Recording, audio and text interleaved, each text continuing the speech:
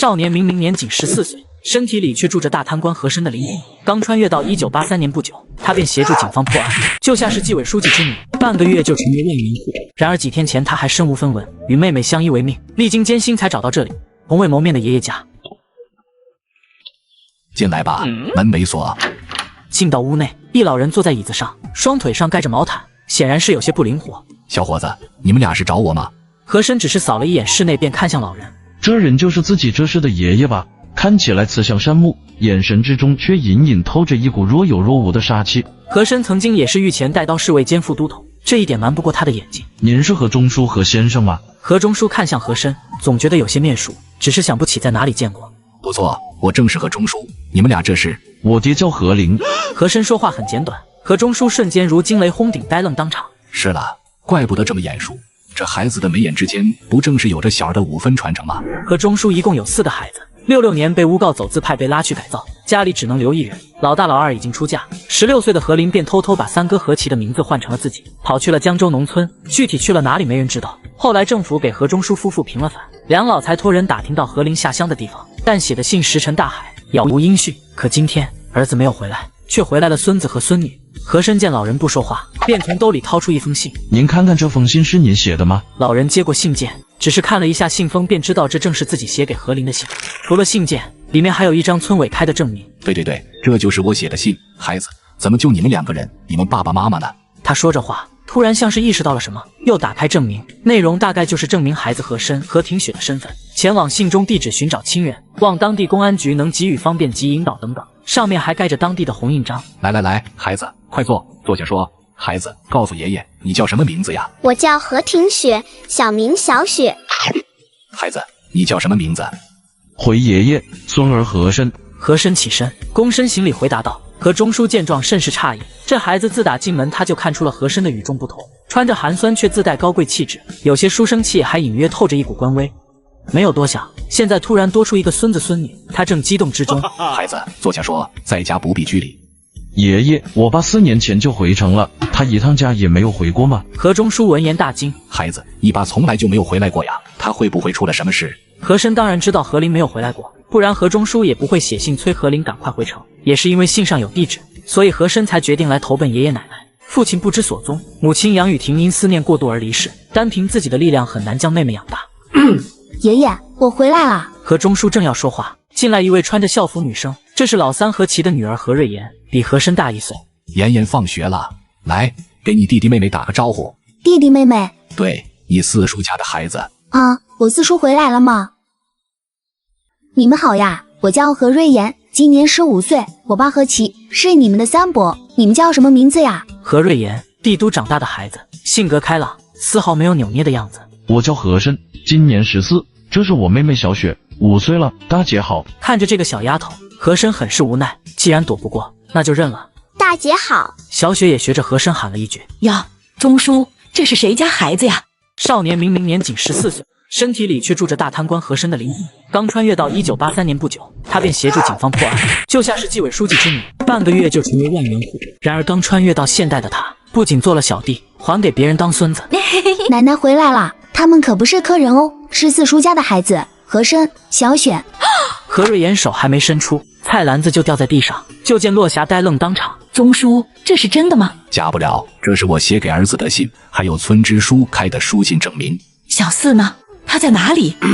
这事回头再说吧，俩孩子自己来的，真是不容易，怕是饿坏了。你先去给孩子们做点吃的。好，我这就去。孩子们，等一会，奶奶去给你们做好吃的。何中书不愧是沙场老兵，这么短的时间，他已经平复了心情，看着2个孩子的窘迫样，怕是这些天不好过。爷爷，我去帮忙。爸，你回来啦？妈，我下班了。李婶，做饭呢？三小子回来啦！妹子，你们家来客人了，需要啥来家里拿？你说什么？老四的孩子？和珅见过三伯。和珅已经猜到此人是和林的三哥，原主的三伯，很是礼貌的起身打招呼。见过三伯。好，回来就好。和珅与小雪的到来，很快打破了院子里的宁静。现在大家都知道老四和林的孩子来了帝都寻亲。这个时代的邻里关系多数都很和睦，一听说老何家突然来了亲戚，都把家里炒出的好菜送一盘过来。经过一天的折腾，和珅也算真正体会到了亲人的快乐，至少家人现在其乐融融，对他和小雪都很好。前世自己只顾捞钱，这种快乐可是从来没有体会过。虽然穷，但令人心情愉快。以前都是有人伺候，现在直接什么都得自己来。这房子也太小了，这四合院里还住着好几家人，穷开心。不行，还是得赚钱。次日一早，何瑞妍一家子该上班的上班，该上学的上学去了。何钟书也难得开始收拾出门，他要托人给和珅、小雪办理户口，再落实俩孩子上学的事。落霞要出去买菜，就剩和珅与小雪。收破烂，收破烂，家里有用不着的东西拿来卖了。大娘，我来帮你。小申呐，谢谢你啊，还真挺费劲。大娘客气，李叔去上班了。你李叔单位远，天没亮就走了，幸亏有你，不然等我拉出去，说不定人家都走了。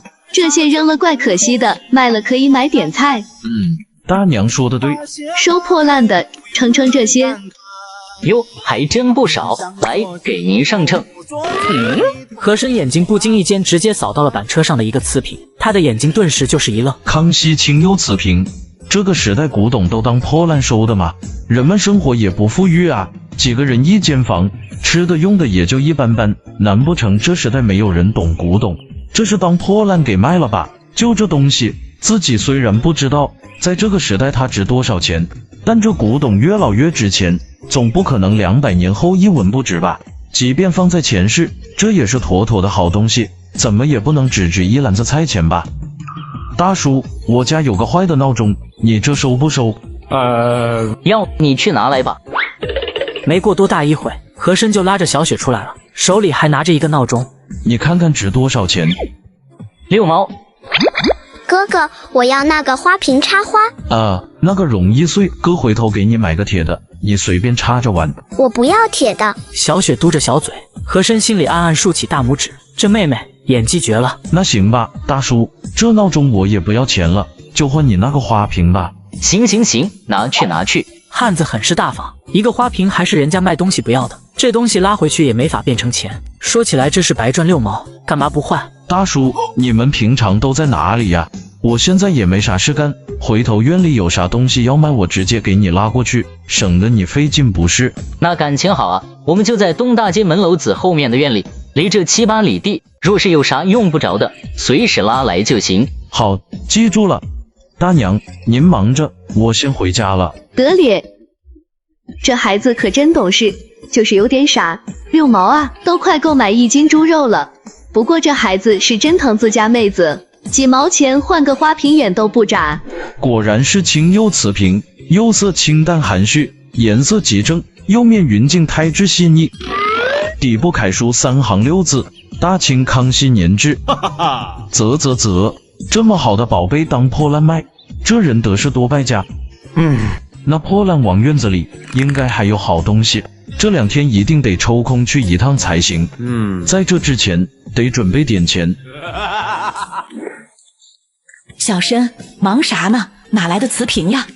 回奶奶，我拿坏闹钟换的。落霞没有再说什么，她心情与和钟书的心情一样，突然多了一个孙子孙女，心情别提多好。现在和珅可是家里唯一的孙子，可得保护好。别说只是拿闹钟换了一个花瓶这么败家的行为，即便是拿那个好的闹钟去换，他也不会说什么。啥财产能比传宗接代更重要的？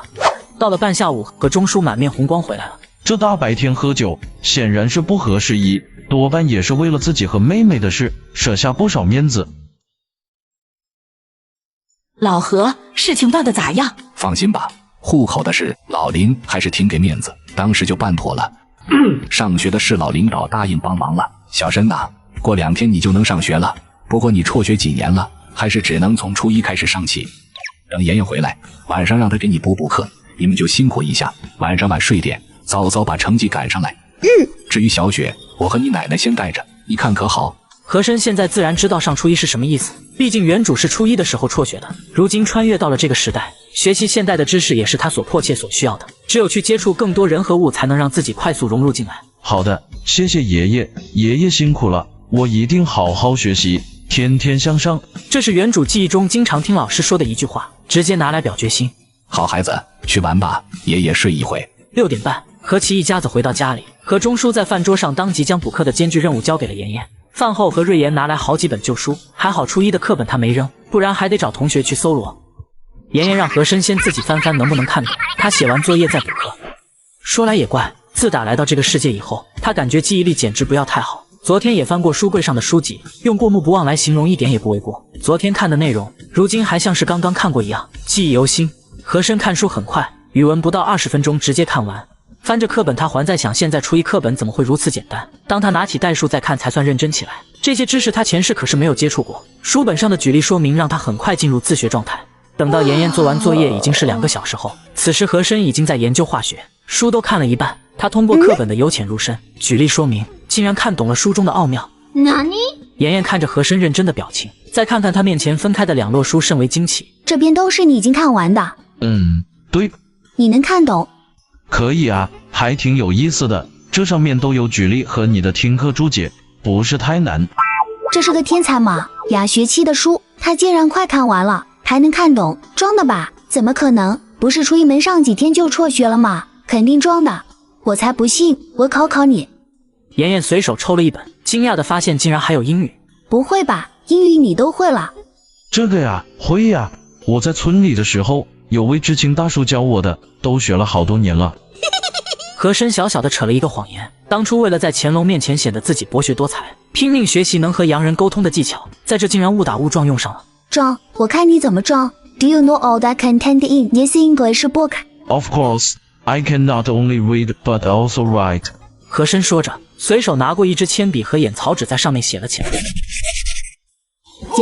爷爷，你快出来，快出来呀！妍妍一嗓子吓得和珅就是一哆嗦。这是干嘛？好好的就来一个晴天霹雳，人吓人要吓死人的好吧？怎么了？怎么了？妍妍一嗓子惊动的可不止和钟书一个。爷爷，你看你这孙子，不是你的这个孙子，简直就是天才呀！什么天才？怎么了？这是？爷爷，爸，小时不到2小时就已经把这些课本学完了，而且英语贼溜，说的和我们老师一样专业，这还不天才啊？你看，这是他写的，这字多帅，像是一个小学毕业的人写的吗？几人同时看向和珅在纸上写的字，英文字母洒脱古朴。小申，你学过英语？大一了。学了5年了吧？是我们村里一个知青教的。我虽然辍学了，但学习并没有落下太多。我没事的时候就会学一学，只是这2年那杨大叔回城了，我也就很少再学了。现在看看，这些还是挺容易的，没有太大难度。经和珅这么一解释，众人顿时恍然。好孙子，妍妍，这2天你把学过的课本都拿来给小申看看，咱们看看他掌握到哪一年级的水平了。到时候去学校测试摸个底，这样就不用从初一开始就读了。爸说的对，要是直接和妍妍一样上高一那最好，还能相互学习促进一下，到时候再考个好大学，日后就不愁了。对，能上高中最好，这样就等于省了3年的时间。和珅提起的心终于落下。还好，亲情的感染力从来不会把亲人往另一个方向想。和珅穿越到未来世界，凭借过目不忘的能力，20分钟直接看完初一语文，自学代数化学，英语说的贼溜，不到2小时已经把初一大半的知识都学会了，妥妥的天才少年。和钟书对和珅很是满意，所以作为奖励，他可以出门去逛逛。而在这之前，他去的最远的地方就是巷子里的公厕。老人总以外面不安全，怕走丢，直接拒绝出门。当然，今天出门的前提是有妍妍带路。这个拿着，你们想买啥就买啥。爷爷偏心，长这么大还从来没有对自己如此大方过。这孙子一出门，直接就是一张大团结。83年，一碗汤面5分钱，大肉7毛1斤，10元大团结，对于大人来说都是妥妥的大钱，更何况一个少年，前世见过太多钱，这点钱对他来说还真没有感觉有什么兴奋。不过老人的关爱之情倒是让和珅很是感动。小弟，你想去哪？哪都行，随便逛逛吧，反正第一次来，到哪都是长见识。那行，姐今天就带你逛逛4、9城，把银子放好，小偷可多了，别钱还没有花出去就贡献了3只手。咱们先去王府井看看。和珅一路走一路问，何瑞妍解释起来很有耐心。一路下来，和珅已经对眼前的这个世界了解了一个大概。东城区王府井大街很是热闹，可能是周末的缘故，路边处飞跃牌电视机的广告牌立的老大块，极为显眼。商业街门面招牌很简单直接，不是红底白字就是白底红字。和珅一眼就看到了东来顺饭馆。走，请你吃涮羊肉，刚好我嘴馋了。切，好像说的你以前吃过很多次一样。这还没有到饭点里面，就几乎已经坐满了人。还好最后一张空位子，何瑞妍毫不客气地上前占位。老板，一盘羊肉，豆腐皮。何瑞妍知道和珅有钱，上桌也不客气，直接开点。和珅还是头一次坐在这样的环境里吃饭，他的评价就一个字：差。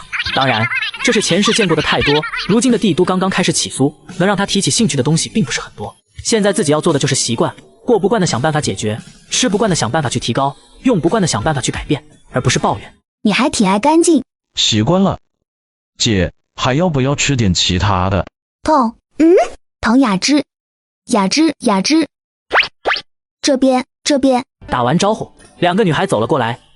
唐雅芝和瑞妍的闺蜜，人长得很漂亮，但是装扮过于老成，明明是个学生，非要打扮得像个时尚女青年。倒是跟在她后面的女孩让和珅眼前一亮，那女孩只是一身简简单单的校服，个头挺高，青春靓丽，眼睛非常灵动，标准学生装扮，朴素无华的装扮之下，却长着一张绝美容颜。妍妍，你怎么会在这里？对呀，我弟弟他刚来帝都，对这不熟，我陪他出来逛逛。小弟，这是我同学家闺蜜唐雅芝，雅芝，这是我弟和珅。你好呀。你好。唐雅芝向和珅摆手打招呼，和珅回以微笑。这是我们家刚搬来的邻居柳书瑶。几人相互打了招呼，四人刚好凑成一桌。何瑞妍又点了些菜，三个漂亮女孩子，就和珅一个男孩，他很快就成了这厅里最靓的仔。此时每个人都是同样的想法，要是那个男孩是我就好了。和珅神情淡然，该吃吃该喝喝。三人说话问到他就聊两句，然后继续吃自己的。就连何瑞妍都觉得和珅太淡定了，这哪里像是农村来的人，这帝都能有这定力的也没几个吧。这一顿饭直接就吃掉了6块，还好都是女孩子，吃饭比较矜持，不然带的这钱估计不够4人一顿饭。和珅跟着3个女孩子着实有些累，无奈只能提出自己去逛一会，约到5点再会面。何瑞妍犹豫了片刻便答应下来，和珅毕竟已经不小了，只要约好会面的点他丢不了。这个时代的女人变化太大了。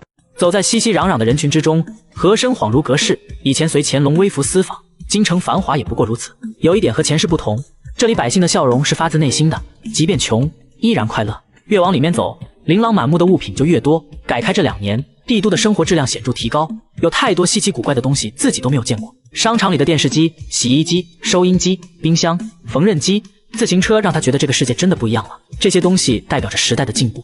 身为前世的和珅突然意识到，这些看似很新也很贵的东西，很有可能会成为未来家家都会拥有的东西。前世自己何曾想过，如今世界会变成这样，物以稀为贵。自行车这东西现在虽然也算奢侈品，商场这边卖128元，相当于三伯3个月的工资。即便如此，家里也有一辆。根据原主记忆，父亲曾经给他描述过城里的模样，那时候自行车还极为稀有，普通家庭根本买不起。现在呢，成了每个家庭结婚必备。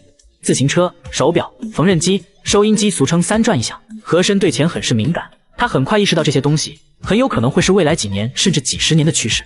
顿时，无数的想法在和珅脑海闪过，他要开始谋划了。眼前的混混仗着自己人高马大，身后有几个小弟撑腰，就敢当街调戏女同学。然而他未曾料到，自己的嚣张行为将引来何种惨痛的后果。李建国，你不要胡搅蛮缠好不好？再这样我回去告诉你吧。瑞妍，我是真的喜欢你，和我去看电影吧，把你这俩同学也带上，我请客。李建国，工人阶级后代，和瑞妍唐雅芝的初中同学，目前已经辍学在家，平常没事喜欢跟着那些没有工作的反城知青打架斗殴。李建国，谁要跟你看电影？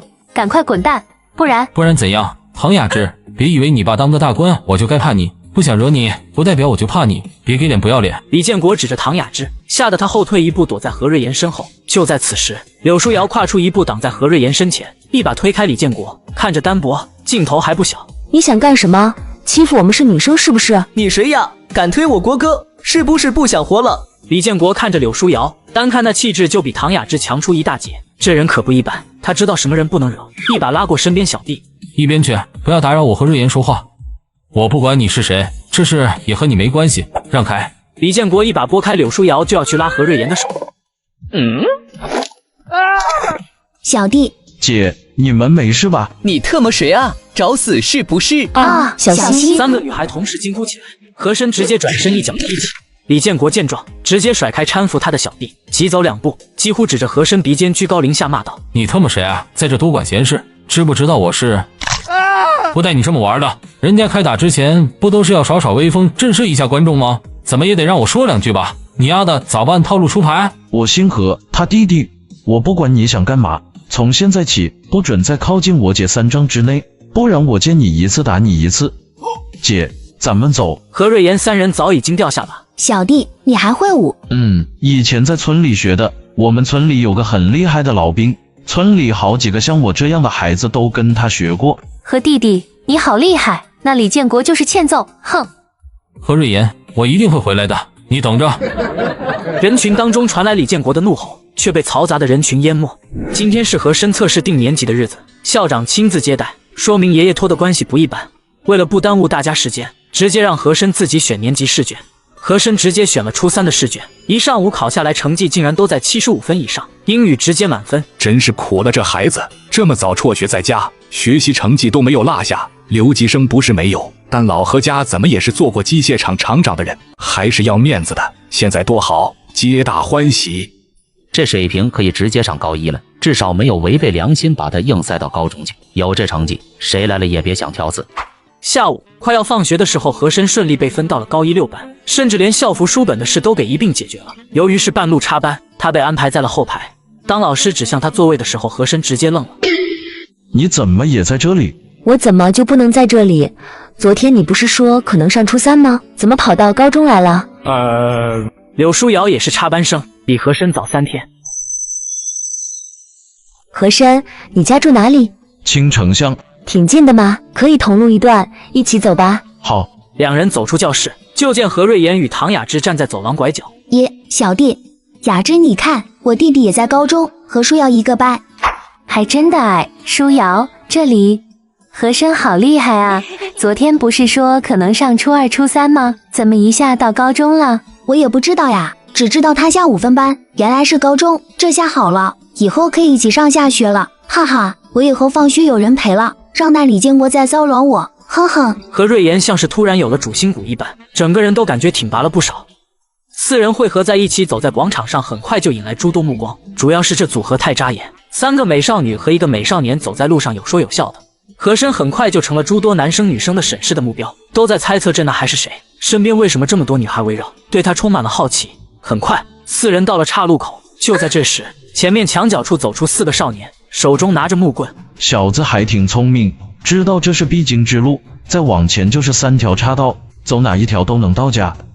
姐，你们先去那边等我一会。不行，和珅，他们这么多人，还有武器，你打不过他们的。走，先去我家。这丫头还挺讲义气。和珅轻轻将柳书瑶紧抓在自己胳膊上，手拿开，说道：不用，即便躲得了今天，也躲不了明天，不如一劳永逸。你们到那边等我，这几个人还伤不到我，放心。小子，有种！李建国，看来我说的话你记不住，那今天就再让你长长记性。大贪官和珅穿越到1983年，身边就围着漂亮女孩，这不仅让同学羡慕，更是遭混混嫉妒，一不小心放学路上就被堵了。李建国，看来我说的话你记不住，那今天就再让你长长记性。哈哈，让我长记性？兄弟们，我是不是听错了？哈哈哈，哥哥，还是咱们让他长长记性吧，好让他以后见到咱们绕着走。小子，你是不是看不懂形势？就这，你让我长记性，说笑呢？和珅不再理会李建国，而是冲着他勾勾手指。真他妈嚣张！上！身后3人闻声就向前冲了出去，都是血气方刚的年轻人，只要棍棒在手，天王老子都不怕。当然，前提是自己还没有挨过打。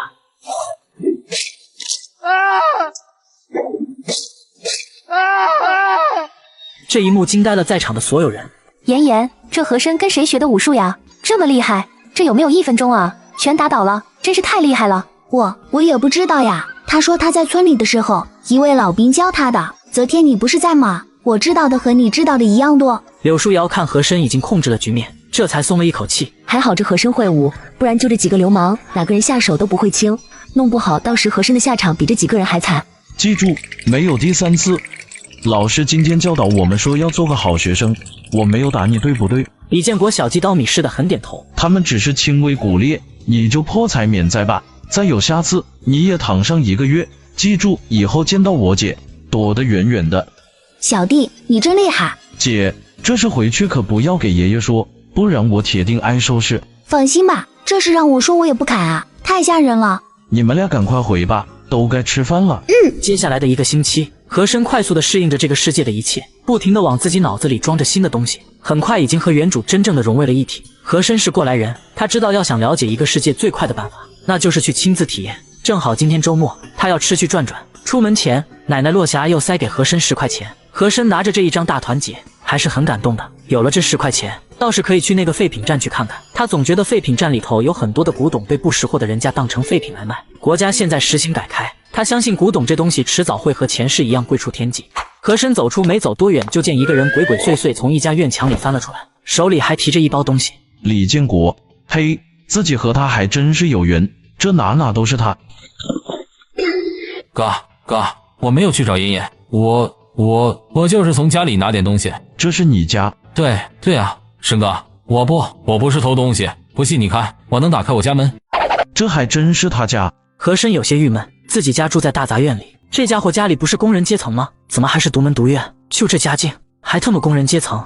和珅为了保险起见，还是上前确认了一下，这小子人精一个，可不要被他忽悠了。万一不是他们家，这可就是妥妥的偷盗。你家那棵小树栽在什么位置？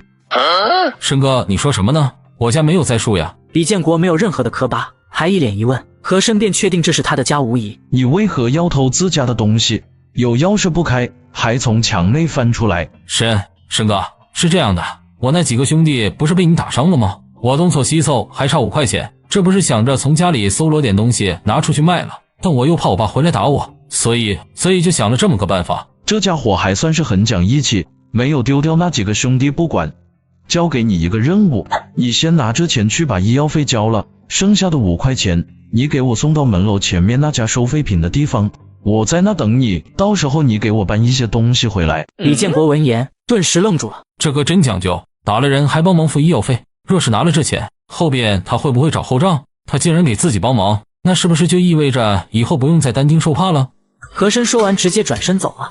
收废品的地方并不远，3公里左右，和珅一下子就到了。院里看不到人，有没有人？谁呀？左边不远处的一个房间门被推开，走出一位妇人，一看不是上次到家门口收破烂的那个男的，就知道这是他媳妇无疑。撒谎的是和珅是张口就来，且没有丝毫心理负担。阿姨你好，我们家刚刚搬家，我想到你们这淘点小摆件，看看你这有没有。买那东西你应该去百货商店呀，来这做什么？百货商场不是贵吗？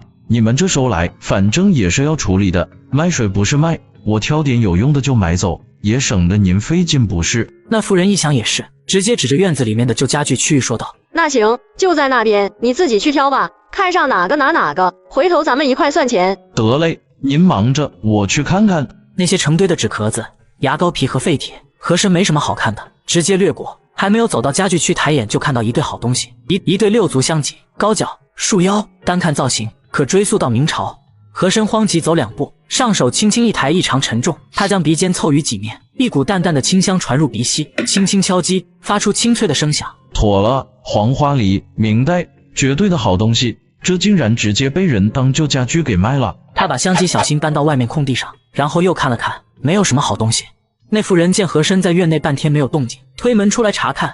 小伙子，你选好了没有啊？阿姨，我选好了，我朋友待会儿过来帮我拿，就这2个高凳子吧，我拿回去摆花盆。哦，你说那2个木凳子呀，1块钱你拿走吧。1块钱也太贵了吧？和珅心里很是亢奋，喊着太便宜了，到了嘴边就变成太贵了。那你说多少钱？最多3毛，不能再多了。那不行，我收回来都不止3毛，5毛吧，5毛你拿走。行，5毛就5毛。阿姨，外面有点冷，我能在你屋里等一下我朋友吗？不然我一个人拿不走。那行，你进来吧。小伙子，坐吧，阿姨给你倒点水。不用了，阿姨，我坐就好。你竹筐里这些纸是干什么的呀？哦，你说那些呀，都是顺手收回来的旧字画，都是人家不要的，拿来引引火。我能看看吗？你们这些学生真是好学，看，随便看，有看上的你拿走。和珅随手抽出一个画纸。我操，这特么的不是我前世的字吗？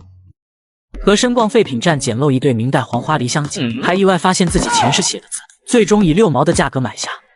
你倒是挺聪明，还知道骑个板车过来。哥，你不是说要拉东西吗？我又不确定你要拉多少，所以就去借了个板车。李建国，你这在家窝多久了？哎，申哥，说多了都是泪。我初2的时候没考好，要留级。申哥，你说说，像我这样的人能留级吗？不是要了我的老命吗？干脆就不上了。谁他妈知道解决个工作指标这么难？即便是想学点东西，给人当个学徒都没那资格。早知还不如留个级念个书呢，好歹每天有点事儿做。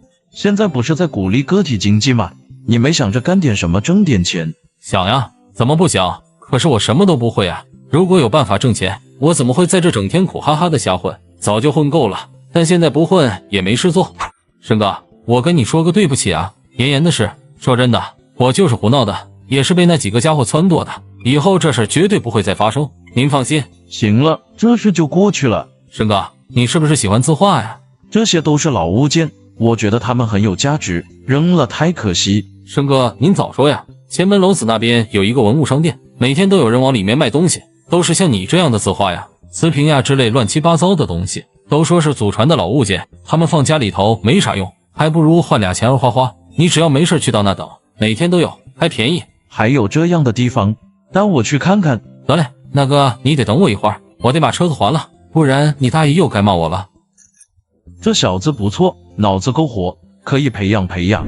两人很快到了前门楼子。申哥，看到没有？就是那里，这里来的基本上都是外国人，本地人进去的绝大多数都是拿着东西去卖的。申哥要是想买，拿着身份证明过去，随便买多少都行。你对这里很熟吗？还行吧，来过几次，主要就是想看看外国人长什么样。进去看看。此处确实勾起了他的兴趣，里面弄得跟百货商场差不多。3个妇人，一个小姑娘穿着工作服正坐在柜台里面聊天。和珅也没有打算买，对于几人没有理会自己两人，他根本没有在意。还真是像李建国说的，要什么有什么。明代宣德炉的定价竟然只有180块钱，110元相当于何其的3个月工资，在前世没有800两银子，根本想都不要想。和珅哪里能了解到此时人们生活的困苦？不要说是110块钱买个破铜炉，你就是要他1块钱，人家都嫌贵。这东西买回去又不能当饭吃，还不如买个盆回去实用一点。现在是彻底明白了，自己现在所在的这个世界，至少现在来看，古董这东西是没有市场的。走回去啊！这就回了，还没看呢。李建国闻言顿时就懵了，自己闹着要来，现在来了，刚进门口这就要回了，这位申哥到底搞什么名堂？申哥，怎么就回了？不看了吗？不看了，回去挣钱。挣钱？申哥，你不上学了吗？李建国又是一愣。此时，离文物商店不远的一个路口胡同内，一汉子正紧搂着另一个男人的脖子，慢慢的往后退。退后，不然我可真要开枪了。陈林，我劝你主动放下武器，争取宽大处理。再负隅顽抗，只有死路一条。宽大处理，逗我玩呢？老子手上有3条人命，放下枪，只有死路一条。老子的耐心是有限的，不要给我说那些有的没的，立刻退后。人家都被劫持了，有那么好看吗？那不是有这么多警察吗？这人跑不了的，就是时间问题。和珅闻言摇了摇头，年轻小伙永远不嫌事儿大。他脚下轻轻用力，哥。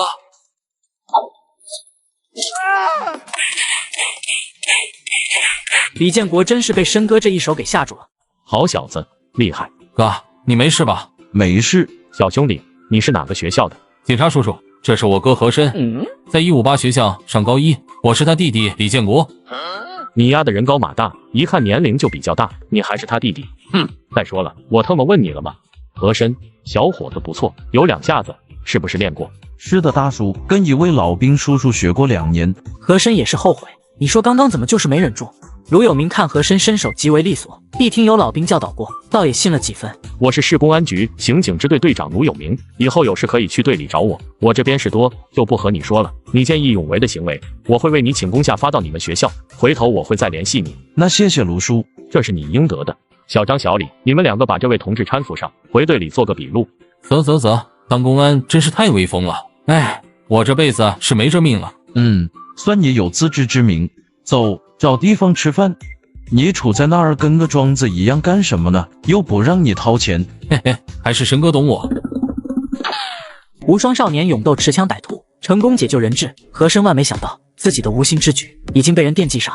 下午，卢有明拿到伤检结果，被告知陈林右手腕部骨碎，头部轻伤。这和珅出手的力道把控的也太精准了，右腕骨碎，瞬间就让陈林失去扣动扳机的能力。至于头部，只是让他瞬间处于发懵状态，在短时间内失去抵抗能力。小张，结果怎样？如您所料，这2块石头就是地砖的碎块，而且现场确实有1块地砖被踩碎。什么样的老兵能够教导出这样的徒弟来？若是悬空，自己还自信有能力将其一掌打断，将铺在地上的地砖一脚震碎。一般人即便是把自己的脚搞骨裂，也不可能将它踩碎。这和珅可不简单了。和珅，你去一趟校长办公室，其他同学继续上课。老师话刚说完，和珅已经基本猜到了大概。同学们闻言纷纷看向和珅，大家都疑惑，这小子刚刚来没一个星期，怎么就被校长盯上了？会不会以后就回不来了？办公室内，三人一直盯着和珅，他都认识。看这三人的站位，根据前世的经验，昨天获救的这位绝对是位大领导。这是要捞到大鱼了，这架势至少在级别上应该是高于校长的，那自己要不要找座山靠一靠？怎么说自己也是他的救命恩人，多少还是可以靠几年的吧。恩人啊，实在过意不去。胡某人来晚了，理应昨日登门拜访，又怕打扰，加上身体不适，真是对不起。胡叔叔不必客气，惩奸除恶那是我们每个公民应尽的责任，您也别恩人的。我是一名学生，着实担待不起这个称呼，我叫和珅，您若是不嫌弃，喊我小何、小申都可以。和珅说这话瞬间让几人都是一惊，这是一个14、15岁的孩子能说出来的话吗？莫不是从小在官场耳濡目染，是个深藏不露的2代子弟？哈哈哈，好，小申，那我就厚个脸皮喊你小申，那以后你就喊我叔。小何同学，给你介绍一下，这位是市供销社主任胡博文，这位是市局刑侦队的支队长卢有明，卢队长。胡博文与和珅聊了一会儿，又说了一大堆感谢的话，还要晚上上门拜访以表谢意。卢有明也表达了来意，要求学校对这位和同学进行表彰。这2样都被和珅给婉拒了，理由是自己只是做了一件很多国民都会义不容辞做的事，不想因为此事闹得人尽皆知，毕竟自己只是一个学生，不想日后总是活在别人的眼光之中，并对2人的来意表示了感谢。3人谁也没有想到和珅会想也不想直接拒绝，但他说出的理由又是那么完美，不容有辩。若是此事通过学校传扬出去，每天活在诸多同学的恭维之中，那确实会对他的成长不利。这样一来，3人对和珅的感官又上升了一层，这孩子立了如此大的功劳，还能淡定隐藏，不邀功，不造作，着实令人匪夷所思。这孩子理智的过分，面对3个大人物却表现得游刃有余，是见过大世面的人。对于这些疑点，3人只能把它归结于初生牛犊不怕虎。为了不耽误和珅上课，各自交代了一番，和珅就回了教室。一下课就被同学围攻八卦。柳书瑶同样也很想知道和珅究竟发生了什么事，非要被校长请过去。话说昨日星期天，那是个夜黑风高的杀人夜，我走在胡同里，突然，我去，你还挺能吹。同学们闻言一哄而散。和珅见众人散开，心里大笑，这就是他要的效果。和珅，我信你。柳书瑶突然凑近和珅耳旁小声说道，一股温润清香传入鼻息，让和珅心神一荡。哎，这小丫头，你要不要凑这么近啊？知不知道男人是无法抵御这种诱惑的？这张脸真的好美，就是太嫩了。哎，这无处安放的老灵魂啊呸，老色胚，算了，再等等吧，这桃还青涩着呢。中午放学，和珅被告知有人在学校大门口等他。刘大哥，你怎么没走呀？刘海，胡博文的秘书。小何同志，实在不好意思，又让你跑一趟，主要是领导交代的任务我还没有完成，上午也没有找到机会给你。说着便掏出一个大信封递了过来，估摸着没有1000也有800。刘大哥，这是什么？这胡博文是什么意思呢？这么多钱是要用钱来买断自己对他的救命之恩？若是如此，作为这么大的领导来说，拿这点钱怕是远远不够吧？他这是看不起他自己吗？那他这就是聊表心意，不知道该如何报答自己，只能先用钱来解决问题。小何同志不要误会，主任早上本想给你家人买点东西聊表心意，但时间仓促，也不知道你的家人喜欢什么，大包小包的往家提，对你影响也不好，所以思来想去就……刘大哥，这些钱你拿回去吧。我爷爷经常告诫我不能好大喜功，我只不过是做了一件力所能及的事而已，替我谢谢胡叔叔的好意。那你有没有自己想解决又解决不了的事情？哥帮你去解决，不然我就这么回去也不好交代不是？和珅闻言，心里给刘海竖了一个大大的赞。现在他可是知道了胡博文是供销社的，以前市的经验，他的这个职位低不了，自己正愁怎么去赚钱呢，机会这不就来了？刘大哥，你们供销社平常都做什么呀？这种早收吗？我朋友家里有一批枣想卖，我问下你们供销社收不收？和珅只知道这供销社是卖东西的，至于收不收东西，他自然是不懂的。哎，我当你要说什么事儿呢？供销社不就是干这活的吗？哦，那就太好了，是不是我把这红枣拿到你们供销社就可以？何兄弟，你要是有朋友想卖枣，我回去给你安排好，你只要在上班时间去雍军路供销社仓库找一个叫王卫国的采购员就好，只要质量没有问题，我会让他们按照当天的最高收购价给你朋友进行结算，你看行不？那真是太好了，刘大哥，太谢谢您了。怎么着？我现在正大光明的挣钱，凭本事吃饭，这下总不会有人说我贪污了吧？和珅见义勇为，不仅没有接受学校的表彰，还婉拒了供销社胡主任的心意，却意外打开了一条赚钱的门路。世间有很多事，看似很难不易办到，归根结底是没有找到对的人。妍妍，和珅怎么了？感觉神神叨叨的。谁知道呢？不管他了，咱们走吧。街口处，一男子正坐在路边，前面摆着2筐红枣。男子叫杨旭，城外50里枣庄人，是一名退伍老兵，脸上的刀疤是参加反击战留下的，看起来表情有点狰狞，也因此到现在1颗枣都没有卖出去。和珅早上出门时碰到在家门口避风的杨旭，没错，他的计划就要从这个卖枣的男子身上开启。杨大哥，你这枣怎么没卖出去啊？哎，我也不知道呀，反正连个问的人都没有。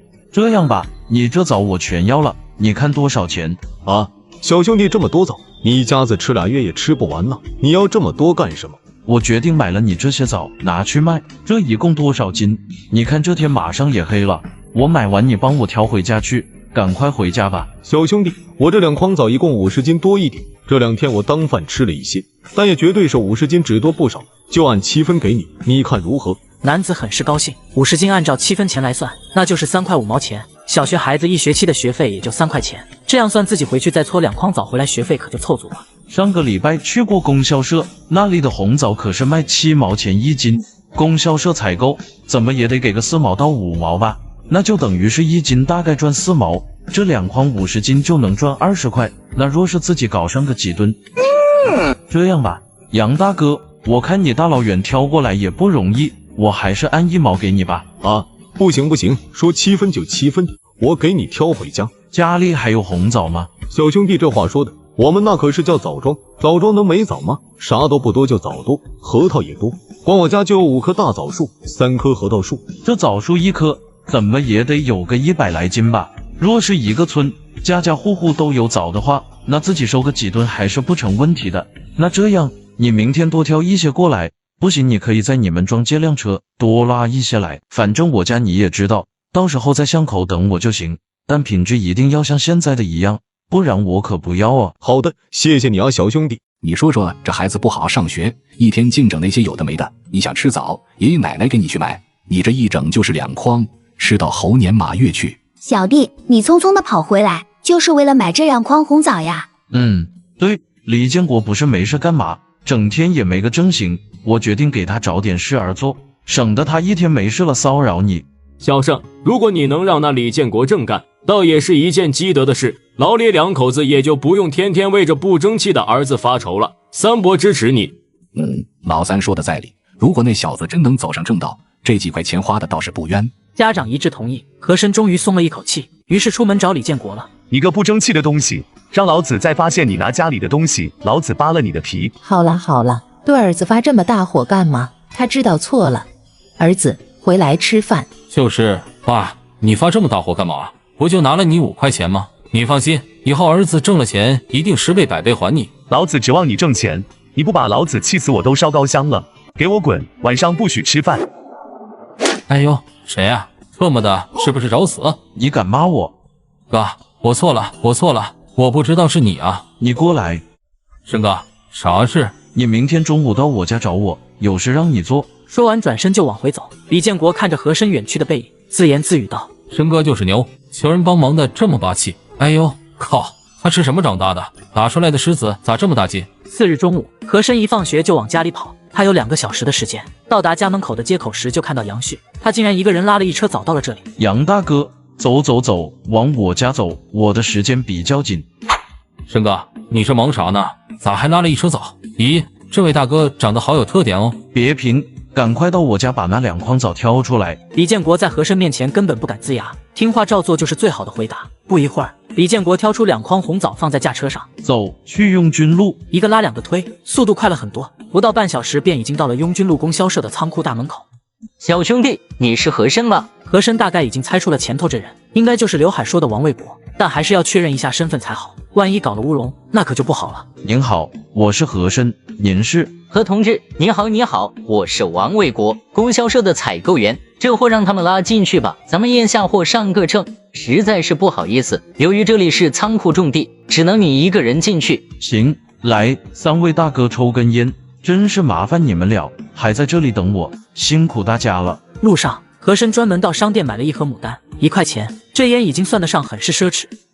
两人在外面等了将近20分钟，才见和珅与王卫国从仓库走出。何兄弟，你看看你搞得这么客气，我都不好意思了。和珅停住脚步，给王卫国递上一根烟，然后把剩下的半包拍在他手里，笑道：“王哥，这上面是上面，咱俩是咱俩，单论一码归一码。再说弟弟总是让王哥这么辛苦，我也过意不去啊。您放心，以后照旧就行。王哥，你看呢？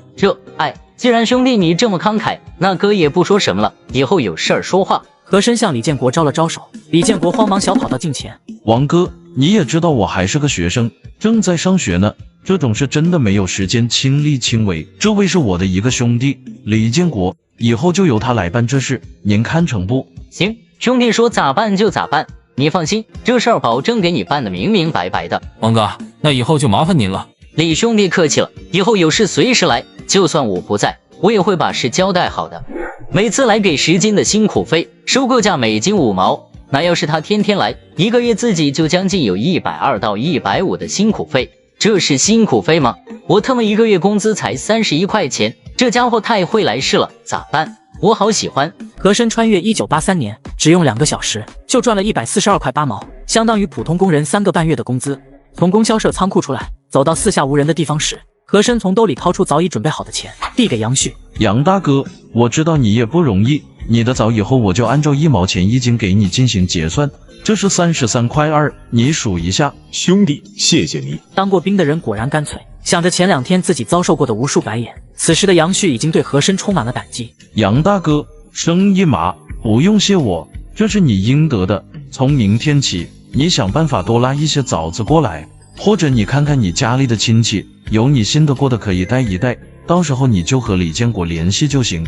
核桃也可以带过来，但一定要保证质量。”“兄弟你放心，我会全部处理好再拿过来，质量一定给你选最好的。”“行，至于你在村里多少钱收我不管，但是我给你的结算价就这么多，我说的意思你听懂了吗？”“兄弟，你的意思是我低价收乡亲的枣拿来卖给你，这不好吧？大家都是乡里乡亲，帮个忙，让大家的日子过得都好一些，不是挺好吗？”“杨大哥，这世间啊，不是说你免费帮忙他们就会感激你，时间长了，你即便1分钱没有赚，搭了人情还搭了力气不说，他们也会觉得你赚了很多钱，从中吃了他们很多的好处。你哪怕是1斤赚1分钱，对你家的生活也是一个改善。好了，也不早了，你赶快回去吧。但是我们只认你，其他的人来了我们可是不认的。”几人约定好时间和地点，和珅这才让杨旭回家。待杨旭走后，和珅又从兜里掏出5块钱给李建国：“申哥，这是……以后你就跟着我干吧，每趟活给你5块钱。以后你的任务就是在约定好的时间地点，把货送到供销社仓库，找王哥验货进行结算，晚上回来把钱和货单给我。”这忙不是白帮的，怪不得昨天说话求人这么豪气，原来我他妈会错意了。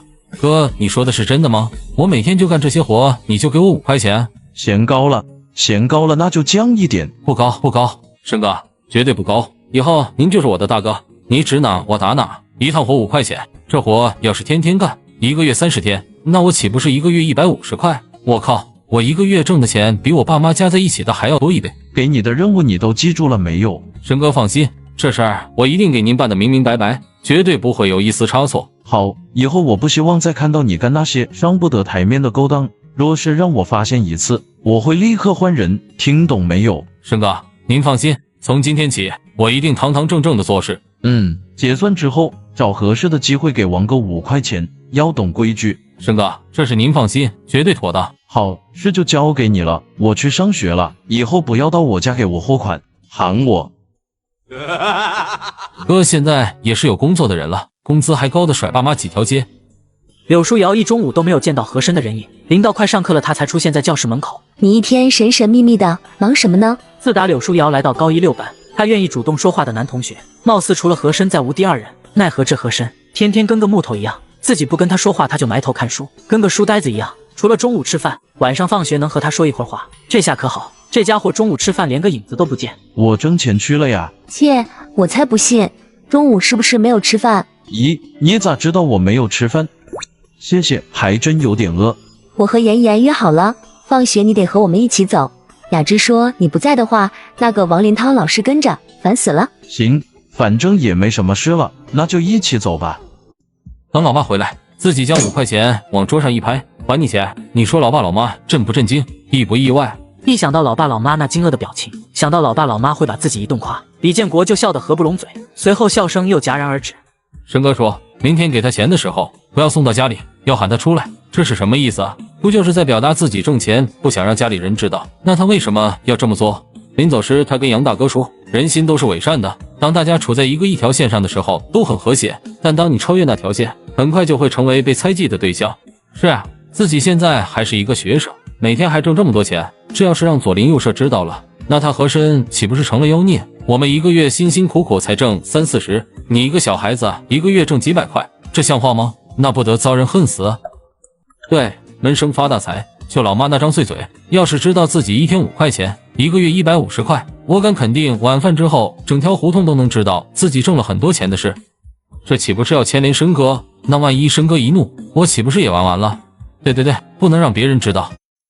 在古代，和珅富可敌国；在现代，他就是个聚宝盆，利用关系赚到了第一桶金。结算完之后，和珅便交代杨旭接下来的采购，随后又给李建国安排了任务。第二天中午，杨旭和侄子大壮拉了满2车的红枣和核桃。独立工作的第一天，李建国可不敢有丝毫马虎，包里装的是纸笔，还有1盒牡丹，可不能丢了申哥的面。王卫国验完货后很满意，2车货一共是428块。428块钱呢，长这么大，我特么一辈子也没见过这么多钱呢。王哥，实在是不好意思，我也没见过什么大世面，让您见笑了。没事，不过说真的，你小李呀和你哥和兄弟真差远了，当时他可是看都没看，直接就塞兜里了。两人一路说一路走，没人的时候，李建国和王卫国握手，并将5块钱塞到王卫国的手里，两人心照不宣。李建国被客客气气送出大门外。李建国按照昨天和珅与杨旭商量好的价格进行了结算，不管核桃还是红枣，都按1毛钱，合计82块7毛钱。杨旭和大壮千恩万谢的走了，李建国手捂着书包疯狂的往家跑，一路没有丝毫的停歇。叔，咱们为什么不直接拉过来卖？干嘛还要让他们过一道手？哎，大壮，你信不信咱们要是拉过来，人家连门都不会让咱们进？为什么？不都是卖吗？有些事你不懂。你说如果我和你爹去找村支书借的假车子，他会借给谁？当然是借给您了，您和村支书关系多好呀。大壮说到这里，他突然有些明悟了。335块3毛钱，这是老妈1年的工资，却是和珅1天赚到的钱。严格来说是他不到1个小时赚到的钱。1天335块，1个月就是1个万元户，传说中的万元户即将在我眼前诞生了。自己要不要拿着这些钱跑路，当作没有发生，把这钱昧下来？你个不争气的东西，这是自己的钱吗？你就想贪？即便是这次昧下了，和珅也不能拿你怎么样。但以后呢？这300多块钱自己能花多久？潇洒完了继续去混街吗？然后每天躲着他？不，这不是我的钱，这里头只有5块钱是我的，剩下的那是申哥的。他这么信任我，把事情交给我去做，我怎么可以有这种卑鄙的想法？钱确实是个好东西，我相信只要跟着申哥，我的日子一定也不会差。这一刻，李建国的品性有了一个初步的升华。晚饭过后，李建国便匆匆拿起书包跑了出去。哥，这里面是335块3，红枣共计682斤，核桃145斤，红枣依然是5毛1斤结算，核桃比红枣贵1毛，6毛1斤，这是货单，给杨哥结算了82块7，你看看对不对？不错，你的第2道考验通过了啊！李建国闻言，心里头就是一突突。奶奶的，这是考验啊！吓死我了！幸亏我是经过了无数挣扎，不然这会儿会是一种什么结果？这是你的报酬，谢谢申哥。这5块钱是对你的奖励。恭喜你过了心里那一关，也恭喜你没有把这事闹得人尽皆知，好好干。和珅说完，拍了拍李建国的胳膊，回了院子。这还是人吗？难道他知道我心里在想什么？他怎么知道我要贪墨？又怎么知道我过了心里这一关？他又怎么知道我没有把自己工资的事告诉父母？特么的，最近怎么这么热，老是出汗。接下来的日子，和珅孜孜不倦的学习，快速的融入这个新的世界。李建国也开始变得忙碌起来。转眼之间便到了3月底，和珅已经利用刘海的那声招呼，把自己变成了一个万元户。即便是刘海，也没有预料到和珅会直接把王卫国给拿下，成了自己人。李建国那几个被和珅打伤的兄弟，经过20多天的休养，终于可以出门了。国哥，你今天咋啦？这是不过了吗？点球这么一桌子菜。哥几个，我后面说的话你们要听清楚了。我今天要请一个人，这人现在是我的大哥。大哥？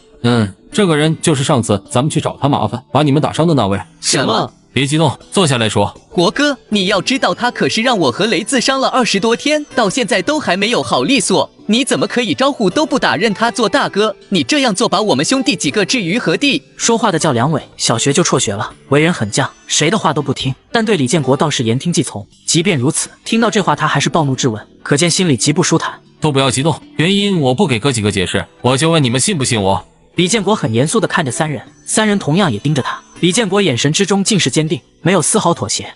我信国哥。好，国哥，我信你，这事接过去了。雷子看两人已经表态，也闷闷坐了下来，算是默认。好，你们都是我的好兄弟，我李建国也不藏着掖着，我已经决定以后不再这样浑浑噩噩过日子了。今天我请大哥过来，一是想缓和大家的关系，二就是想让大哥带咱们一起挣钱。既然哥几个信我，一会他来了，都不要给我甩脸色，老老实实给人家道歉。挣钱？他一个学生，年龄还没我大吧？那我给哥几个说明白，我这个月挣了110，都是大哥带我挣的。我靠，国哥，这是真的。申哥，你来了，快坐快坐。三人之所以慌忙站起，并不是因为李建国方才说的话，而是前面和珅将他们揍了一顿，现在都还有阴影。哟，你这是发财了？哪有，这不是帮申哥教育教育这几个小子吗？老板，上菜。你们还愣着干嘛？叫申哥。申哥。三人此时虽有些不太情愿，但还是喊了出来。申哥，你看他们都过去了，都坐吧。申哥，刚刚国哥已经给我们说了，前面的事情确实是我们不对。我叫黄大山，哥几个都叫我黄胖子，我在这给你道个歉，对不起了。和珅看向三人，目光之中对这三个小子有了些许赞意，都是血气方刚的小伙，这来了打还要道歉，能做到这点，着实不易。好了，这事以后就不提了，来，大家都坐。哥，你看我这几个兄弟平日里也没什么事做，您看看以后能不能拉兄弟们一把？您放心，这几个兄弟都是光着屁股一起长大的，好使。这也是你们的意思？哥，您是国哥的老大，就是我们的老大，以后我们都听你的。好，既然建国信任你们，那就跟着一起吧。你们以后每一单4块，跟着建国好好做吧。具体的回头让建国给你们细说。来吃饭吧。该办的事已经办完，和珅吃了几口就离开了。自己曾把这几个孩子揍得够呛，即便是面子上已经冰释前嫌，一时半会他们也放不开。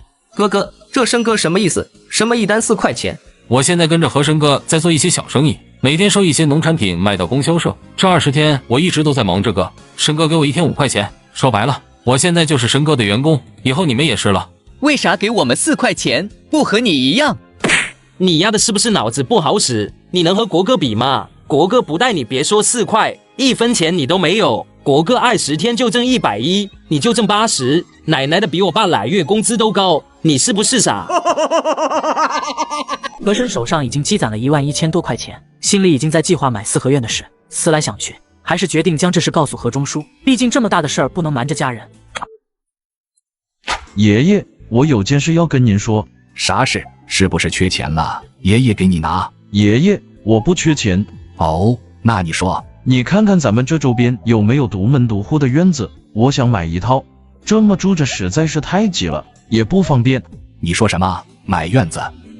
开什么玩笑？你知道一个4合院多少钱吗？即便是你3伯的工资，不吃不喝，攒了20年才勉强能凑够。这孩子是不是缺心眼儿？才来地都1个月就大言不惭说要买院子。你爷爷我的家底都掏光也买不起1间房啊！孩子，买房子可不是像你想象的那么简单，这是需要花钱的。即便是爷爷奶奶的退休工资加在一块，也不够买院子1间房。这事还是先别想了。咱们家房子虽然小了点，但是勉强够住。你看看外面有多少家的孩子，4、5个挤一个小房间里。你还是好好上学，长大挣了钱再说买房的事。买房的钱我已经凑够了。你说什么？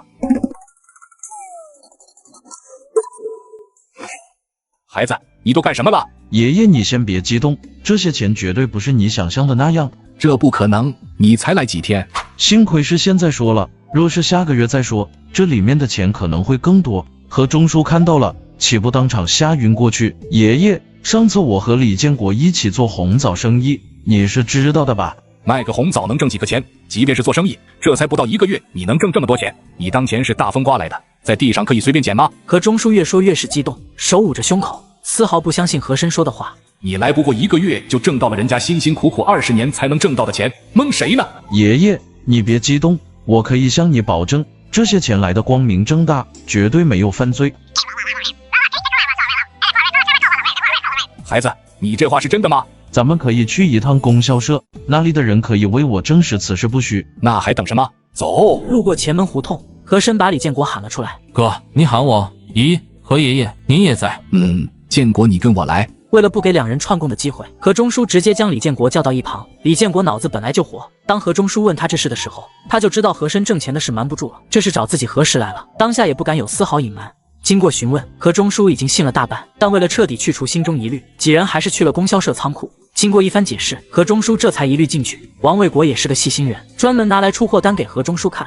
走出供销社，何中书还如在梦中一般，他看着自己这亲孙子，心里五味杂陈。何爷爷，您放心，您看我都在我哥谆谆的教导之下进步了很多，这事绝对不会有假。好，只要你们这些小子不干坏事，爷爷我就放心。此时的何中书心情那叫一个好，亲孙子不但聪明能干，还能挣钱，明天得去拜拜祖先才好，顺便看看祖坟上是不是冒青烟。晚上，何中书将老大老二喊了回来，一家子都窝在房子里愣愣地看着那箱钱。这是何中书挣扎了很久，在征求了和珅意见之后才向家里人公开，毕竟这钱是和珅挣的，和一家子人没什么关系。家里人都知道老两口的家底有多少，你说突然就去买院子，儿子女儿怎么想？尤其是老大何云，小弟，你简直太厉害了。何瑞妍的话将众人从梦中惊醒，一个个看着和珅的眼神都极为复杂。大姑，这些钱您拿着，我知道您家里也不富裕，这些钱就当是侄子孝敬您的。何云即便脸皮再厚，他也不好意思拿呀。小申，你这是干嘛？大姑不能要，这。大姑拿着吧，这些钱看着挺多，但一买房子也就剩下不了几个了，眼看这生意已经没有了，到时候即便想再孝敬您，他也无能为力。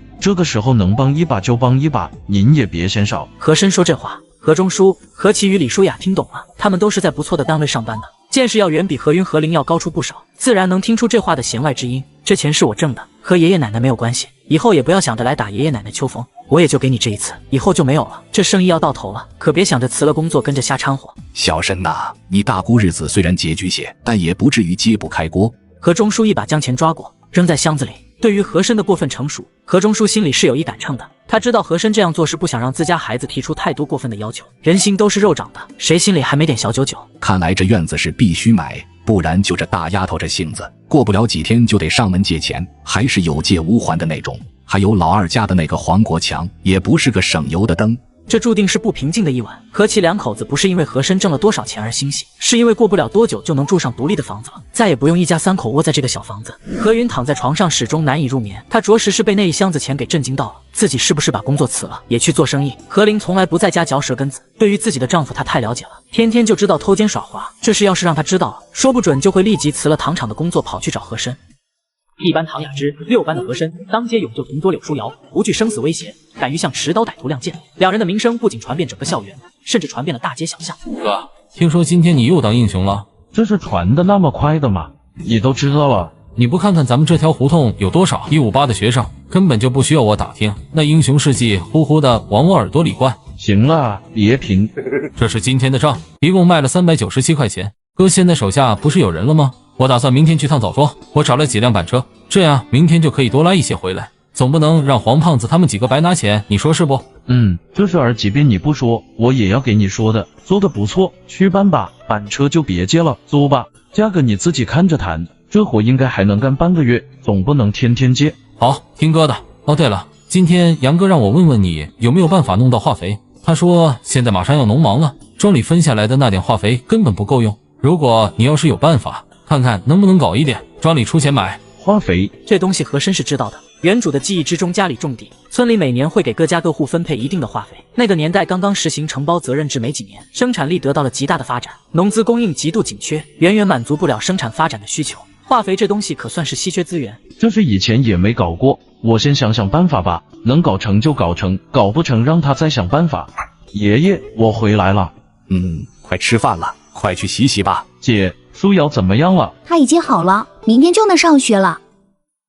院子的事打听到了，还真有人要卖，还好几套，回头可以挑一下看看哪个合适。这么快？昨天才提的事儿，今天就有了结果。这几家条件都不错，想着要出国定居，就想着把院子盘出去。那明天中午去看看。行啊，刚好那几套院子离得都不远，中午时间来得及。小弟，你真要买房子呀？房子是必须要买的，你看看咱们现在全都挤在这3间房子里，再过2年小雪长大了，那住起来就太不方便了。刚好我和爷爷奶奶搬过去，你不就有独立的学习空间了吗？你说是不？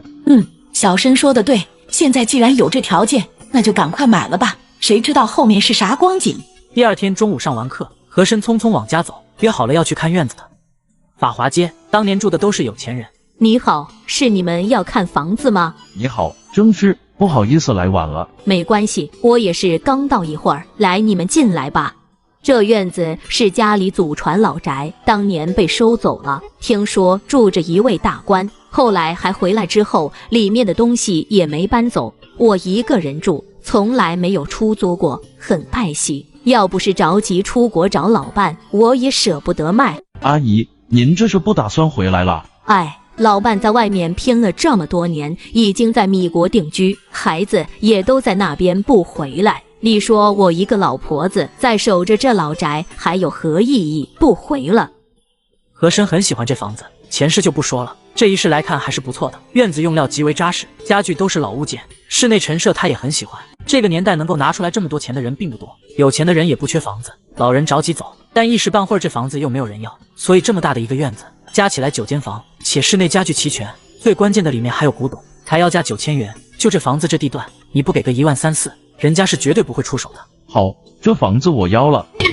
你这孩子心咋这么大？砍价呀！再不济500块钱还是能砍下去的，何况这老太太着急走，弄不好8000块钱她都卖。但我只能出7000。阿姨若是同意，我直接给你现金，咱们去办手续。您若是不同意，我去下家。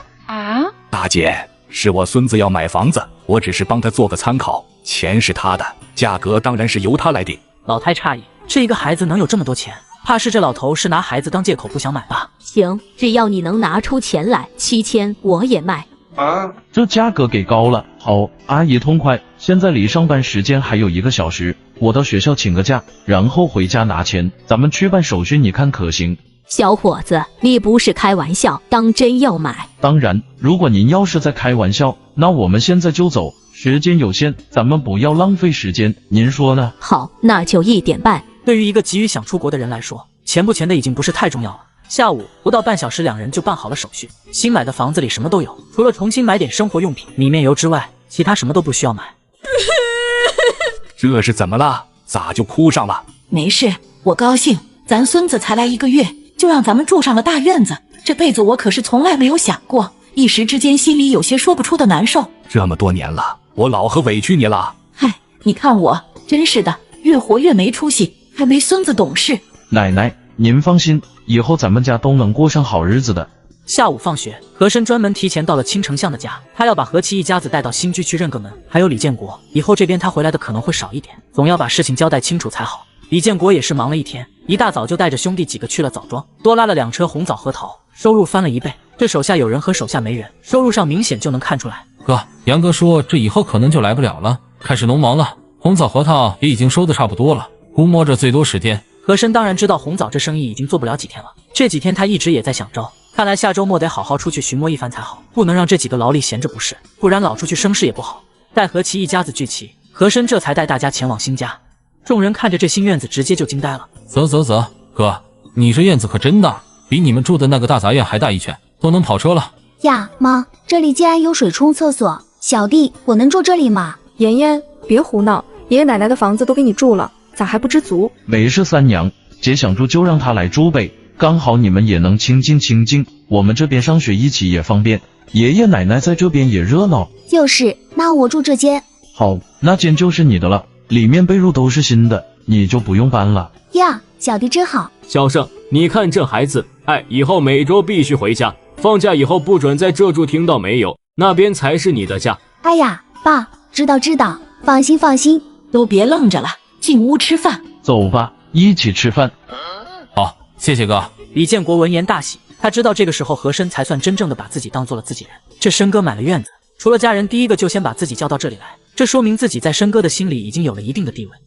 红枣生意被和珅叫停，今天4人的任务是调查帝都周边化肥厂的情况。几人彻底是对和珅服气了，因为都尝到了挣钱的快乐，临走前还给了20块的活动经费。这跟着申哥就是好，出门打听个消息还给活动经费，这是怕我们抽不着好烟，还是怕我们吃不着好饭？要不要这么贴心？真是爱死你了！给李建国几人分配好的任务，和珅便去了王府井商场。王府井商场购买东西太麻烦，不能像我们国内一样买东西自己选购那样方便。你好，两位朋友，打扰一下。你好，朋友，你的英语说得真好。刚才无意间听到两位谈话，不好意思，离得太近，我没有偷听的意思。没关系，这里很少有人会说这么流利的英语。认识你很高兴，我叫詹姆斯，这位是我的妻子安娜。詹姆斯先生，安娜女士，你们好，我叫和珅，方便请两位喝杯咖啡吗？两人闻言对视一眼，然后一脸疑问看向和珅。我方才听到两位说这商场不如你们国家买东西方便，我想咨询一下两位，你们在自己国家买东西的时候和这里有什么不同？如果两位有时间的话，我想请两位喝杯咖啡，顺便了解一下这个事情，您看可以吗？当然可以，不过何先生，能不能先给我们当一下翻译？我想买你们这里的古董，带回去送给我的父亲做礼物，但问了半天他们也听不懂，实在太不方便了。当然可以，詹姆斯先生想买一个什么样的礼物？就是那种的，你们这里叫什么我说不出来。詹姆斯说着指向柜台里面的那种军用水壶，然后又说上面画了画，很美很小的瓷器。和珅一听就明白了，詹姆斯说的是不是鼻烟壶？对对对，就是那个东西。那你找错地方了，这里没有的，走，我带你过去。和珅三人出了王府井，直奔街对面不远处的文物商店。詹姆斯先生，安娜女士，这里是我们国家的文物商店，卖的都是真品，你们可以放心挑选。何先生，真的谢谢你，如果没有你，我还真找不到这个地方。何先生，麻烦你给他们说一下我的来意好吗？姐姐，麻烦你把那个鼻烟壶拿来给这位先生看一下。詹姆斯先生，你看一下这个，此为乾隆年间的鼻烟壶，做工精巧，珐琅工艺，此物应该是乾隆年间的达官显贵所用之物，值得收藏。何先生，你还懂得这个？詹姆斯有些惊讶，这华夏的孩子知识面都这么广的吗？随便街上遇到一个懂英语还懂文物，一点点。你需要问什么给我说，我帮你翻译。你好，我是麦克。詹姆斯。詹姆斯先生，能这样你想您的翻译吗？我的这位翻译水平您实在是烂透了。麦克先生，这位何先生是我刚认识的朋友，并不是我的翻译，这个我要征询一下他的意见才可以。您稍等。麦克先生，刚才你们的话我已经听到了，我是和珅，有什么需要帮助的吗？和珅的英语极为流利，就像他们本国人在说一样，这让麦克极为惊讶。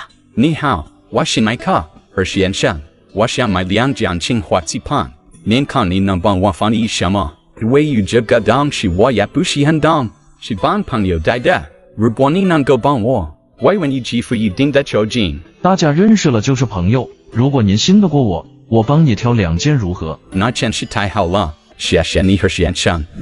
唐代作品，这么好的东西还是留着我回头来买吧。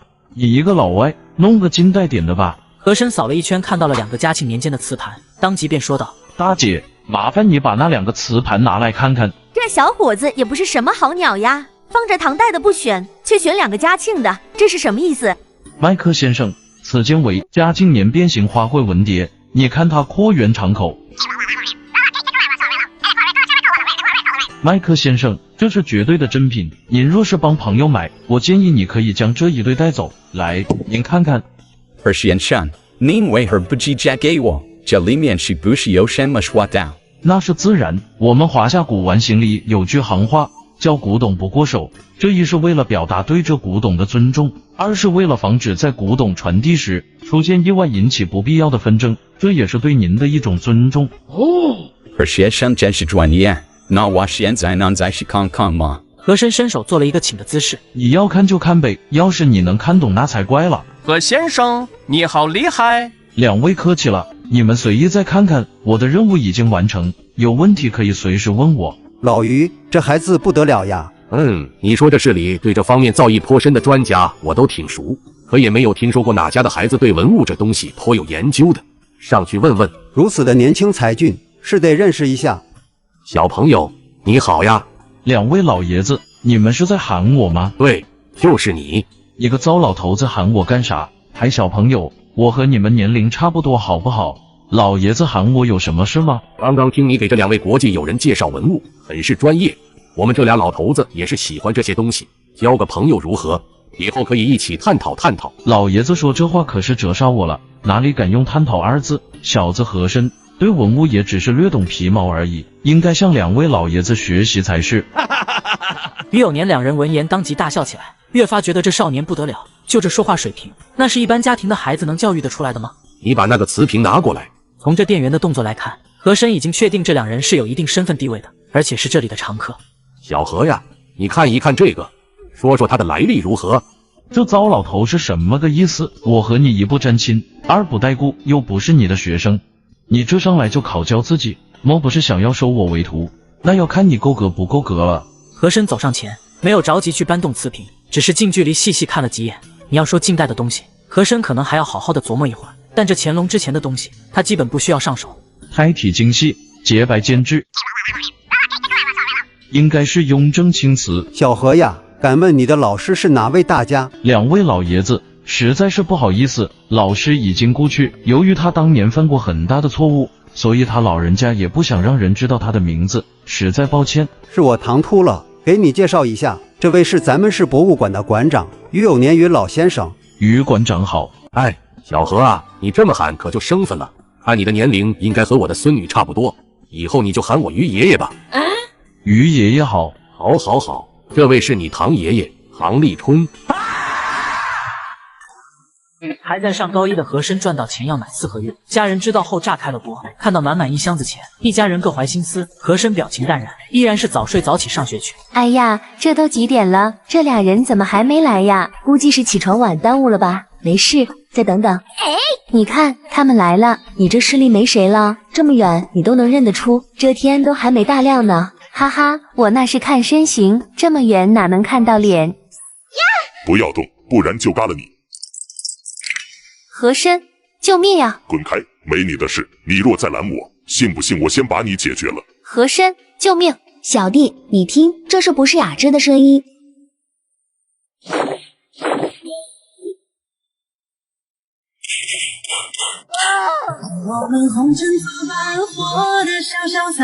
和珅，我就知道那个人影是你。雅芝，这是怎么回事啊？就他劫持舒瑶，刚才还拿着匕首说要嘎我来着，哼，活该！姐，看样子今天他没办法上课了，你和唐雅芝把他送回家吧，顺便把这里发生的事情给他的家人说一下，附近要是有电话，你就打个电话报个警。好。柳舒瑶脑袋缺氧昏沉，根本就是在2人的搀扶下机械般行走。上学眼看着要迟到，同学们一哄而散，只为了10来个要去上班的大人。看什么看？滚！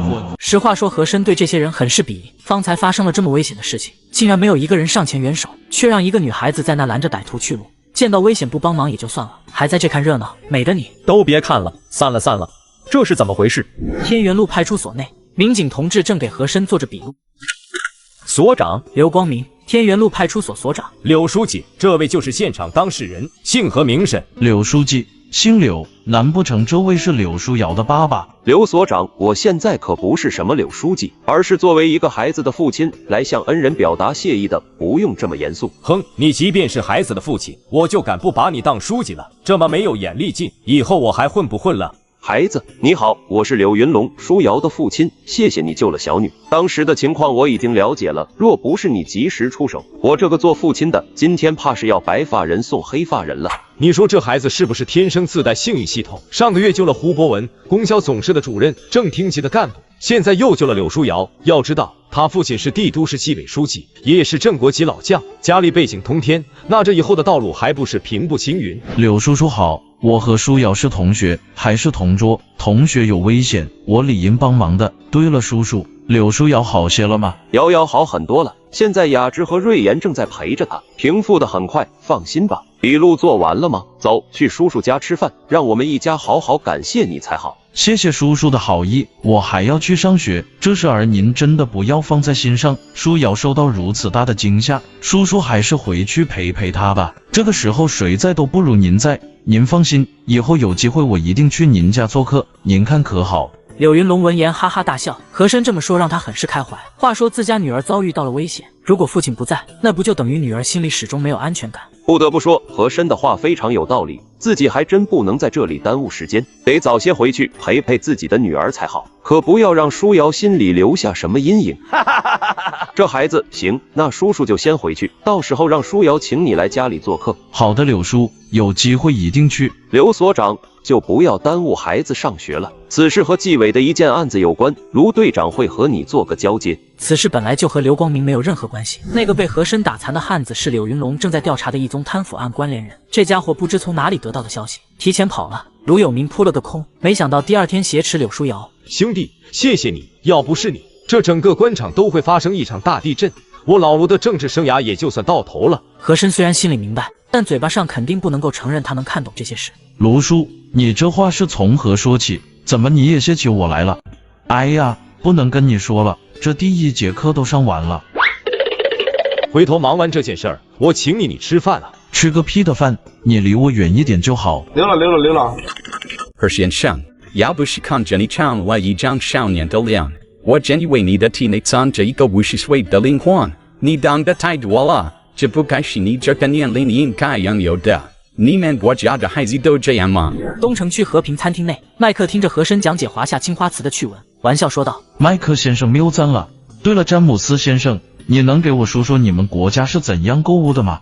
麻烦你说的仔细一点，这对我很重要。”当然可以，和先生。我们国家的商店里面商品琳琅满目，分类摆放，每一个产品上面都有明确的标价，顾客可以自由选购。你们这里太麻烦了，不但沟通不了，而且人贵分离，选购极为不便，关键是服务人员态度恶劣，很长时间都买不到自己想要的东西。和珅听得很是认真，时不时会提出一些疑问，比如地方大小，如何杜绝他人私自偷东西，如何收取费用等等。货源怎么来的？又是怎样的结算方式？和先生，对于货源我倒是很有发言权，我能为您解答吗？当然可以，谢谢你，麦克先生。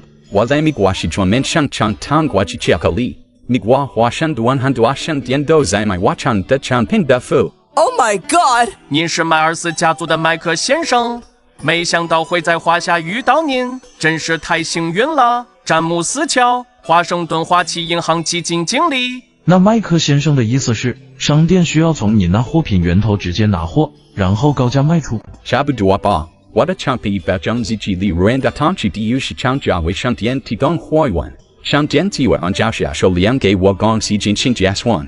和先生，通过我这几天对这边的了解，目前这边的市场还不具备超高消费的能力。如果你想做，我建议你再想想。和珅对于麦克的建议并没有放在心上，他心里头已经有了一个大概的方向，了解到自己想要的东西。和珅也没有再浪费时间，是时候收集汇总李建国他们的信息了。申哥，你交代的事打听清楚了，咱们市周边一共有2家化肥厂，一个总厂，一个分厂。厂长杨德云，销售科长是他小舅子王怀礼，此人好酒好色，听说他和厂里的女工李小穗有一腿。什么乱七八糟的，咋这事都给你整出来了？哥，你不是要事无巨细吗？我还打听出来，那杨厂长明天会在市招待所宴请领导，好像是关于批钱的事。那厂长你见了没有？长什么样？见了，大概1.75米，胖得很，头顶秃了，喜欢戴个帽子。销售科长王怀礼，这人盯着的人多，从他身上下手要费点功夫。倒是那杨德勋，明天他要在招待所请客，这倒不是一个好时机。毕竟柳云龙明天也要在那地方请自己吃饭，一个富不及在自己跟前露脸，这里面可是有很大的操作空间，不妨先在这家伙身上搞一下看看，兴许能成啊。帝都市招待所装修很是超前，很多中高层都会到这里进行商务或是行政接待。和珅，走吧，我爸爸在里面等咱们呢。你们走前面，我跟着。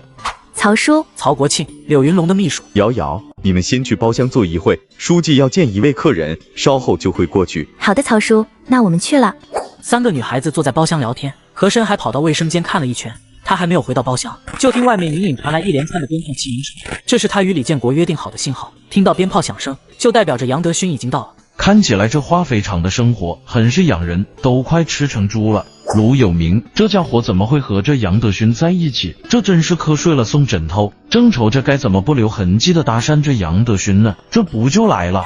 何兄弟，你怎么会在这里？咦，卢哥，好巧。哈哈，你小子这一天天见不着人影，走，跟哥去吃饭。卢哥，柳叔今天请我们这些小辈吃饭，咱们改天啊。柳书记他也在这吗？对。那杨德勋看卢有明对一个小孩子如此客气，顿时就觉得这少年不简单。这人莫不是哪家大佬3代？柳书记，莫非是柳家那个大佬？这帝都市被称为柳书记的还能有谁？这么好的机会他怎么能够错过？走上前来笑道：“卢队长，这位小兄弟是……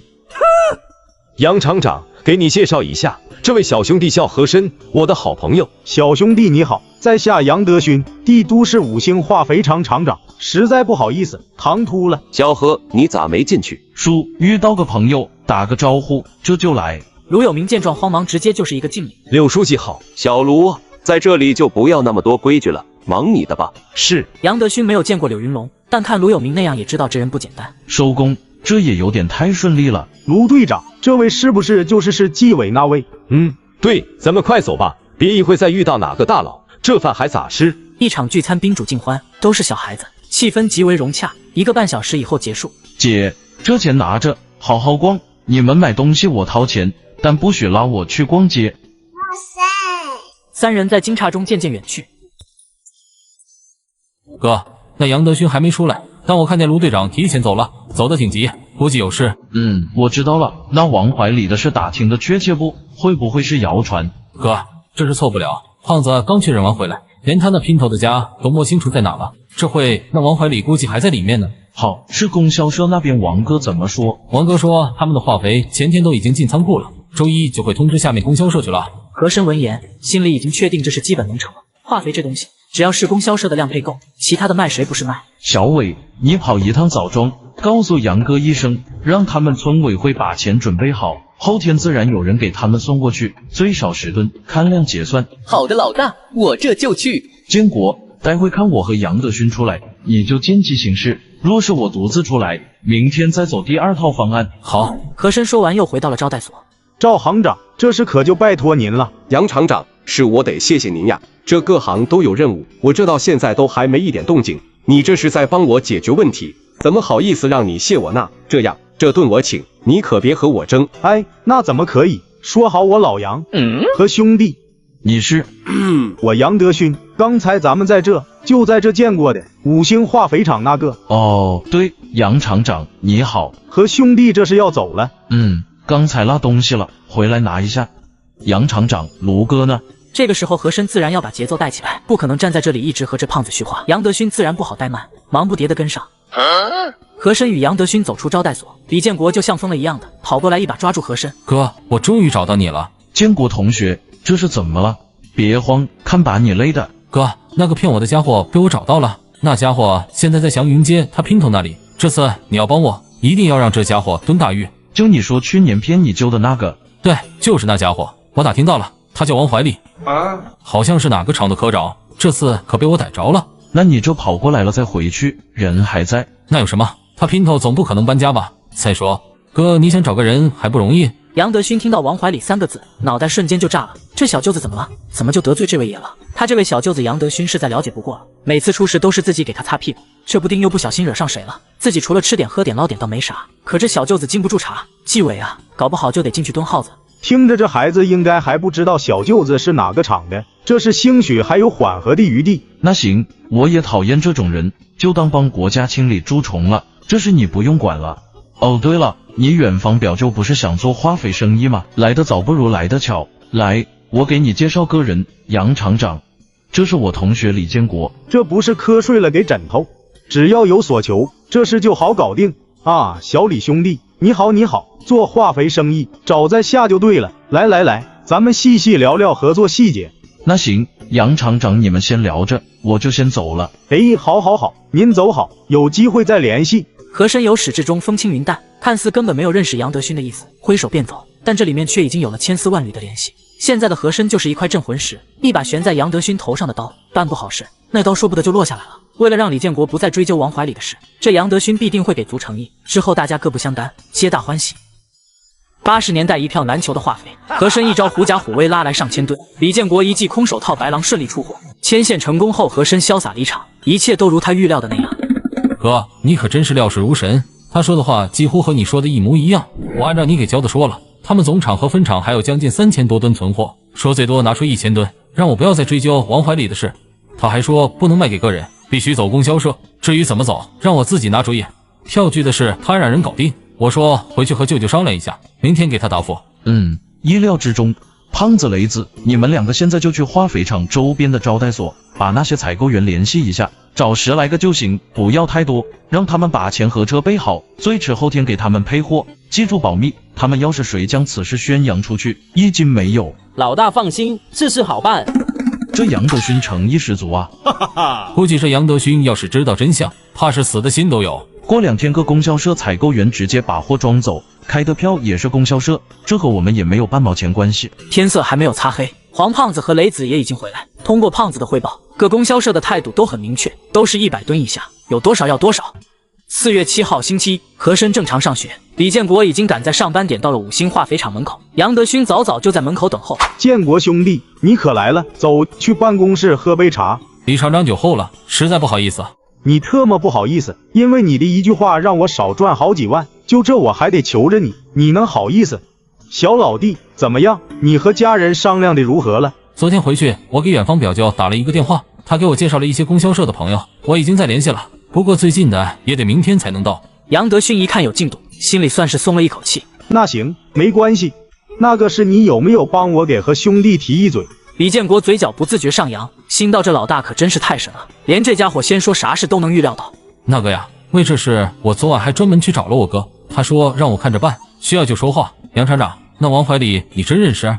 嗨，是个朋友，我曾欠他一个大人情，这次就当是还了。不过兄弟你放心，咱们谈好的事绝不会有问题，事情我已经安排好了，下午你直接去分厂那边就行，那边地势开阔，好停车，不会拥挤，万一明天车多，这边不好弄。好，那就谢谢杨厂长了。我舅也说了，这事完了咱们就算过去了，多少他也大赚了一笔。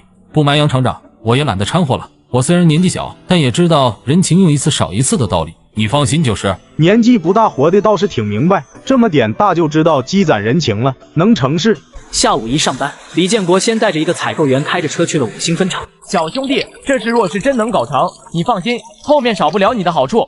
好家伙，华子啊，6块钱一包，抵得上自己1天工资了。这供销社采购员可真 TM 有钱。老哥，不要怀疑兄弟的能力，别看我年纪小，做事绝对牢靠。如果搞不定，我敢坐到你车上跟你来。那是，我肯定信你。是骡子是马总得拉出来溜一溜，反正现在也搞不到化肥，跟他跑一趟能浪费几个油钱。信不信的没啥关系，咱们看结果。你先拉20吨帮我送到枣庄，刚好也让你瞧瞧我是不是吹牛就完了。行，没问题，不就送个货吗？小事一桩。单据走你们供销社，钱你先垫上，到了枣庄再把钱给你。若是拿不到钱，这化肥就当你们供销社买的，有没有问题？成，小意思。好家伙，我现在是搞明白了，你这家伙是在玩空手套白狼啊！小年纪如此精明，牛！卧槽，这人长得竟然和杨德勋有7分相像，莫不是这家伙把自己的亲戚都给搞进来了？你好，请问你是李建国李兄弟吗？是的，我就是李建国，请问您是？你好，我叫杨德顺，您的是厂长已经安排好了，您跟我去办下手续就行。出货很是顺利，枣庄的村支书早早的就已经备好了钞票，等着车队到来。这杨旭如今真是不得了，竟然认识了帝都的大人物，镇上都搞不来多余的化肥。杨旭只是提了一嘴，这就直接送到庄里来了。这镇长说话都没有他好使。老支书，我话可跟你说前头，这东西我只能搞来这一次，要是后面有人找你帮忙买化肥，你可别找我，我可是没有任何办法的哈。我那兄弟已经给我说了，他也只能搞这一次，全当是咱们庄卖给他红枣的补贴。你可别啥都应承，就算是县长来了，我也没办法。小旭，你放心，这是叔心里明白，有了这些化肥，再加上原有的配额，咱们庄今年肯定是喜年。回头你去一趟帝都，替乡亲好好感谢这位贵人。枣庄的交割很是顺利，供销社的采购员还收获了一波特产。上级交代的任务总算有了着落，回去还不得被狠狠表扬一番。采购员一到帝都就往单位打电话，派车连夜往这赶。临走时又给李建国塞了一包华子，约好次日一早在老地方见面。晚上，李建国看时间判断着和珅应该放学了，便挎着书包向他住处走。刚走到巷口，却被3人堵住去路。妈的，要有麻烦了！只是随口一提，村里就能多出20吨的化肥，这让杨旭在枣庄露足了脸。李建国也在采购员面前展现了实力。然而在去寻和珅的途中，却被3个人堵住了去路。黄哥，你怎么来了？哈哈，小国，这1个多月也不见你来找哥喝酒，听说你发达了，怎么有钱了就把哥给忘了？黄哥，哪有的事？现在我已经不混街了。你小子可是不老实呀！我兄弟可是盯了你好几天了，书包里给我追，绝对不能让他跑掉。他书包里是钱。李建国此时就一个念头，就盼着快点跑到地方，这可是1600块，绝不能有失。李建国，你给老子站住，不然你信不信老子抓到你扒你皮？我让你跑，大哥抓到他了，放开我！马德，给脸不要脸，你有本事再跑啊！黄一鸣，你他妈等着，我要弄死你！呵，你还牛了，我他妈剁了你！黄一鸣，你他妈敢动书包，我干你全家！特么的闭嘴！再动一下那书包，你会断一条胳膊。哥，不能让他拿走书包！哈哈哈哈！李建国，你还真他妈出息，竟然认一个学生做老大，真是丢尽了我们混道的脸。何瑞妍很自然地接过和珅递来的书包，他知道这是他动手的前兆。还断我胳膊？你谁呀你？我就动给你看，我还拽，你能拿我怎么着？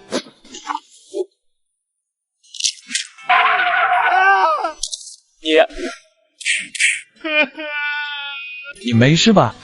哥，肋骨好像断了，疼。不错，还忍住了，没事。他们伤的比你重，走，我带你去医院。感动我的人，这次断你一条臂膀，再有下次断你双腿。他妈，这才是真老大啊！给自己撑腰，还带兄弟们一起挣钱走正道。黄一鸣眼看着3人离去，却不敢有丝毫阻拦，这人太狠，如果打人不犯法，自己这会估计已经是个死人。到了医院，李建国没有急着找医生，而是掏出5块钱放在护士站。姐姐，借您单位电话一用。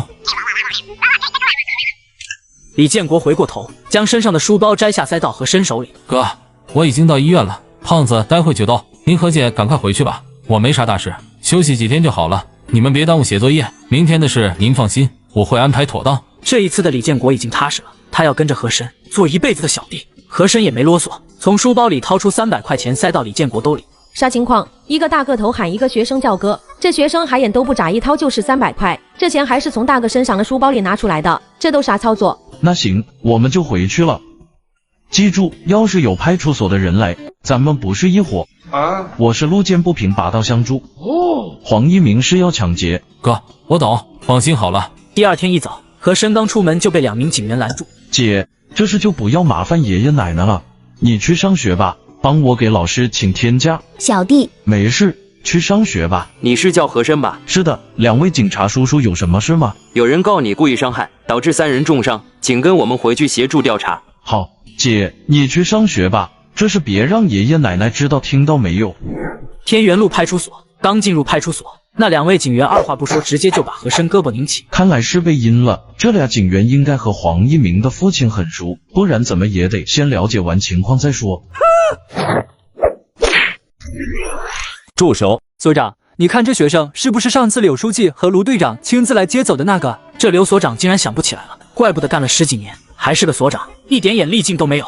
我靠，你怎么又来了？哎呀，小兄弟，口误，这是什么情况？和珅看刘光明那变脸一般的速度，就知道这人是认出自己来了。我也不知道这俩人为啥一进来就要靠我，我是见义勇为啊，不应该是表扬吗？那3个人是抢劫，我帮助被抢的人难道还错了？你们派出所不去抓那3个抢劫的人，跑来抓我做什么？刘光明听得一脸雾水，他由始至终就不知道所里有这么一个案子。你们俩给我站起来，说怎么回事？谁安排你俩私自出警的？愣什么愣？特么的快说，怎么回事？所长，他打架斗殴，造成3人重伤，我俩才把他带回来，就这样了。什么乱七八糟的？跟我进来，小兄弟，来，先到办公室喝杯茶，这事我一定给你一个交代。说到底怎么回事？所长，就是有人报案说他打架斗殴，造成3人重伤。呀呵，你们可以啊，平常上班怎么不见你们这么积极？现在才上班你们就已经把人给抓来了，能耐了。失主是谁？是物资管理处的黄喜生黄科长，他的儿子黄一鸣右臂骨折，黄一鸣的2个朋友各断1根肋骨，门牙被打掉，确实是重伤。所长，我们没有错。我靠，这小子还是一如既往的狠呐！上次那个贪官被他几乎打成半残，这下又把一个科长的儿子胳膊给弄断了，这一个个官都比自己大，这是自己管不了啊！刘所长，我要报案。黄一鸣3人办到抢劫，和珅路见不平，拔刀相助，不料却被告故意伤害。一句我要报案，道出事情的原委。两名片警听得战战兢兢。刘光明职位低，夹在中间难办事，于是把盘甩给了卢有明。只要牵扯和珅，卢队长指定会谨慎对待。铺垫好一切，和珅就没有必要将此事放心上。他现在担心的是化肥的事。黄一鸣的事情也给他敲响了警钟，他要去化肥厂看看。黄大山虽然机灵，但真遇到突发情况，他也很难应付局面。和珅在化肥厂门外的树荫下远远地看着，并没有要进去的意思。黄大山几人在里面忙活，对于这几人，他还是要考验的。他可不想后面养出一堆白眼狼。158中学，柳书瑶正因为和珅没来上课而生气。昨天放学我们碰到李建国被人欺负，小弟把欺负李建国的人打伤了。早上来上学的时候来了2个公安把他带走了。什么？那他没事吧？我也正担心呢。小弟让我来上学，不用管他。他说没事，自己是见义勇为，不会有啥事的。那不行，我得给我爸打个电话去。书瑶，先别急，小弟说没事，肯定会没事的。咱们再等等，看看下午他来不来再说好不好？你能确定他没事吗？带走他的可是公安。不行，我去给我爸打个电话，你们在这等我。你觉得瑶瑶会不会喜欢和珅？刘队长，你咋还笑了？那黄一鸣等几人的伤情还没汇报呢？没事，刘所，这是我们刑警队接手了，你就不要往上报了，到最后还是要到我们那边。你放心，这是办完少不了你的功劳。那行，收集的资料都在这了。卢队要是需要我这边做协助，您只管言语，我们所里一定全力配合。行，把你那2位片警叫来，我要带走。晃眼就到了中午，5星化肥厂分厂大门口，10几个人正在叫嚷着：“开门，开门！你们干什么的？知不知道这是化肥厂？去，别捣乱，这里不是你们耀武扬威的地方。”呀呵，一个门房都这么牛气的吗？小伙子，你们这种人呐，我见多了，来这里闹事的都被打出去了。这是国营厂，想闹事最好先打听打听地方再说。有意思，这个嘎国人，你他妈不去帮忙看什么呢？就你这样的还混什么社会？去，咱们练练胆。罗小五，你还敢瞪我？信不信我告诉老大，让你立马滚蛋？真是能的你，不就当了几天兵吗？有什么了不起的？快点的！他妈的，你聋了是吧？强哥，我们不是流氓，只是帮人要债而已，你不要逼我做我不愿意做的事。强子，你特么干嘛呢？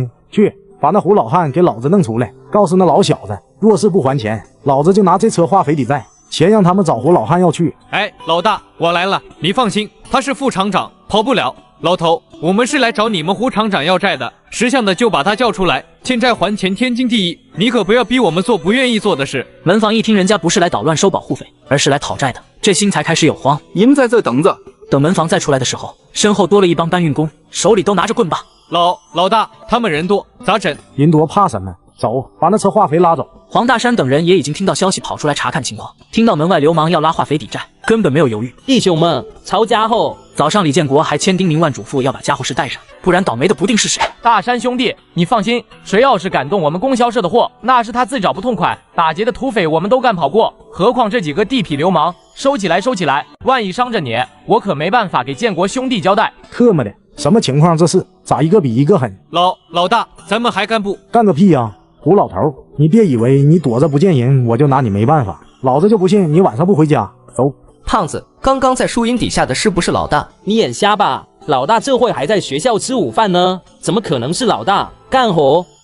你为何跟着我们？不是跟着你们，是跟着你。有事。罗小五，给你一个机会，跟着我干，每月200。我靠，敢跑到这里来撬人，你他妈是不是活腻歪了？揍他！11人，1分钟，全部倒地惨嚎。你别过来！现在带你的人立马滚蛋，晚1秒钟我断你5只。好，考虑的咋样了？罗小五很是震惊，和珅出手的速度他是看在眼里的，这速度他自信可以达到，但若论那出手的角度、精准度以及力道把控之精准，他自觉拍马难及，会被甩出几条街，差得太远。我为什么要跟着你？简单：1我不会让你干违法乱纪的事；2我不会让你办违背道德底线的事；3每月工资200。你是学生？158中学高一6班，和珅。你方才的承诺算数吗？我和珅说话一言九鼎。好，我暂且相信你。说吧，要我做什么？欢迎加入，走，回化肥厂。老大，还真是你！前面我还以为雷子看错了。建国出了事，我不太放心，过来看看。胖子，给你介绍一位兄弟，罗小五。老大，他不是，现在是咱们的人了。小五，这是黄大山，外号黄胖子，里面还有俩兄弟，也会让胖子给你介绍。这几天你就保护好他们，路上不要出现意外就行了，其他事后面再说。我走了。罗哥，这是什么情况？下午放学回到家，黄胖子等人已经在门口等候。来，进来说。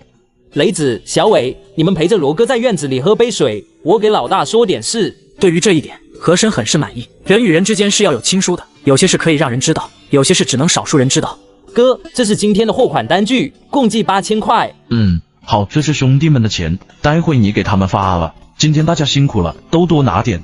坚果那边你们去看看，有什么需要的给他买上。小五的钱你不用管，我自有主张。谢谢老大。胖子，你们先去医院看看建国，罗小五留下。现在相信我，每月给你200工资，不是吹大气了吧？我今天什么也没做，不值这么多钱。你值不值钱不是你说了算，我认同你的价值，你就值。至于你该如何体现，后面再说。来，给我说说你的情况，我看看该把你安排在什么位置比较合适。侦察兵，绞肉机，不错。你住哪里？我住在化肥厂那边的工棚，才来帝都没几天，没活的时候在那边干点零活。那你先回去吧，明天你在化肥厂等胖子他们就行。对了，以后你就喊我何总吧。好的，何总。新时代如何快速累积财富，让前世内务大臣和珅犯了难？除了自身原有的优势之外，其他并不比现在社会人强到哪去。归根结底，还是自己对这个时代了解的太少。转眼又过了几天，和珅买了18寸大彩电，方便了解外面的世界。胖子几人每天多拿16块奖金，李建国躺赚20块，就这待遇，胖子几人早已习以为常。毕竟老大一高兴就打赏，挡都挡不住。然而有人脑子却不好使了。有钱人都是这么撒钱的吗？才工作5天，4天都有奖金拿，马上就抵自己半月工资了，惭愧啊！啥事没干，别有负担，迟早有用你的时候。我希望部队那身本事，你不要生疏了，以后我有大用。这个时代的侦察兵所掌握的手段，要比前世的探子要强很多，跟踪人、保护人应该都能胜任。东门胡同曾是胡博文被劫持的地方，也是他家的位置。今日拜访，自然是无事不登三宝殿。小申来了，来，进来坐。胡博，青伟哥没回来吗？你小子是来看他，还是来看我这老头子呢？都看都看，主要这次来是有事来着。啥事？说。青伟办不了的，我给你办。胡博，你都不问问我要办啥事，不怕我犯事？你我还不了解，不存在的。再说一个小孩子能有啥大事？即便我老头子办不了，我找人帮你办，总之给你办成就是。谢谢胡博信任。我有2件事，一是想来问问青伟哥办个公司需要啥手续，二来是想找胡博看看你们供销社哪里有合适的场地，我想租一处。咦，你小子志向不小呀，这还上着学呢，就想学人家搞公司？俗话说有志不在年高嘛，我咋就不能搞点事做？哈哈哈，你小子，那你知不知道，不管你是开公司还是干个体，都是要本钱的。你有钱吗？胡博，我又不是没了解过，现在银行可是可以提供无息贷款的，而且门槛也不高。那你给我说说你想做什么，我帮你参谋参谋。前些天我认识了几个外国友人，通过交谈之后我感触良多，所以我想在帝都开一家超级市场。超级市场那是什么东西？超级市场就是类似于你们下面的供销社和百货商店，只是地方更大，产品更齐全，同样的产品，不同的经营方式，这是我记录的一些想法。胡博您看看可行不可行？剔除人贵分离，百姓提篮自选。和珅这阵子在个商店、供销社转过很多次，他没想到一点就记在本子上，最后再根据詹姆斯和麦克说的，形成一个整体的创意设计理念。胡博，怎么样，行不行？你这样看着我是啥意思？小申，我问你，这些里面你的工人如何配备，货源如何保证？这个我已经想好了，店员我准备招募在家没有工作的女工，但要求至少是小学毕业。财务这块需要您老帮我找2个退休会计，店员需要培训。和珅说完自己的想法，突然他从胡博文眼神之中捕捉到一丝阴谋的味道。这一闪而逝的眼神，和珅太熟悉了。难不成这家伙想阴我？胡博文能做到供销总社这个位置，这人会这么善良？根据自己对他的了解，这人背后并没有特别了不起的靠山，能走到今天这个位置并非靠运气。莫非这家伙想截胡自己的创意？小何啊，那你给我说说，你这开超级市场需要多大地方呢？大概投资多少钱？你有没有计划？这个我还真想过，毕竟这模式水也没有用过，想找个小地方试试水，投资大，万一赔了那可咋整？你想要哪里的房子，我给你搞定，房租的是我拍板，给你最低价，可以先欠着，把钱花到刀刃上去。那胡博，您觉得哪合适？我们供销社在东大街街口那里有个200平左右的2楼，现在空置着，你看那个位置咋样？那位置好，我逛街经常去那，人流量特别大。胡博高见。货源的事你就交给我吧，这事简单，我给你打几个电话，小问题。和珅猜出胡博文心思之后，便已经没有心思在他那里多待。随后探讨了10来分钟，便起身离开。姐姐，能不能请你帮个忙？小弟弟，帮什么忙？说来听听。姐姐，你看到那个老头没有？他马上就要打电话，你就装作也要打电话去他后面排个队，帮我听一下他说什么，回来告诉我就可以。这探人隐私，这肯定没问题。小美，帮我盯一下，我去打个电话。这位小弟是我朋友，让他在这等一会。好的，姐。小弟弟，你是霞姐朋友啊？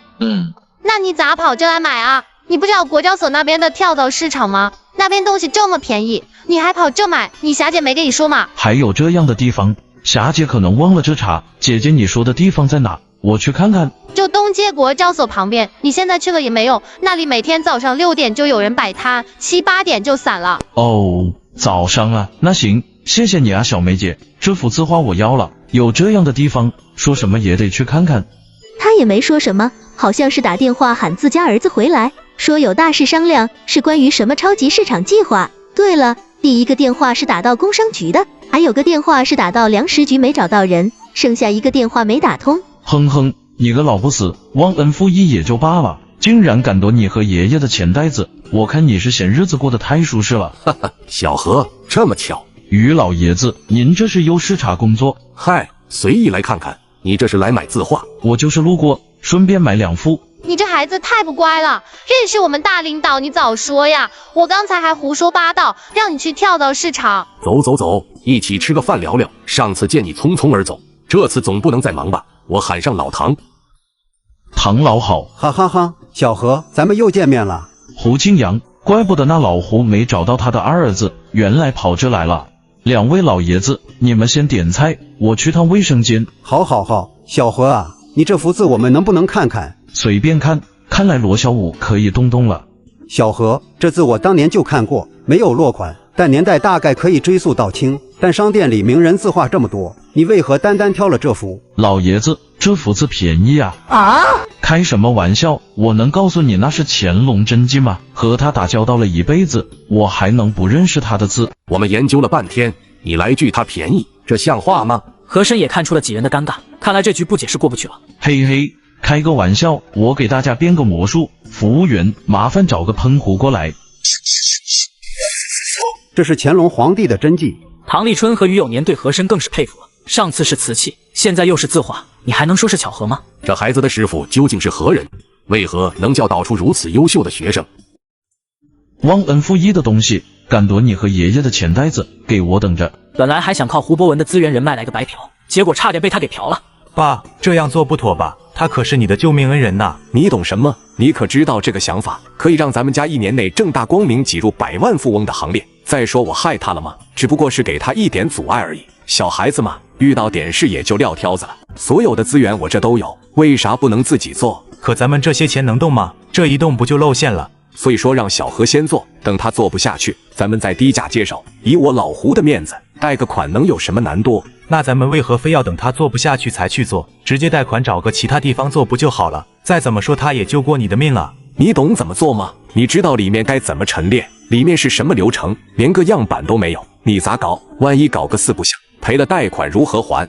待会小杨回来，你和他商量吧，看你们谁出来做生意。以后要想在仕途走得长远，家里必须要有个经济实力强的人撑着，贪来的钱迟早都会出事。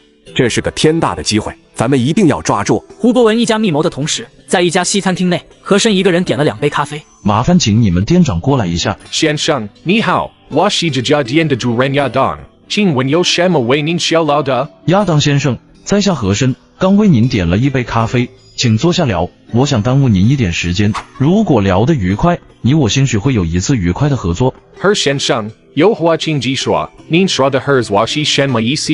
亚当先生，自打我进入你们的餐厅，就能感受到您对店员的要求很严格，他们的服务很周到。我想找1到2个人到您这里进行培训，当然付费的。何先生也想开家西餐厅？不，我想做别的生意，对西餐这块我不懂，开不了。我可以为你培训2个人，你也看到了，我这里并不大，人多我没有办法，但费用需要100米元1个人。按照当时的汇率，1米元等于差不多2块钱华夏币，这个价格不得不说很高。2个人的培训费用抵得上当时一个普通工人1年的工资。可以，但是有一点，你的培训结果我必须满意。这个没问题，程教，你什么时候带人过来？我人还没有找到合适的，就这几天，找到合适的我会来找你。亚当先生，这是定金。哈，我以为你在逗我玩。OK， 培训的事交给我，您放心。哈哈，我没心情逗你玩，合作愉快。和珅从西餐厅出来已经3点，他还要去西城区转转，看看有没有合适的地方。有些事目前只能自己办，没办法，手下没有得力的人，啥事都得自己来。哎，这世道重活一世可真难。抓住他！妈的，李八一，你敢再跑，老子把腿给你打断！和珅，快帮忙！同学，你这样不好吧？和珅，我知道你能打，帮我这次，以后你就是我兄弟，以后校里校外，你需要啥只管说话，我李八一绝无二话给你办妥。你这么牛，咋还被人追？哎，兄弟，你帮我这次，我做你兄弟行不行？给个面子。哟，李八一，打不过找帮手了，那谁立马滚蛋，不然连你一块打。哈哈哈，田小洛，你知道你在跟谁说话吗？告诉你，这是我们158的狠人，你这样的，他能打你100个。再敢挑事，我先飞了你！你什么你？我和你很熟吗？哈哈哈哈！原来你们不熟，看样子一个个家境应该都不差，不好好上学，偏偏都喜欢学着人家打架斗殴。你刚才让我滚，难不成这李八一说的是真的？他很能打？咋的？是老子说的？你想插一脚？知不知道我们是什么人？警察都他妈不敢管我，你敢管？果然这几个家庭背景都不一般。给你个机会，你们7个一起上，若是你们掰了，以后跟我混，我不计较刚才你对哥的不敬之语。我靠，岳哥，这小子太嚣张了，揍他，让他知道咱们3代帮在这大前门的威风。3代帮还真是红3代，这要是把这帮孩子绑到身边，那会是一个什么样的场景？好，你们威风不就是约架吗？我和珅怕过谁来？走吧，找个清静点的地方，到时候谁输了，谁要是回去告屌状，那就是我孙子。好，这可是你说的，待会不要回去哭鼻子找家长。李八一，你小子敢不敢硬？我靠，啥情况？咋又把自己带上了？矛头不是成功转移了吗？咋又回来了？看什么看？我对这不熟，带路。好，跟我来。和珅穿越83年要开超市，本想白嫖胡博文的资源人脉，结果差点被截胡。为了完成自己的计划，和珅不得不亲力亲为，和亚当西餐厅谈好服务员培训。和珅就前往西城区看看有没有合适的场地，不料半路遇到一群3代子弟在较劲。和珅灵机一动，一招激将法成功引几人入套。说吧，你们是一个个来，还是一起上？哈哈哈，大家自然是要一起上。好，我只有一个条件，你们若是输了，从此以后你们就是我的小弟，老老实实认我做大哥。还有你们仨，包括你身后的其他小弟。凭什么？不愿意是吧？行，那我凭啥管你这破事？不行，你们打吧，我走了。这个鬼地方，一会想跑都跑不出去。不答应，那请等着挨揍吧。好吧，我答应你。说的这么勉强，算了，我信你是个男人，说话算话。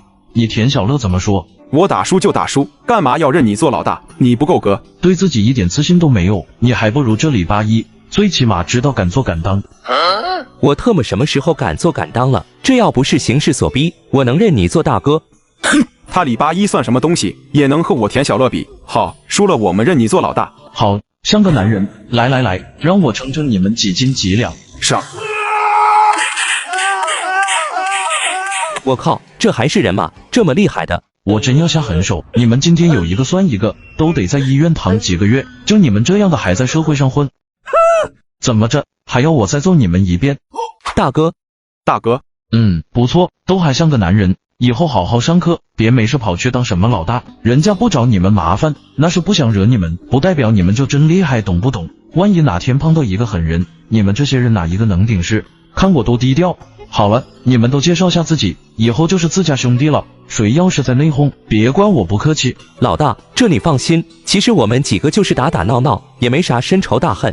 我爹是帝都市委书记，小乐他爸是市长，所以我们俩在私下谁也不服谁，就想争个高低。现在好了，谁也别争了，都消停了。不过老大，你这身功夫真不是盖的，以后你要多教教我才行。行，只要你肯学，我得空了教你。老大，我也学，你也得教我。好，只要是我兄弟，想学的我都教。这是什么地方？怎么看着如此荒凉？老大，这是棉纺厂的仓库，撂荒2年多了。看到那边筒子楼区没有？那边是棉纺厂的职工筒子楼，再往前就是棉纺厂车间和仓库。棉纺厂对，这几年棉纺厂的效益一直不好，不像原来这里的仓库都堆不下，每天生意好的不得了，现在不行了。和珅听了，心中大喜，这不就是给自己准备的吗？这要是把它搞成超级市场，可比老胡说的那东街200平的地方好太多了。老大，我给你打开。郝鹏飞，233中学高2 5班学生，和田小乐同年级不一个班，父亲郝国良是市公安局副局长的儿子。这样不好吧？老大，没事，这仓库都是空的，没人管，放心。地方是真好，这里面只要把店重新走一遍，外墙内墙都搞一下就行，基本不需要怎么大动。只是这里有10座仓库，将近2万平，自己需要1座就行，其他的这么摆着，看起来太荒凉，这事还得再仔细琢磨一下才好。如果我要是租这里的仓库的话，应当找谁你们可知道？租仓库啊，找小的呀。小的，过来给老大说说。王毅的是物资管理局局长王春明家的小子，233中学高2 1班学生，和田小乐一个班。老大，我大舅在棉纺厂做厂长，如果你真想租，咱们现在就能过去找他。就这地，如果能租出去，他可是巴不得呢。这一帮子小弟真是，简直就是一帮子行走的钱袋子呀！这李八一可以呢，直接把自己带到了自己想要的地方，也算福将一员。看看他后面表现如何，要是表现得好，自己倒是可以好好的培养一下。眼前这群少年，不是名门之后就是官宦世家，然而他们却跟在和珅后面喊老大，只因这是和珅的请君入瓮之计，成功拉拢了这帮世家子弟，还发现了红星棉纺厂仓库这个好地方。和珅有意租下仓库，正巧王义德的大舅就是厂长，没想到刚收的小弟就派上用场。两人来到厂长办公室，里面一位37、8的中年男子正在接听电话，正是红星棉纺厂厂长刘长安，嘴里不停地重复着2句蹩脚的蒙语，急的是满头大汗。和珅听得有些惊讶，这产品都卖到蒙古去了，还能混到快倒闭的地步。刘叔，我是小的朋友，我会说蒙语，如果你不介意的话，我可以帮你翻译。什么？哎呀，那真是太好了！快来快来，都快急死我了！这老大这么牛的吗？不但有钱，功夫还厉害，现在还会蒙语，这有点牛叉呀！孩子，你给他说，货物最多3天就能到达他们的车站仓库，随行的有我们的销售科长，他会不少蒙语，到时具体的和他沟通，让他大后天下午3点左右在仓库大门等着就行。再给他说一下，路上销售科长会打电话汇报情况，我们这边会在这2天及时给他通报货运进度。刘叔，他说他们已经等了2天了，如果你承诺的时间再不到货，他们就不要了。好，你就告诉他们说可以，我说的时间点准到。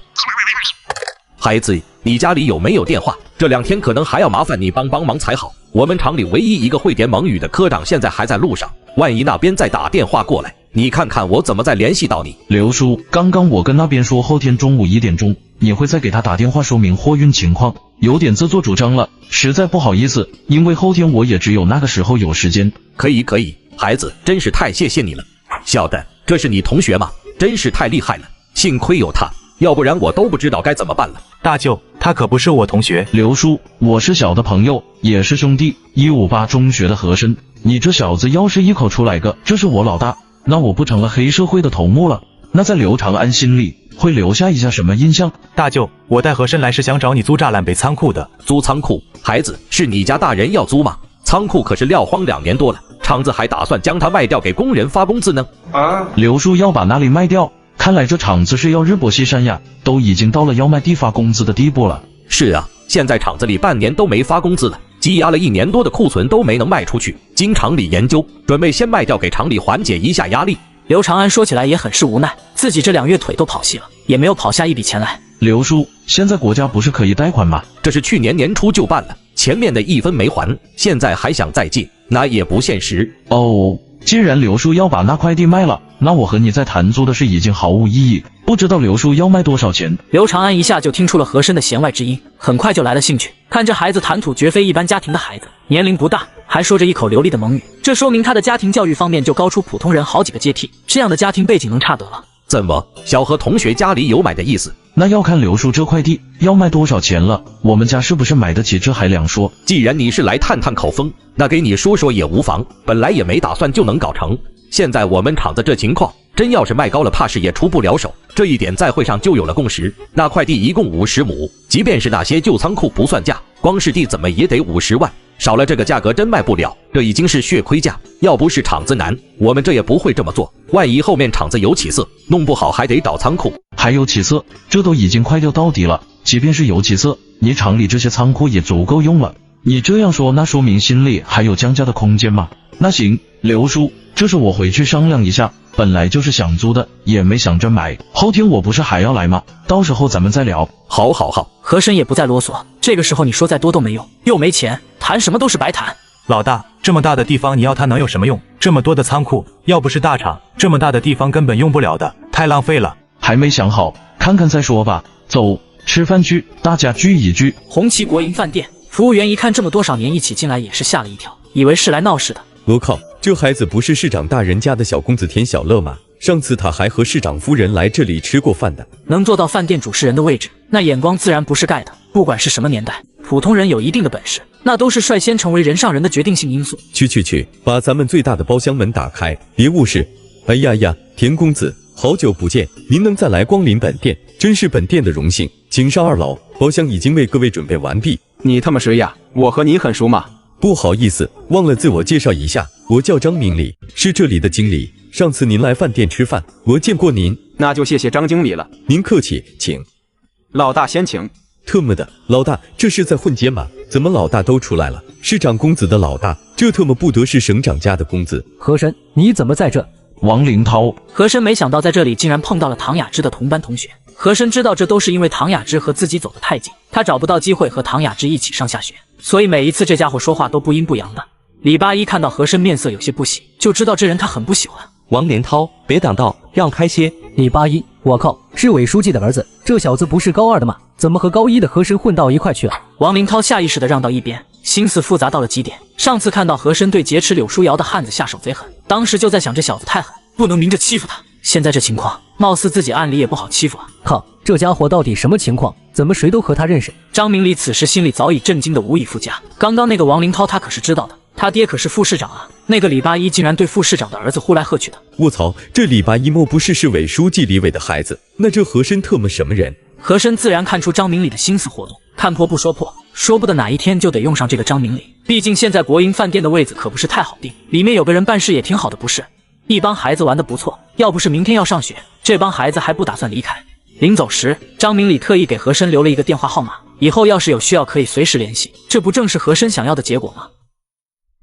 和珅回到家，天色已擦黑，然而他却不知道，全家人都在等着他。爷爷，三伯，怎么了？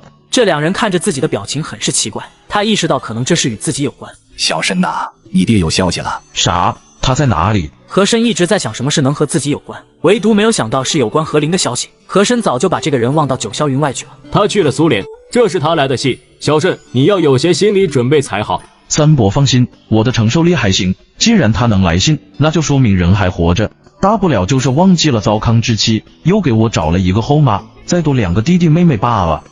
你都知道了？什么我都知道了？我靠，不会是真的吧？和珅再也顾不上两人，直接拿起手中的信开始看了起来。大致意思就是何林见义勇为受伤昏迷，受害人把他带到了苏联，醒来的时候已经过去半个月，人也失去了记忆。他在苏联一待就是2年。女孩索菲亚对何林很是照顾。1981年7月，他与这个女孩结婚后产下一女，取名安娜。83年2月22日，何林突然头痛剧烈，5分钟后恢复如初，同时恢复的还有他的记忆。其他的和珅都是一扫而过。一个时间节点引起了他的注意，那就是何林恢复记忆的时间。那天是2月22日，和自己穿越到这个世界的时间是同一天。这对和珅来说信息量很大，他总觉得这里面有着什么关联。和珅沉默不语，何中书与何其都以为是何林伤了他的心，他们哪里知道和珅此时的思维早已经飘到了九霄云外。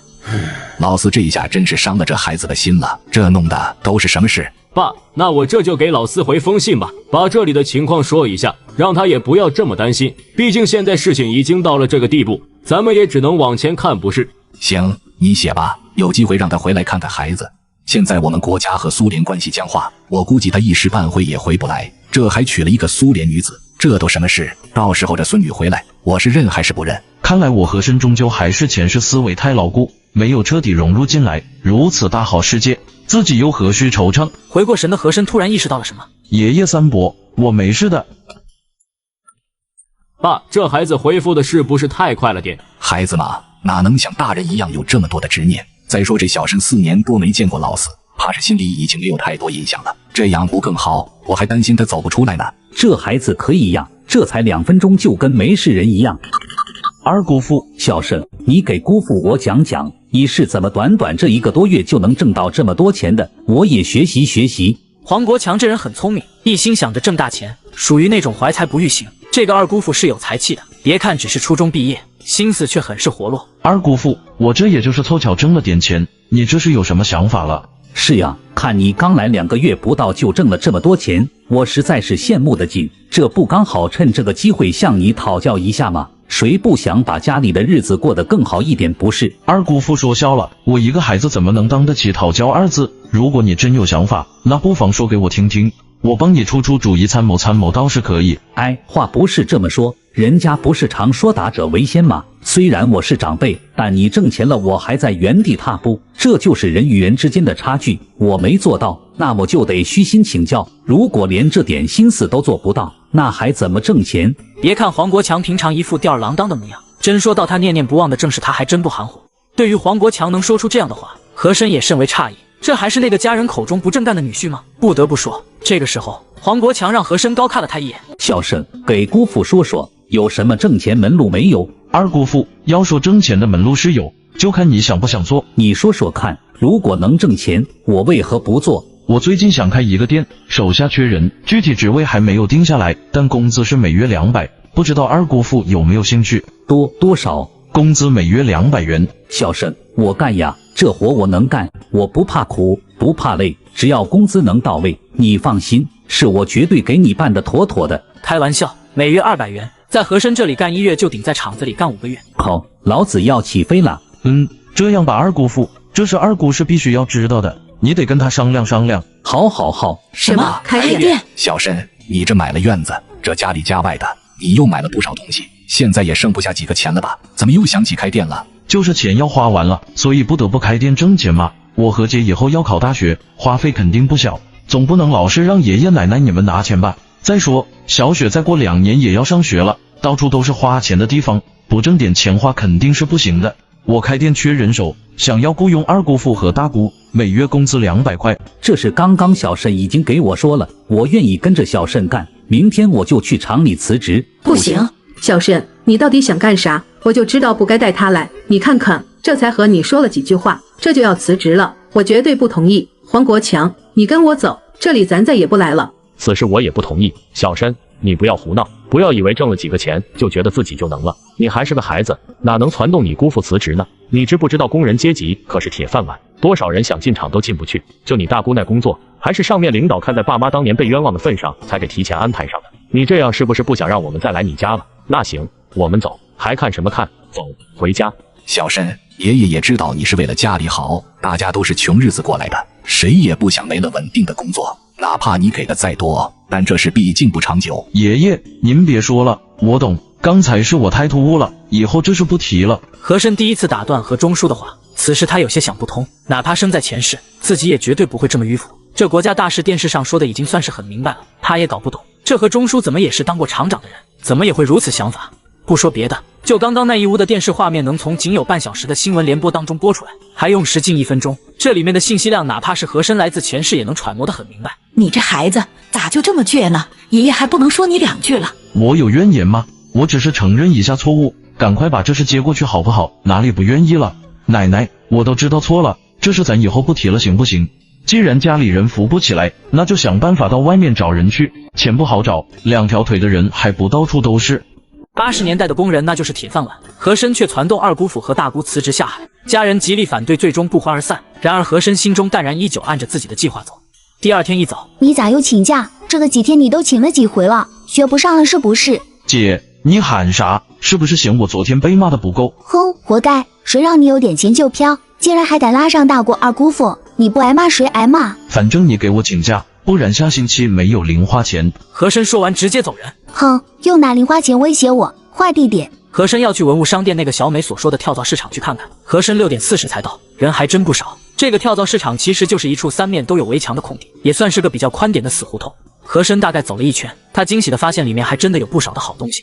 小兄弟，看上哪个随便挑，都是家里的老物件，喜欢哪个给价就卖，家里等米下锅呢。大叔，你这一堆东西都咋卖？啥意思？小兄弟，你这是想全都要？那要看价格合适不合适。这马上必试了，大清早的我也不给你胡喊，20块钱你全拿走。行，大叔干脆我也干脆成交。小兄弟，你太干脆了，我就喜欢你这样的。这样我家还有，你要是不嫌弃就跟我走一趟，你喜欢什么直接买走如何？可以呀，不过我要先把这些拿回家。这样吧，你给我留个地址，然后回去在家等我，1个小时以后我去找你。1 hour later， 东街北一巷56号。奇怪，这地咋这么熟悉呢？和珅对这地方是越走越是熟悉。当他走到北一巷56号门前一对石狮子的时候，顿时就愣了。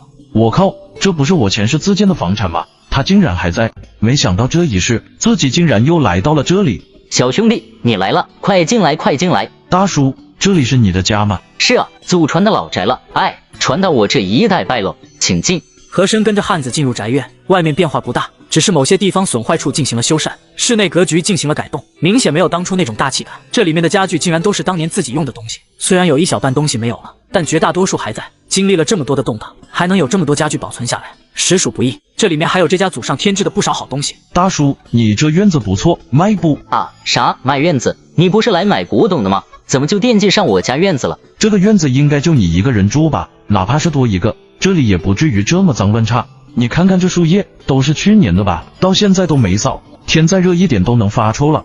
你这都开始卖家里的东西了，相信用不了多久你就得卖院子。像你这样挤牙膏一样，今天卖点，明天卖点过日子，手里一个钱也留不住，不如一次性把钱拿多一点，这样你还可以买个小点的房子，剩下的钱也好干点生意，不是吗？小兄弟你可以啊，那你说你想多少钱买？5000。不行不行，5000太低了，前面那个院子前阵都卖了5、8000呢，他那院子还没我这一半大。那你说多少？谈不拢我就买点小东西走就行，咱们也不要浪费时间。11000少了不卖。那咱们聊点别的吧，你这要卖什么？拿来我看看。和珅一副顿时就对院子失去兴趣的模样。哎别呀，小兄弟你看你，本来我没打算卖院子，你这一说还真勾起了我的想法，你现在突然不聊院子了怎么行？我觉得你说的对，我住这确实浪费，家里也没人了，你说个价，合适我就卖。6000，不能再多了。10000，不然真是太亏了。7000，再不加了。我再退一步，9000，真不能再低了。把你这院子所有东西都留下，我再加1000、8000，你卖就卖，不卖我东西也不要了，还得办事去呢，没时间给你在这磨牙。好，8000就8000，成交。你自己收拾东西，除了个人生活必需品，其他东西一律要留下。我登记一下清单，然后咱们去办手续。搞什么？这么不相信自己的吗？再次回到院子，交接完毕，汉子一溜烟就不见了踪影。这从小长到大的地方，是个人都会有些不舍，这人却是离开的这么迫不及待，也没谁了。关上门后，和珅迫不及待地拿来工具，看来是没有人撬动过，里面的东西应该还在。和珅将石板起开，找到了机关，然后走进正堂，将墙下桌椅搬开，这就是地库入口，里面全是金银珠宝，这可是他前世给自己留下的后路。这些东西现在没有办法动用，弄不好很快就被抓，只要东西还在，那就比什么都强。即便是以后生意失败，有了这些东西在。和珅把汉子留下的东西都转移到地库，又请人把房子收拾干净，这才去找胡博文，不知道这老小子能给自己弄下多少贷款来。和珅逛跳蚤市场，意外找到自己前世的房产，讨价还价，明着是买院子，实则是为了房子底下的金库，以防万一。和珅还是计划贷款，很快他就到了供销总社。小何兄弟，你咋来了？海哥，我来找胡叔有点事。你这兄弟叫的亲，不知道过阵子我和老胡翻脸的时候，你是啥表情？会不会还像今天这样待我？小何来了，进来吧。刘海闻言就是一愣，这主任对这小何兄弟的态度有变化呀。上次还小声小声的喊了，这就变成小何了，有意思了。这主任是想要干嘛呢？胡叔，没打扰您工作啊？这也刚忙完，没事。你那是考虑好怎么干了？想的差不多了。昨天我去看了一眼您说的那个地方，我觉得200平还行，大小正合适。您这货源也不是事，但是要做的话钱是大问题，所以这次我是来求胡叔帮忙贷款的。哦，说说你想贷多少？胡博文看和珅直接谈钱，这说明事情要进入实质性发展阶段了，很快来了兴趣。贷款对胡博文来说没有任何的难度，这是老胡的底气，不然他入仕途这么多年岂不是白混了？哈哈哈，小何啊，2万块钱是不是太少了？那怎么也是200平，即便所有货物是全部都先赊账，但里面的装潢及货架及其他设备之类的花费也不止2万吧？呵呵，胡叔格局小了，2万哪够啊？你要20万？不，20万少了，得200万。从胡博文方才微不可察的眼神当中，和珅基本可以判定这老胡可以帮自己搞到50万已经顶天。很明显，他不敢帮自己搞这么多钱，万一自己拿着钱跑了，那他到时候找谁去？什么200万？对，200万，胡叔能办到吗？吓不死你个老东西，还2万，你在打发叫花子吗？先说个200万，然后逐渐降到50万，降如此大的幅度，相信这老家伙能应承下来。小何啊，这玩笑可开不得。200万，我们供销社那楼你都能买好几10栋，开什么市场能用这么多钱？不行不行，搞不了搞不了。再说你这年纪太小，即便能搞我也不敢给你搞啊。胡叔，那依你看我这个年纪，你能帮我搞到多少？提前说好，就是我爷爷他们参与不了。如果让他们知道我这是铁定是搞不成的，他们就想让我好好学习。最多20万，多了人家肯定不会给办的。这还是看在我老胡的面子上，不然你这2万都不会有人给你。80年代的无息贷款，国家放出176亿，结果只放出去40亿。在这种状态下，老胡这身份随便操作一波，搞个50万贷款还是没什么问题的。和珅一脸失望，突然像是泄气了一般，变得无神起来。20万太少了，不够用，最少也得100万，少了这个数没办法搞。胡博文说话一直看着和珅的眼睛。小伙子，我还指望着你把这市场雏形搞起来，我好挣大钱呢，你可不能气馁呀。好吧，我再给你多弄点，给你打打气。你只不过是开个200平的市场而已，怎么可能用到100万？你是想把我们供销社那栋楼直接买下不成？那也用不了这么多呀。胡叔，你也知道我这个想法有点大胆，我不敢说国内，至少帝都还没有这个先例。前期能不能搞成还真不好说，只有前期多带一点，后面遇到问题才好解决。万一我计划不周全，才搞到一半没钱了，到时候再想带，怕是也带不出来了吧？到时候你的面子可能也不一定好使，我总得未雨绸缪不是？这小子年纪不大，想的可是真特么远，我是不是小看你了？这样吧，我想办法给你多走几个银行，最多50万，而且必须让庆伟跟着你。你太年轻，做事难免毛躁，我得让他看着你一点，这样我也放心。当然你也别多想，毕竟这个钱是通过我办下来的，数目太大，没个大人看着，我着实不放心。好啊，能让庆伟哥看着当然最好了，我还正愁身边没人呢。呵，是我多心了，孩子就是孩子，一点心理防备都没有。只要你能让我儿子跟着，钱我给你搞，反正又不需要我来还，搭个人情的事。那行，你等我消息，周4之前我给你搞定。一会我让小刘给你一份厂家的清单，这2天你抽空跑跑，和他们认识一下，我会给他们打招呼，你让庆伟陪着，这样谈起合作赊个账什么的会更容易一些。胡叔，客气话我就不说，谢谢。哎，小何，你可是我老胡的救命恩人，说这些话外道了，我也只是在能力范围内帮你一些力所能及的事罢了。放心吧，是我会办好。这话和珅听明白了，这事我给你办了，如此大的泼天富贵给你办了，谁能帮一个孩子办理50万的贷款？我老胡帮你办了，这救命之恩算是还了，以后的事那就看你自己了。和珅笑了，行啊，既然你这么说了，那我更没什么心理负担了。出了供销总社，和珅哪也不去，直奔西城区红旗棉纺厂。小何，你怎么来了？来，快坐。刘叔，我今天来是想和你商量一下买你们厂那片仓库的事，您看您有时间吗？有，当然有。来，坐下说，这钱送上门来能没有时间？刘叔，我这次来是想和你商量一个买卖方案，你要是觉得可行，那这地我就拿下。如果你要是觉得不可行，那您再找找其他有意向的买家也可以。小何，这是你能做得了主吗？刘叔，既然我来和你谈，自然是能做主的，这点您放心就好。那行，你说吧，什么方案说来我听听。刘叔，你们这厂的仓库你心里清楚，50万确实是贵了，本来就是已经废弃的仓库，除了地段之外，其他的一无是处。我这有2套方案，第一，你这50万我不还价，就按这个价格走，但付款方式我不可能一次性给你们厂，我要分成5笔，1年之内分期给你付清。第二，我给你厂30万，半月内一次性给你付清。我这2种方案拒绝议价和条件变更。刘叔，您可以和你们厂领导班子商议一下，给我一个答复。如果同意，咱们签协议去办手续；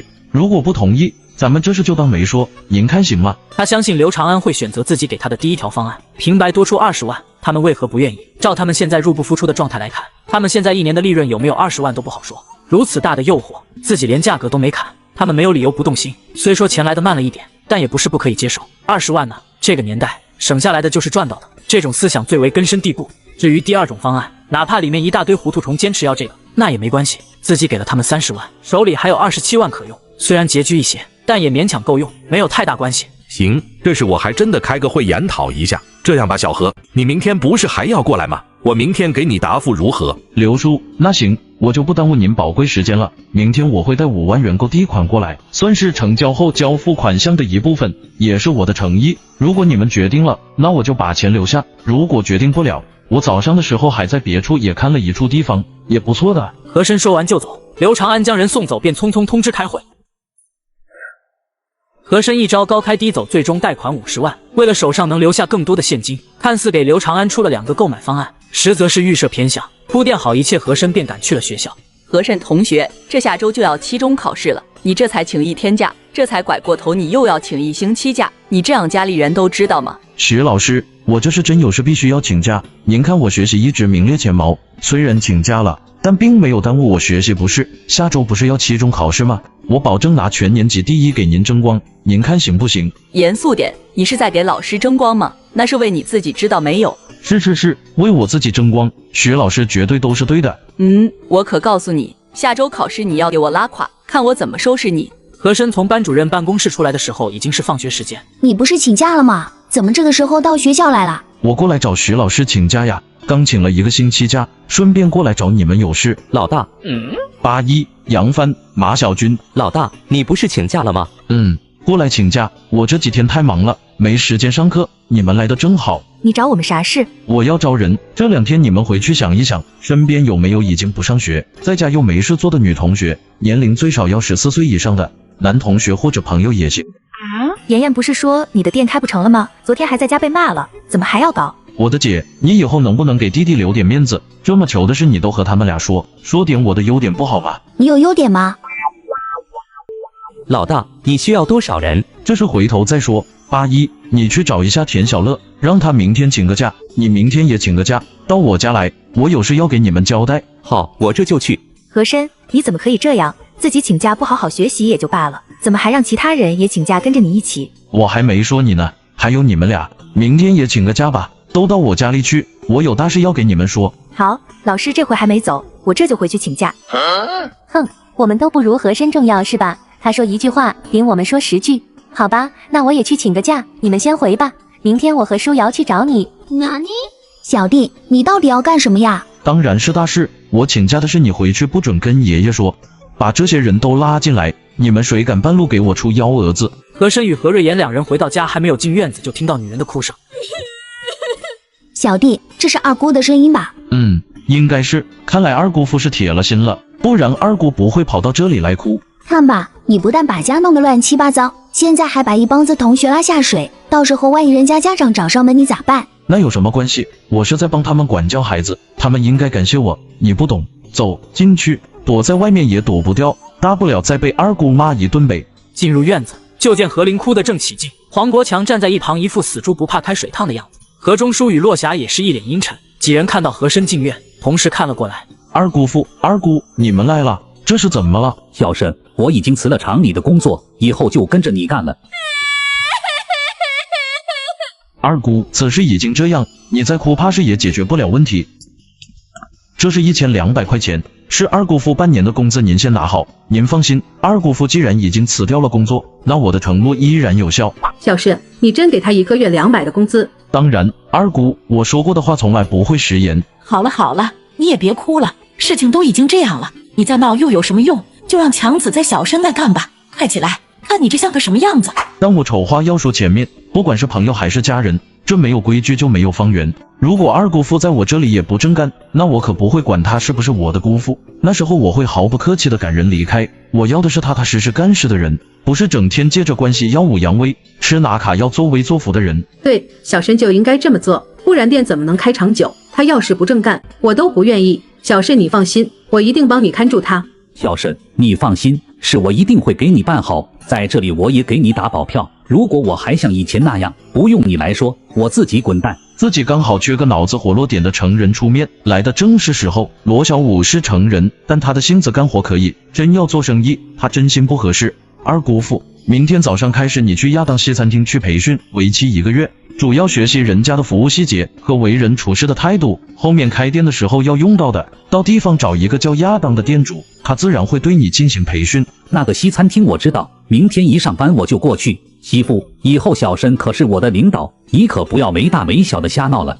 什么领导不领导，再怎么变他也是你们的晚辈。妈，话可不是这么说的，在这里是这样没有毛病，但在工作上他就是我的领导，这一点绝对不能马虎。刚刚小沈说的很对，没有规矩不成方圆，这话不管在哪里都是这样。行，只要都好好的，怎么都行。回去吧，就不留你们吃饭了，这一天天的都不让人省心。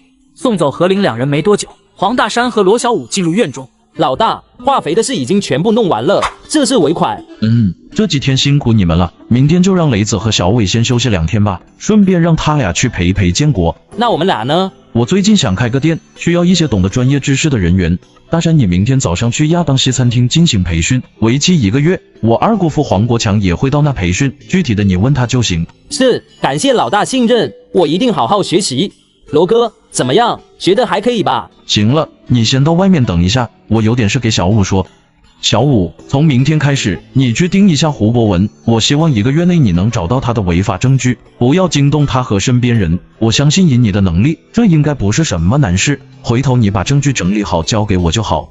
这是5000块，你明天去买一款方便携带的相机，就那个尼康 F3 吧，刚出来，好用。5000块，眼睛都不眨一下就拿出来了，这胡博文怕是把老板给得罪死了吧？好的，何总，这事好办，交给我你放心。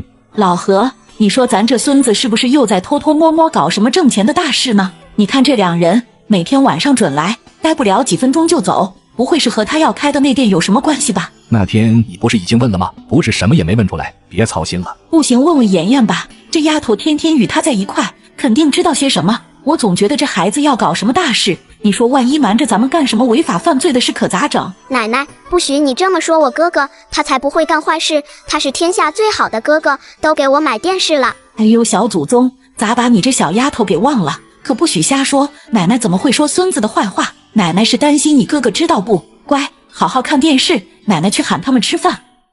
和珅因为成绩一直名列前茅，老师特批1个星期的假，正为招人而犯愁的他，转眼就打起了同学的主意。回到家又遇二姑上门哭闹，和珅掏出半年工资平息二姑怒火，最终二姑父成功入伙。第2天一早，小伙伴就应约而来。老大，你这院子不错呀，比我家还大，还漂亮。小申呐，你怎么没去上学？奶奶，我请假了，和同学们说点事。这孩子请假都这么随意，老何，你可得管管了。那边和钟叔还没有开口，院子又进来2人，正是柳书瑶与唐雅致。哎呦，我的乖乖，这孙子不是要早恋吧？不行，我得去管管。哎呀，你能不能消停一会？谁家孩子早恋还这么光明正大的？你就老实待着，这明显就是昨天约好的，不然怎么可能都这个点过来？你就踏实管好小雪就行了。都坐吧，今天我叫你们来，是要和你们商量一件大事，想拉着你们一起干，看你们有没有兴趣。我同意。瑶，和珅什么都还没说呢，你同意啥？田小乐和李八一看了看和珅，又看看柳书瑶，心里突然打开了一道门。这2人有情况吗？我想开一家很大的店，需要你们的帮助。当然不需要你们投1分钱，只要你们帮我找人来上班。找来的人如果通过面试，每月工资50块，奖金另外算。这么高的工资啊，老大，我去吧。你还上学呢，捣什么乱？田小乐还是比较清醒的，他家里的情况要比李八一家里要富裕很多。虽说李八一的爹是一把手，但在聚财这块显然没有田小乐的爹强。你们几个都不用来上班，好好上学就行。但我会给你们进行每月分红，让你们从此不用再给家里要零花钱。如果生意好，说不定你们挣的钱要比家里兄弟姐妹或者父母挣的还要多。老大，你这找人有什么标准？需要多少人？目前我需要80到100人。这么多？和珅，你要开啥店啊？要这么多人，那都赶上一个小厂子了呀！你这店那得多大？这个店目前需要保密，我还没有想好该怎么做。你们现在要做的就是想一想，身边的人有没有年龄比咱们大一点，目前待业在家的女孩子或者男孩子，先做一下记录，把他们的家庭情况写清楚。等我这边一切搞得差不多的时候，你们再去通知他们。另外，你们找的人要和你们各自家庭里的关系要好，知根知底。我要的人，个人品质要过关，不希望手脚不干净的人跑到这里来当仓鼠。和珅一点点的引导这帮孩子，他要与这些孩子家庭关系好是很有说道，帮关系好的家庭待业人员找份工作，那是给家里的大人拉人情。再就是和这些官家关系好的人家，一般情况下不是亲戚就是朋友，这些人的背景应该都不会太差。来，大家都把这份入股协议签了，你们4人每人5股，你们的小弟每人2股。周末的时候你们把人都喊过来，一起把协议签了，签完之后1人1份，你们的要拿回去放好，这东西以后可是钱。至于它值多少钱我不敢说，最低限度每人每月分红应该不会少于100块。和珅把昨晚写好的协议递给4人，自己的名字和手印已经在纸面上，只要这些人一签字按手印就会生效。柳书瑶没有丝毫犹豫，直接就起身在上面签上了自己的名字，还拿过印泥摁下指印。他根本没有想法，全凭着感觉去做事，反正只要能与和珅扯上关系就行。这人是自己的老大，怕啥？人家的准媳妇都签字了，自己还犹豫个屁？签就签吧，大家都是同学，自己又和妍妍是闺蜜，她总不会害自己不是？就这样，4个人糊里糊涂的把协议给签了，到头来只记住自己要给和珅找人来上班。和珅一看4人眼神就知道他们没当回事，看来不让这些孩子震惊一把是不行了，不然根本不知道好好做事。走，带你们去个地方。你看看这孩子，自己不上学也就罢了，还让别人家的孩子跟着瞎混，这样下去怎么得了？何中书已经不想再说话，看着手里的报纸当作没听见。你看你当时看也不看就签，现在都已经签了，再看有啥用？雅芝，你有没有觉得和珅的字特别好看？以前他写钢笔字虽说也好看，但这毛笔字看起来更有神韵哎。一帮人来到棉纺厂，刘长安早早就已经等在会议室，见和珅带了几个人进来，他有些懵。不是带家里大人来吗？怎么又带来一帮孩子？这是搞什么名堂？小何同学，你这是？刘叔，没事，这几个是我要好的同学，也是我的小股东，这买地皮的事不小，他们作为股东有权知道这事。田小乐、李八一听得很是懵逼，什么股东？什么买地皮？难不成是上次看的那个废旧仓库？这都已经要买了，不是说要租的吗？那天光顾吃饭了，也没问一嘴。这孩子不得了啊，这么小就懂得这个了，妥了，肯定是哪个经商世家的子孙，错不了。那行，小何啊，昨天咱们谈的是厂子经过研究决定，就第一种方案，50万，1年内结清。你看你这边还有没有什么问题？如果没问题的话，咱们这就签协议办手续。50万，你们别咋呼，刘叔，不好意思，这是之前没给他们说过，他们还不清楚怎么回事，我这边没什么问题，签合同吧。刘叔，这是昨天谈好的第一笔预付金的一半，请查收。好，你等一下，我把会计喊过来。我靠，老大，你是来真的？这真是钱了？怎么在你这跟纸一样？我特么长这么大从来没有见过这么多钱，能让我摸摸吗？对于这几个孩子的震惊之色，和珅要的就是这个效果。和珅你好厉害啊，我们都还在找家里要零花钱，你这才来帝都2个月都已经挣了这么多钱了，真是人比人气死人，我们和你一比真是啥也不是。啥？老大你才来帝都2个月，这老大还是人吗？2个月挣5万，这是天方夜谭吗？和珅看效果已经达到，直接开口说道，都别这副表情，我说了要带你们挣钱，那就一定会办到，都做好你们要做的事就行。老大，刚刚我还觉得您是在开玩笑，现在我才明白，原来真是要带着我们挣钱。您放心，这人我一定按照要求找过来，谁要是不听话，我第一个不答应。我也是，老大放心，这事我一定办得漂漂亮亮。手续办理得很快，和珅拒绝了刘长安的午饭邀请，拿下了这处仓库。他现在要做的事情可就多了。少年只有14岁，却能贷款50万，这就是胡博文的手段。和珅拿到钱立马就变了脸色。什么？给我说清楚，什么计划有变？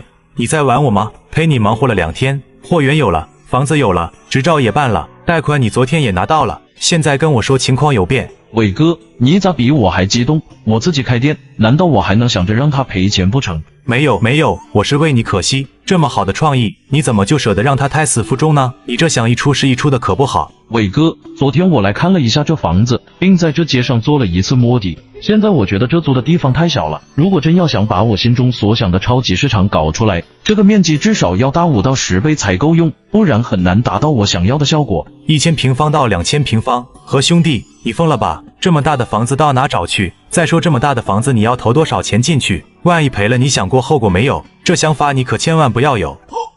你又想到什么计划了？说说。我前面那只是一个想法，没想到落实下来差距会这么大。你放心，那钱我不会活来，毕竟我是要还的。昨天我在街上转上很久，发现这里女性用品卖得很好，那些大姐阿姨花起钱来眼都不眨，所以我想做女性用品，只要是女人用的，我这都做，平常她们买不到的我这也做，让她们一站购齐，不用东跑一家西跑一家，让这些女性一想到买东西就会想到这里。其实还是我心中的那个设想，只是把类目做得更专一一些，这地方真合适，你觉得可行不？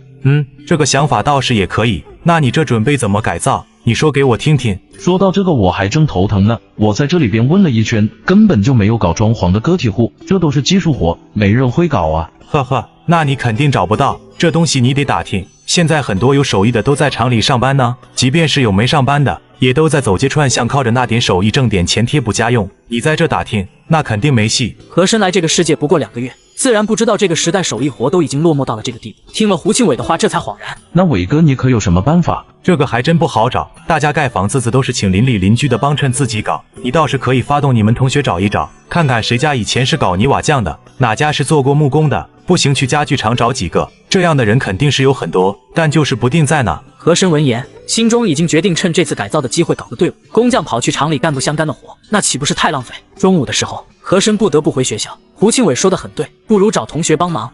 果然，李八一办事是牢靠的，在和珅1天3块钱还管饭的重金诱惑下，北路仓库大门口一早就聚集了30多人。老大，你找这么多人来干嘛？一会你们就知道了。你们好啊，你们是来干活的吧？木工站这边，瓦匠站这边。小伙子，你是谁呀？在这指挥我们？你家大人呢？我就是找你们干活的人，活干好，钱一分不少。我是干木工的。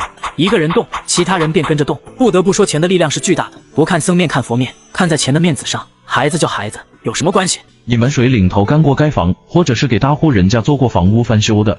我。男子约40岁左右，面黑，壮实，身高1米78左右，背部挺拔，看起来不像是个普通人。当过兵？是的，退下来很久了。你叫什么名字？赵胜利。好，我叫和珅，你从现在起就是他们的头了，负责指挥他们。你1天5块钱。这赵胜利离开部队多年，那身板依然挺拔，这说明此人最起码还保持着一定的本性。和珅对这样的人根本不需要用心去研究，只需要一眼就足以。对于这种人，用起来不会太差，至少这人在管理上不会让人失望。好，谢谢何总。大家听到这话肯定会有本能的不服，但谁又会和钱过不去？1天3块钱还管吃？你们跟我进来。和珅只给众人说了一下自己的设想，里面很快就有人明白了和珅的意思。何总，我是砖厂的，我可以帮你买到便宜砖。何总，我是家具厂的，需要木头我可以帮你联系。赵师傅，刚刚我给你说的这些你懂多少？何总，这些我都没问题，以前在部队的时候就是搞工程建设的，只要你钱到位，我这边保证按你的要求给你弄出来。好，那就让我看看你的水平。这是我的设想，你看一下这个，内墙我要全部为白色，室外的我再想想。和珅说着，从笔记本上撕下几张纸递给赵胜利。何总，您这个标注的很是详细，我们随时都可以干，家伙事我们这里都有，只要材料跟得上，我保证在1个半月之内给你弄完。好，你给我列一下，都需要什么材料？你们几个刚刚报材料的，把价格报给赵师傅，待会我统一看看。雷子，你去买几箱汽水过来。这帮人里面还真有几个专业的人，还给和珅指出了不少更合理的意见。乡委，老大这是搞什么呢？我觉得老大疯了，他要在这开商店。啥？开商店？这么大的商店，那得卖多少东西？比这大1倍。老大要把这里搞成2层。我靠，老大疯了！俗话说3个臭皮匠顶个诸葛亮。经过和众人模拟之后，还真有很多地方需要改动。这边讨论许久，那边赵胜利大概的价格也弄出来了，包括外墙及外面的围墙修缮，差不多要花费近3万元。这个数字倒是比和珅的预算超出几千块。和珅做事雷厉风行，当即就道：好，明天你们把家伙事都带过来，你们几个现在回去把你们厂的主事人叫来，我和他们谈笔生意。赵师傅，你想办法去联系水泥厂、油漆厂的主事人到这来，今天咱们把这些东西都敲定。雷子，你去大石蜡找2家饭馆，叫他们的老板过来，我给他们谈谈以后送饭的问题。好的，老大。整整花了1天的时间，和珅终于安排完了所有事项，谈妥了材料，并现场签订进货合同。晚上回到家，和珅着实感觉有点乏，主要今天动嘴动脑太多，躺倒就想睡。就在此时，房间门被推开了。晚上回到家，和珅躺倒就想睡，这是他来到这个世界以后头一次1天办完这么多事。就在此时，何瑞妍急冲冲推门而入。小弟，姐，不知道敲门的吗？我万一再脱衣服那多尴尬。小弟，你是不是在西城买了50亩地？你都知道了，这事你就不要瞎嚷嚷了，省得爷爷奶奶担心。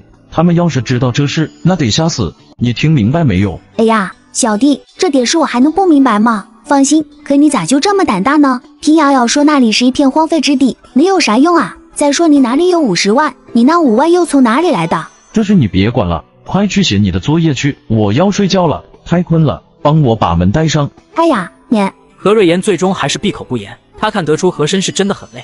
市委大院夜晚也是异常安静，柳书瑶躲在房间里，手支撑着下巴，愣愣地看着书桌上的协议发呆。客厅之中，柳云龙正看着书，海月则是一脸的疑惑。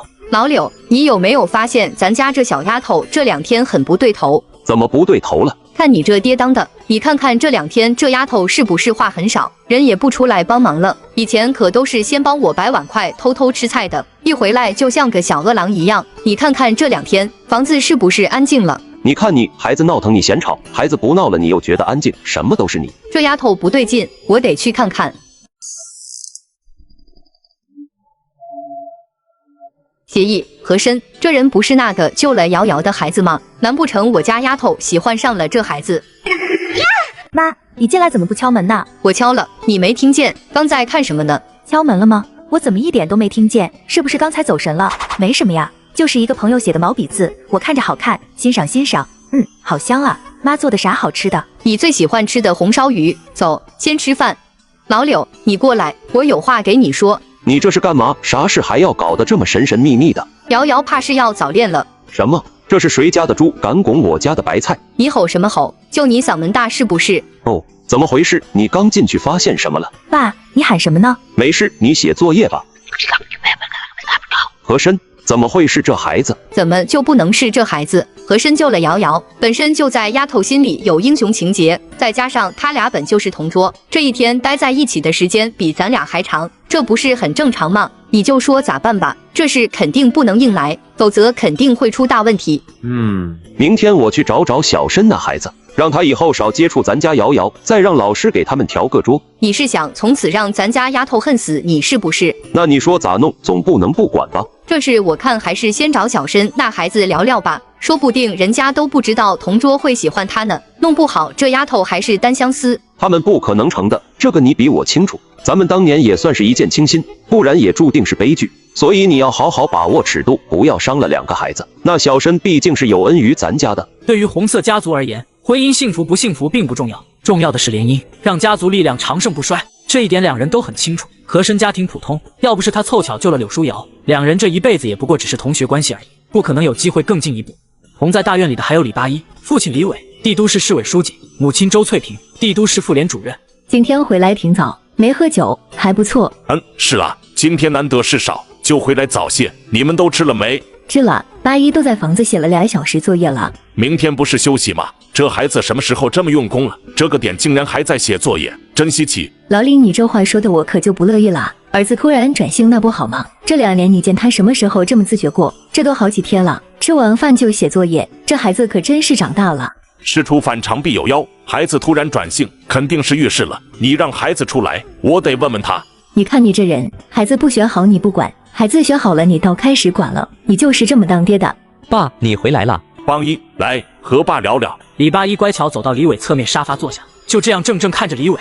这状态让李伟很是诧异，他能看得出儿子是变了，以前他敢正视自己，那是对自己的怨气。邦一，最近变化不小，是不是遇到什么事了？没有，我很好，爸忙你的工作就好，我会照顾好自己，您和妈只管放心，以后我不会再混日子了。邦一，你是知道的。爸，我知道您忙，也知道您想说些什么，我现在挺好的，真的。还有事吗？如果没事我还得回去写作业，明天我有事要忙，今天必须把作业写完，下周就要期中考试了，我得磨磨刀。李伟沉默了，这孩子的脾气今天算是已经平和至极，没有当场不搭理自己，平常招呼都很少打一下，这也算是一种改变吧。周六下午，一群少年放学后不回家，而是直奔西城北路仓库，殊不知有一双眼睛正盯着他们。小李跟着那个公共汽车。海月早上吃完早饭便来到了158中学，一来才知道和珅请了1个星期的长假。这里不是红旗棉纺厂的那边仓库吗？是的，主任，我妹妹就在这个厂子里上班。这片仓库说是已经转让，厂里还给他们发了2个月的工资。不，你就在这边等我吧，我去看看。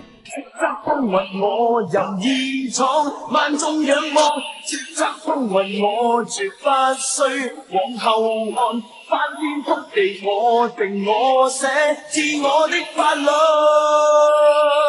这些孩子这是要打群架。海月想到此处，心中就是一紧。这里的仓库早就无人打理，这么多孩子同时跑到这里来，还能干什么？和珅，原来在这里，这些孩子到底在干嘛？也不像是要打架的样子。这位大哥，里面这是在干什么呢？搞得这么热闹。哦，那应该是何总的同学吧？说是今天要过来帮忙除草。何总，除草。看孩子们没有打群架的意思，海月总算放下心来，转身离开大门。大家现在都是兄弟姐妹，我对你们现在就2个要求：一，学习不好的把你们的学习提上去，不要让家里操心，家里不操心，自然就不会天天盯着你们，咱们才能干更多的事。2. 等咱们这个超级市场赚钱了，你们的零花钱就是你们刚刚签的协议分红。如果这个月市场纯利1万，你们每个人就可以得到200元。这个钱是你们自己的，你们可以自己花，可以存起来，也可以大大方方拿回家补贴家用。你们若是将它用在正道之上，我不会有任何意见。但谁要是拿钱胡作非为，你就立马滚蛋，分红停止。我和珅不养这样的害群之马，也不需要这样的兄弟。老大，那咱们这么多人，我刚数了一下，不算你都有32人。如果是挣1万，我们就分走6400。你花这么多钱进去，一大半都给了我们，你岂不是太亏了？我们什么忙也没帮上，怎么好白拿钱呢？说话的是马小军，李八一的小弟，是邮政局马洪涛的儿子。哈哈哈，兄弟们，说这些话歪道了。你们是我的兄弟，有钱就要大家挣，你们将来有出息了，还能忘了老大不成？我们绝不会背叛老大。柳书瑶看着和珅在众人之间侃侃而谈，一副老大范，那种感觉让他心中更是迷离，嘴角笑意就没有停下过。何瑞妍看着却是一脸担心，啊，都是钱啊，到时候没钱这可咋整？一下花这么多钱进去，万一有点风吹草动，那不是全家都得栽进去？你是不是在担心我现在做的事会影响到家里？小弟，你怎么就那么聪明？这都被你看出来，这是天生的吗？也没那么神，你来到仓库的时候面色就有变化，这个不难猜。小弟，你不担心吗？50万呐，我刚算了一下，万一要是赔了，爷爷奶奶加上我爸爸妈妈，100年的工资都不够还你这钱的。刚想到这里就把我吓着了。姐，你相信我吗？小弟，这根本不是信不信的问题，咱们部内有多大能力做多大的事嘛，为什么一定非要搞这么大？你这哪是不信，直接就是没抱任何希望，好不好？要说这一天过得最快乐的是谁？当属柳书瑶。这一下午，他与和珅一直在一起，帮他做事，和他一起除草，和他一起说话，由头至尾他都不知道自己的嘴角一直都是翘着的。咦，妈，你今天怎么这么早就回来了？是啊，今天工作没那么忙，你下午不是休息吗？怎么现在才回来？西西跟同学去干活了呀。干啥活？怎么一身土？我们去帮和珅除草了，好多同学一起干的，可好玩了。妈，现在和珅可厉害了，你知道西城大石烂北边那块仓库吧？和珅买下来了，50万哦。现在好多人都叫他何总呢。你说什么？那块地是小申买下来的？海月闻言不淡定了，本想回来偷看和珅写的那什么协议，匆忙回家才发现这小妮子竟然把抽屉上了锁。此事海月不搞清楚，心里的石头始终放不下。没想到丫头一回来就爆了一个大雷。对啊，他去买地的时候我也去了呢，还有雅芝，还有咱们一个院的李八一。妈，你不知道，当时和珅就那样，从书包里一摞一摞的拿钱，足足5万。海月打开了自家丫头的话匣子，柳书瑶丝毫没有觉察到自家母亲在套话，只要谈到和珅，她总是滔滔不绝说个没完。看着自家小白菜那兴奋劲，海月已经彻底破防了。这孩子完了，自己都不知道自己已经对和珅情根深种，还把这种心思当作崇拜。看来这是得和老柳小心处理才好，不然自家丫头非得被自己毁了不可。那你的意思是说，现在那八一和小乐都喊小申老大？对啊，何止他俩，不算我和雅芝，加起来28个呢。妈，你说和珅咋就这么厉害呢？瑶瑶，你说和珅有啥魅力？怎么能让这么多孩子跟着他？是不是用了什么手段？妈，你怎么可以这么说他？什么手段这么难听？好好好，不说，你快去复习，周一就要期中考试了，成绩可不能下滑。海月说到这里，脑子就是灵光一闪。瑶瑶，你说小申学习特别好是不是？那当然了，何止是好，那是不要太好，每次考试全是满分。我都觉得他的脑子比我们要大好多，不然怎么可能一道题都不错？那你这次要好好考，争取超过他。看来等考试完要给梁永国打个电话了，这么好的学生，自己怎么也得帮帮这孩子才好。大贪官和珅穿越后世变成14岁少年，贷款50万买地皮开超市，废弃的仓库装修改造，在赵胜利的指挥下有序的进行着。不愧是干过这行的，和珅很是满意，交代了一些事情，又说了一下自己的想法后，和珅便离开了。因为高中部开启了期中考试。和珅，你都1个星期没上课了，这次还能考第1吗？我是谁呀？放心，绝对年级第1。我就知道你肯定没问题，说不得这学期结束，老师再给你跳个级，那你可就厉害了，高1直接上高3去。跳级还能这样？跟你开玩笑的啦，我的嘴又不是符，怎么可能那么灵验？一般是不可能的，不过也不一定。你学习那么好，这可也保不齐。咱们学校也不是没有先例，你唯一的缺憾就是转来学校时间太短，跳级的可能性不大。可千万不要跳，不然我……转眼便到周六，放学以后，和珅去西城转了一圈才回家。和珅刚刚进院，何瑞妍就走了过来。小弟，你们徐老师来家访了，来的还有梁校长，是不是你考了全年级第1？校长过来给你颁奖来了。姐，你见谁给学生颁奖跑到家里来颁的？你给老师打招呼没有？就这么偷偷的跑出来，不礼貌吧？打了呀，校长都来了，我敢不打招呼吗？他们和爷爷在说话，我一个晚辈在那里干什么？再说我见老师到家里来就害怕，就回屋写作业了呀。你看奶奶，她都躲在厨房做饭，磨叽的到现在都没做好。你懂啥？那是爷爷要留他们吃饭，做的仔细，菜多。你去写作业，我去看看。何中书正与梁校长说话，徐老师坐在一旁听着。三人见何申进门，何中书笑道：“小生回来了，看看谁来了。”校长好，徐老师好，今天怎么有空来家访啊？不，今天冒昧造访可不是来家访，而是有个好消息要来通知你的家里人。只是这个消息我们也是才收的，所以便直接过来了，是有些冒昧。本来我和徐老师去的是你留在登记表上的地址，到了那里你三伯母正在做饭，说你们搬到这里来了。和珅没搞明白这梁永国为何对自己这么客气，还把事情原委解释得这么清楚。照理说自己和他不过也就见过几次面而已，他不至于对自己如此客气才对。这是我的错，搬家也没有及时去找老师更新信息，辛苦校长和徐老师了。不知是什么好消息？是这样的，介于你和申自入学以来，学习一直保持全年级第一的优异成绩，经学校研究上的教委会批准，现决定让你提前进入高三去学习更深奥的知识。此事刚刚我与你的爷爷和先生也进行了沟通，他表示非常乐意，所以现在我正式通知你，自下周一起，你去高三一班进行就读，这是教委会下发的通知，你看一看。自己前2天考试的时候，刘书瑶就说自己这成绩能跳级，这才1星期不到就跳级了。这丫头的嘴开过光的嘛，说话这么灵，还盖着红章，这校长都亲自前来了，肯定错不了。关键是这时间不对呀，不应该是升学考试的时候才会有这种机会吗？这自己上学期都没上完，下学期还没见影，这就跳级了。梁永国两人也没有在何中书家里吃饭，说完正式客套了一会便起身告辞，反倒是何琪、李舒雅过来了。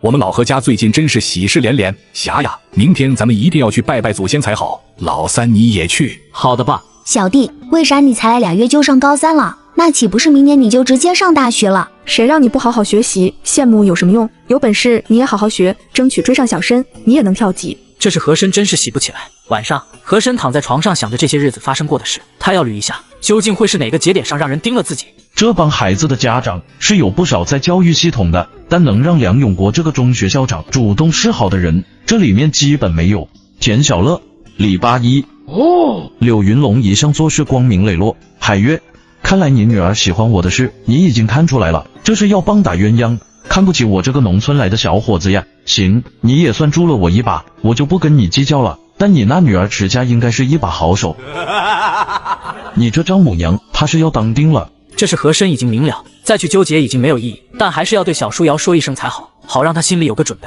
别自己周一直接去了高三，他还不知道怎么回事。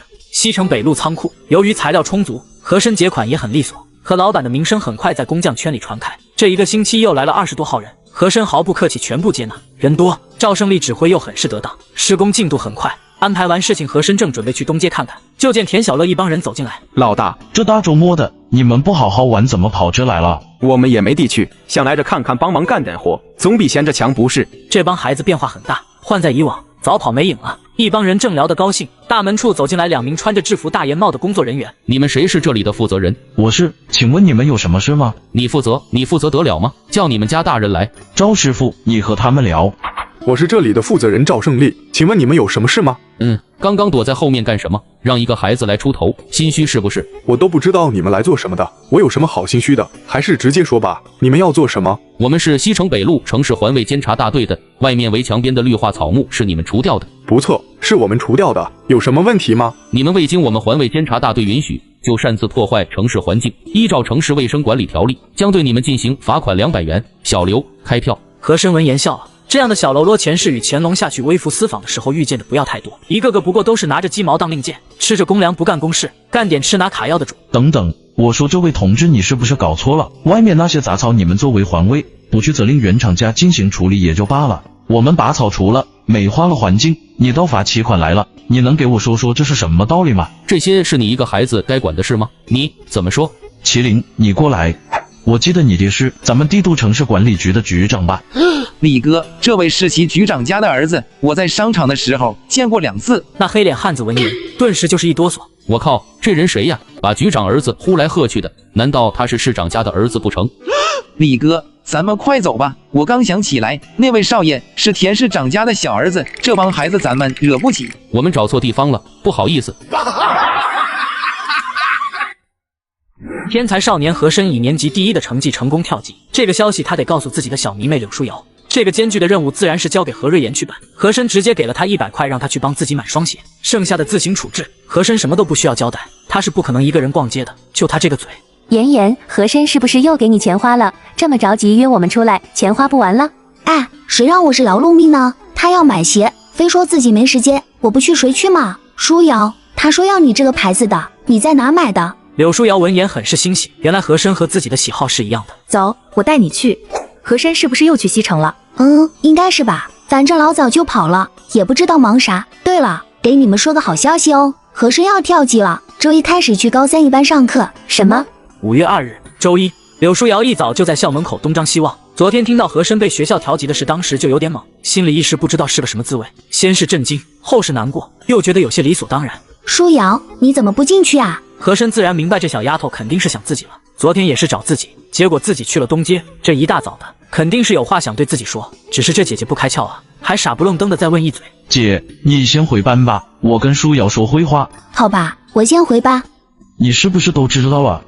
我也没想到我的嘴怎么就那么灵，你这说跳级就跳级了，来的也太突然了。呵呵，还真是，要不然你再说点什么，让我直接上大学去好了。我哪有这么神？这下好了，你都上高3了，我也得好好学习才行，不然都赶不上你了。两人聊了10多分钟，柳书瑶欢天喜地跑回教室，和珅看着那已经出现窈窕的身影苦笑。女孩子嘛，总归是要哄的。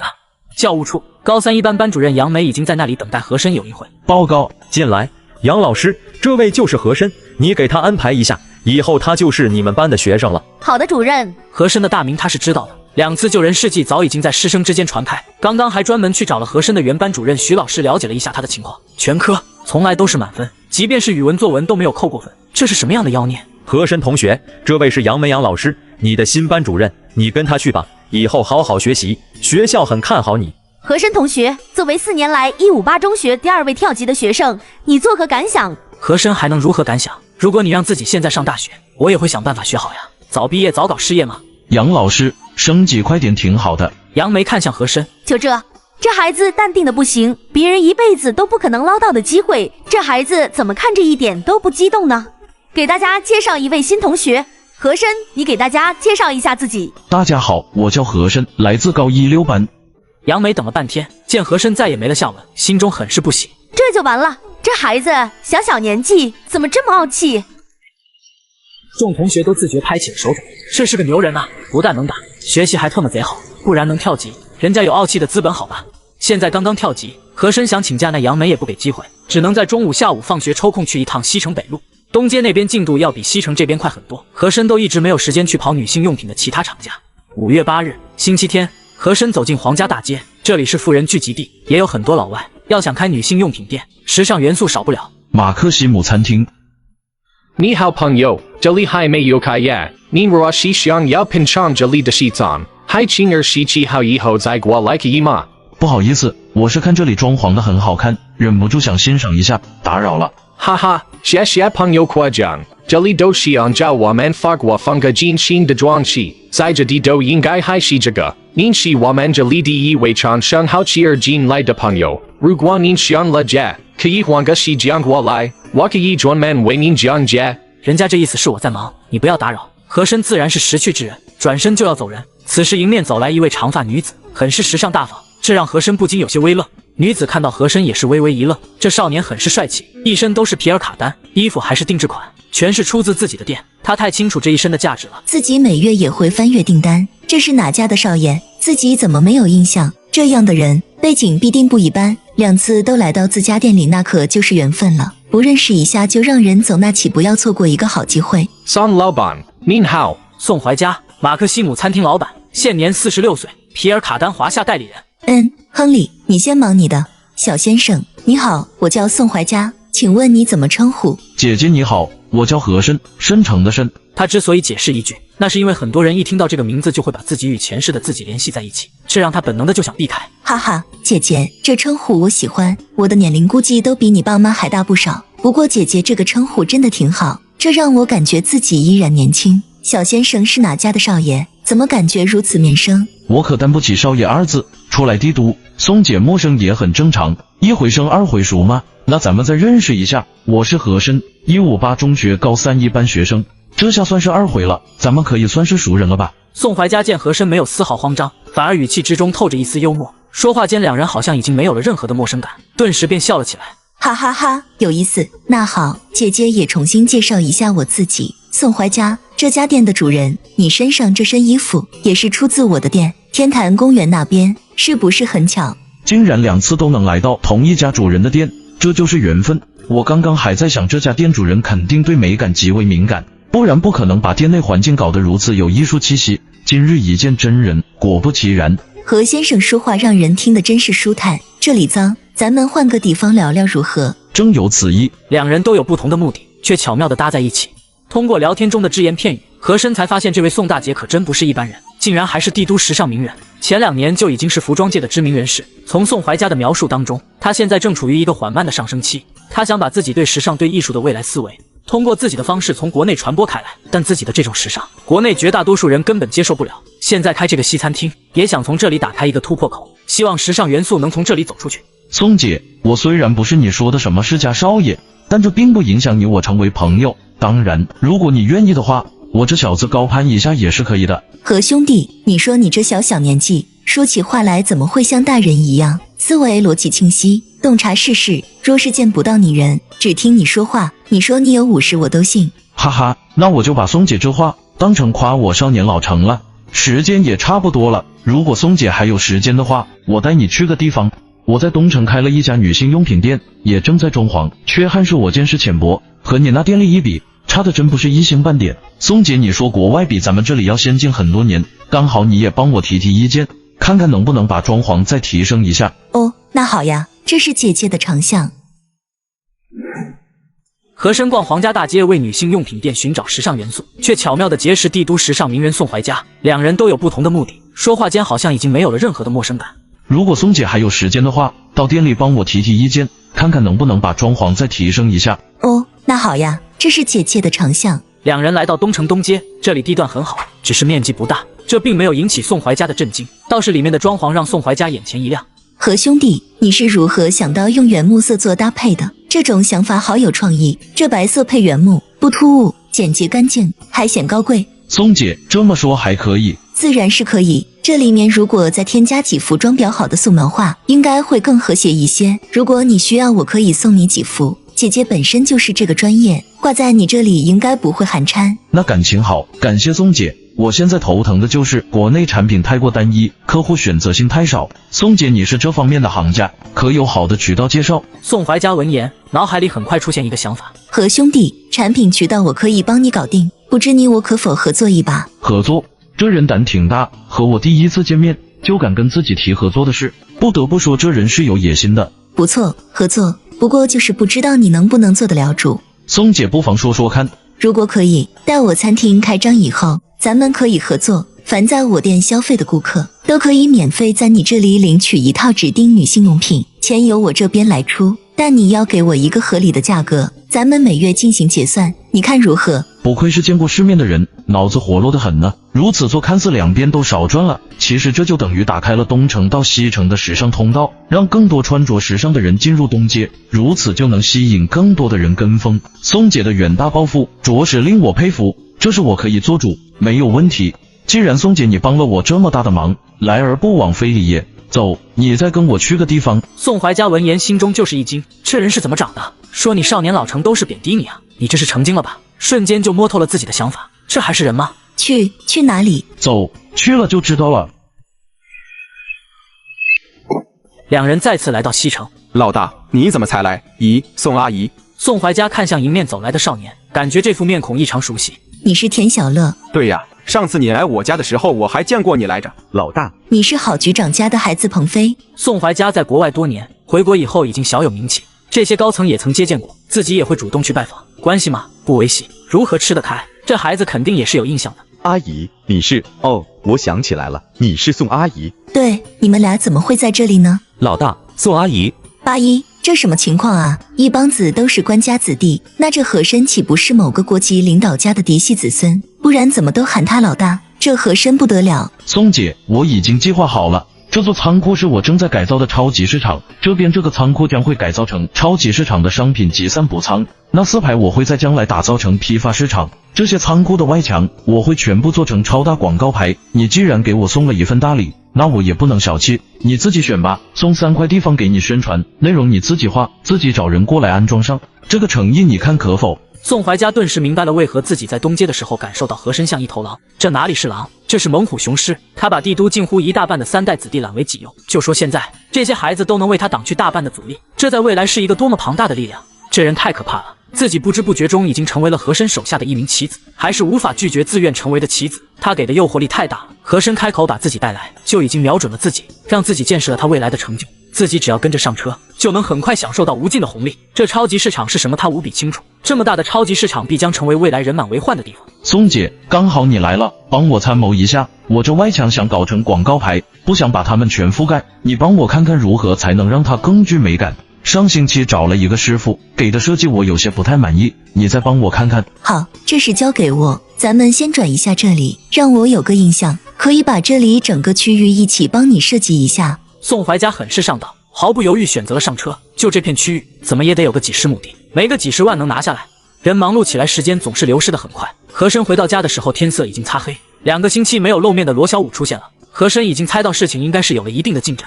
何总，走进去说。2人进入屋内，罗小五掏出3个档案袋。何总，根据调查，胡庆伟基本没什么问题，但这人知道自家人的贪腐情况，隐瞒不报。胡博文与胡清扬2人贪腐加起来数额已经超过60万，其中胡博文占42万，钱就在他家院子里的地窖里。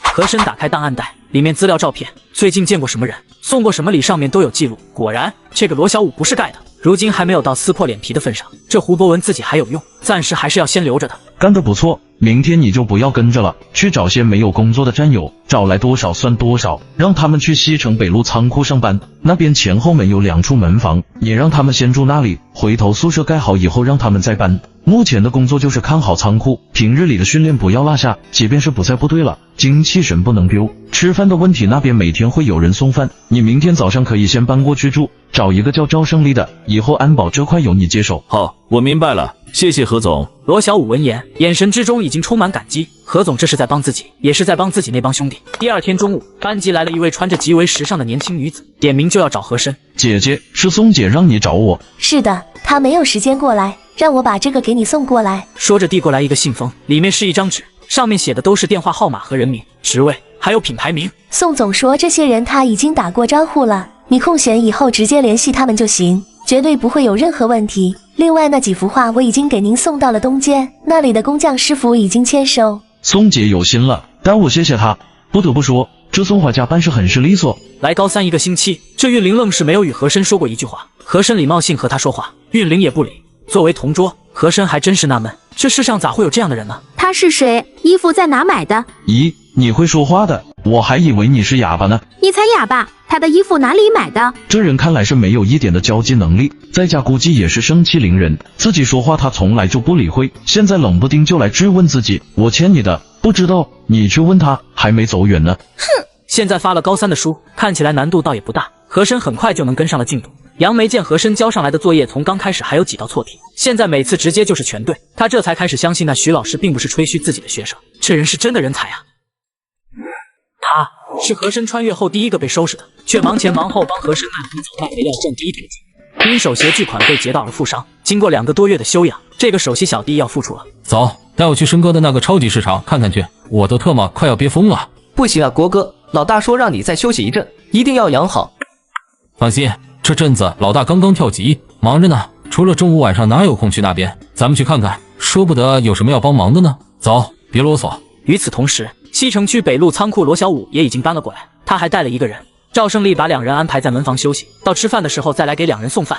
这人一看就是一个高手，在这座安保绝对是绰绰有余。这何总找的人果然都不带差的。看着这么好的环境，王军眼眶有些湿润，在工棚窝了几个月，吃不好穿不暖的，现在终于有了一个临时的窝。刘哥，谢谢你。娟子，大家都是兄弟，说谢字外道。等晚上何总来的时候，我给你介绍一下，他还是个学生，你见了可不要惊讶啊。学生？对，可别看他年纪小，两个我加起来都不是他的对手，你就更不是个了。所以我对他的话要做到绝对服从，就和部队一样，你明白了吗？罗小五跟了和珅这么久，自然了解一些他的脾性。这王军是他第一个招进来的人，总得叮嘱好，怎么也要给老板留一个好印象才是。是，晚上你就住后门那的门房。现在这就咱们2个人，仓库材料不少，可不能懈怠，不然丢的可不是咱们俩的人，是丢部队的人。走吧，咱们先去熟悉一下这里。这就是当兵养成的好习惯，做事干脆利落，从不拖泥带水。和珅放学后依照惯例让何瑞妍自己先回，他直奔西城北路仓库，每天要给这些工人发钱，看进度，了解情况，安排次日工作。白天没有时间，只能放学来一趟。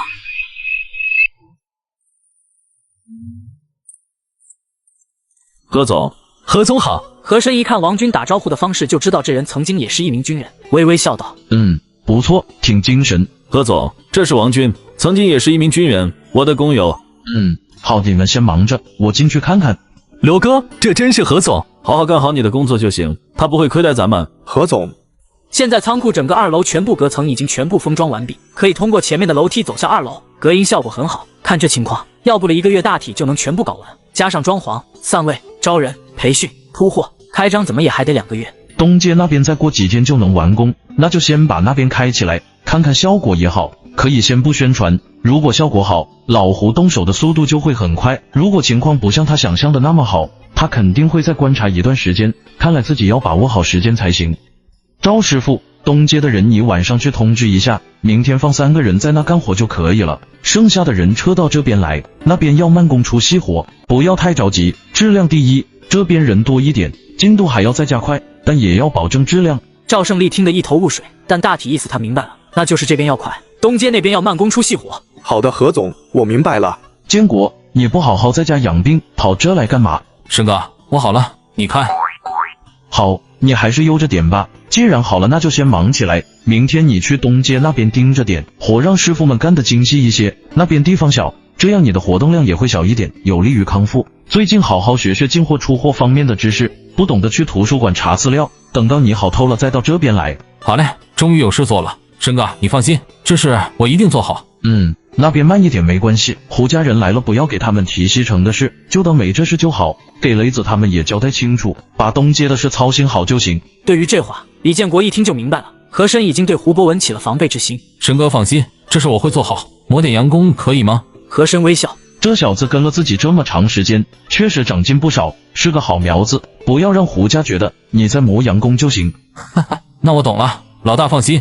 李建国瞬间通透，这活还真得自己干，梁伟和雷子肯定是不行，3两句就得冒。怪不得这申哥一直没有让雷子他们去东街帮忙，原来根源在这里。大哥就是大哥，还是和我亲。现在杨梅对和珅的印象已经有了很大的改观。次日一早，和珅便跑去找班主任请假，今天他要约见宋怀家推荐的渠道商，把女性用品的事敲定。上海路美日化厂家崔成立，这是宋怀家介绍的人里最急切的一个，他是来帝都寻找合作方的，这2天就要返程，所以和珅决定先见一下这个人。有了宋怀家的铺垫，合同顺利签订。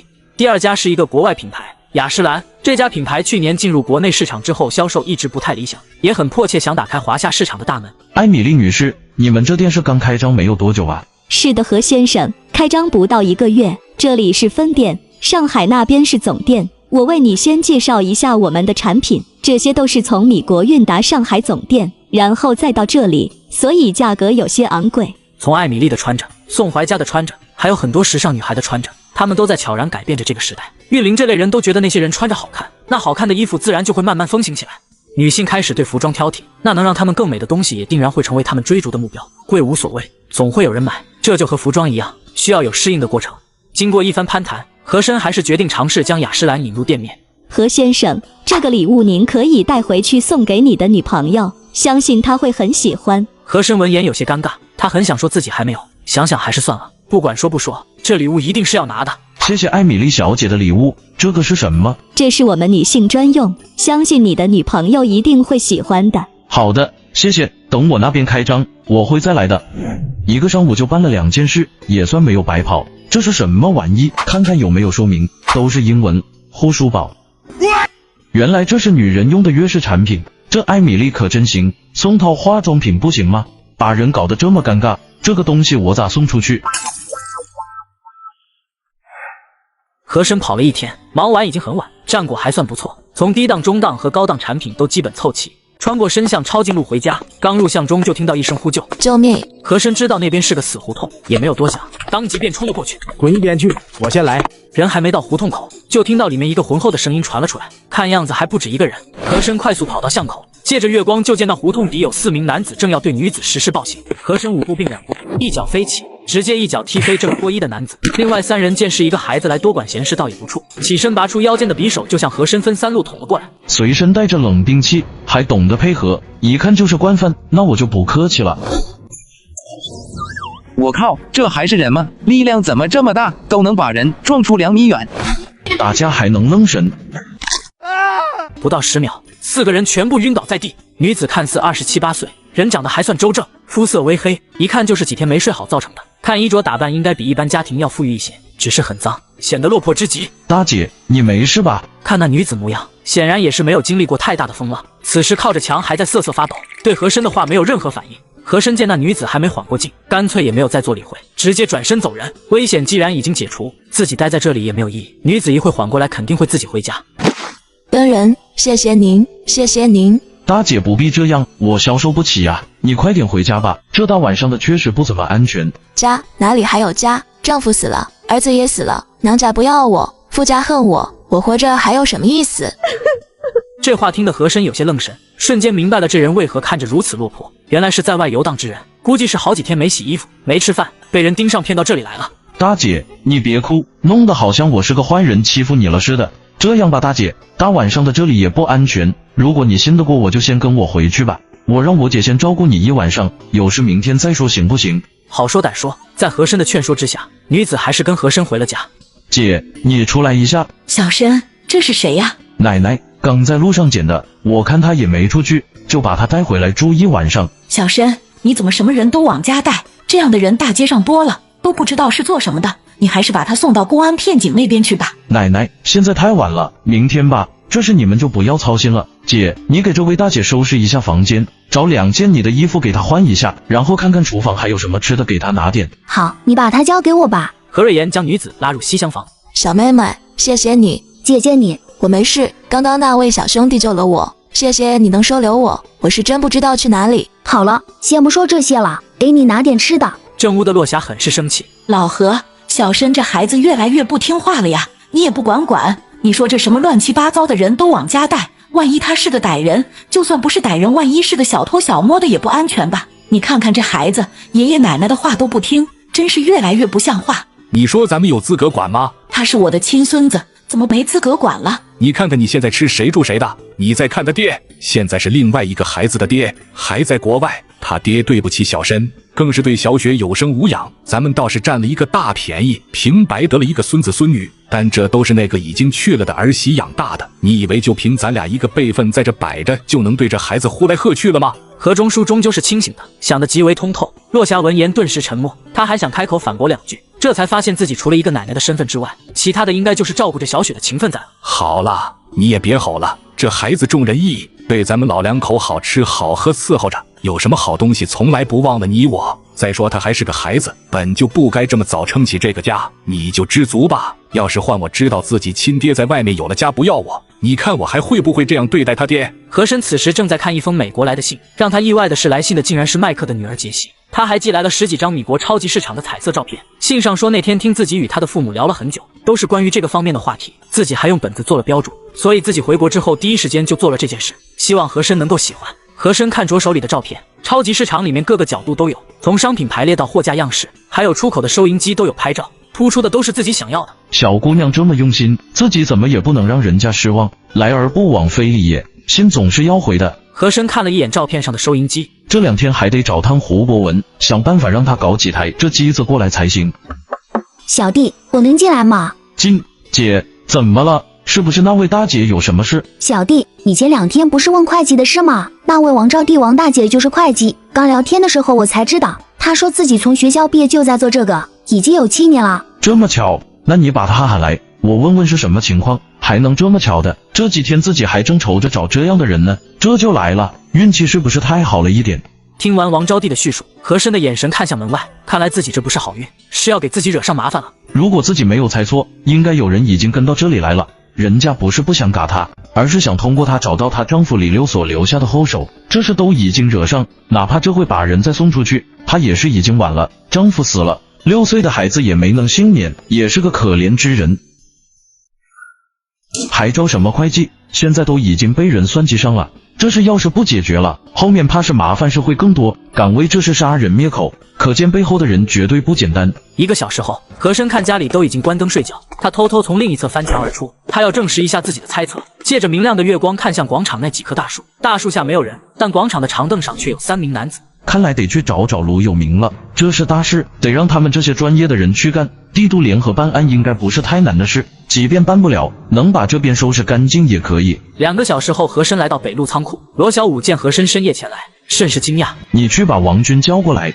王军，明天等赵胜利的人来了以后，你去东城东街找李建国，先让他把雷子和梁伟安排到这边，和你一起看守仓库。之后让他去刑侦大队找卢有明，让他转述我的话，就说法华街那边我家门口有大案要发生，让他派人跟着点。现在那帮人还没有发现端倪，正在跟踪1名女性寻找证据，然后杀人灭口，让他们盯着我家门口的3个人，不要打草惊蛇。是。再让卢有明派人去钱江胡同查一个叫李六的租户，找到他租住的房间，提前派人隐藏好，防止那3人突然对女子发难。和珅安排完毕，让王军重复了一遍他说的话，确认没有纰漏之后，才起身看向罗小五。小五，你现在跟我回去。路上，和珅直接把后面的事给罗小五安排妥当，2人偷偷摸摸回到房子，已经是凌晨2点。次日一早，去跟上那2个学生，看看他们去哪个学校。骆阿姨早。小五，你什么时候来的？昨天晚上，还得麻烦您多做2人的饭了。骆霞一听就知道这亲孙子是又自作主张了。算了算了，你是王招娣吧？是，您是。罗小五走上前，将手里的钱递了过去。何总有交代，你吃完饭以后可以先去找你丈夫租的地方，如果找到，那你就在那边住；如果没有找到，你可以在晚上之前回来这里，直到你找到为止。罗小五没有给王招娣交代其他事情，后面的事他也左右不了，剩下就看卢有明的了。卢有明那边一大早就被李建国在大门堵住，听了和珅让他转述的话以后，立马就组织人向法华街方向而去。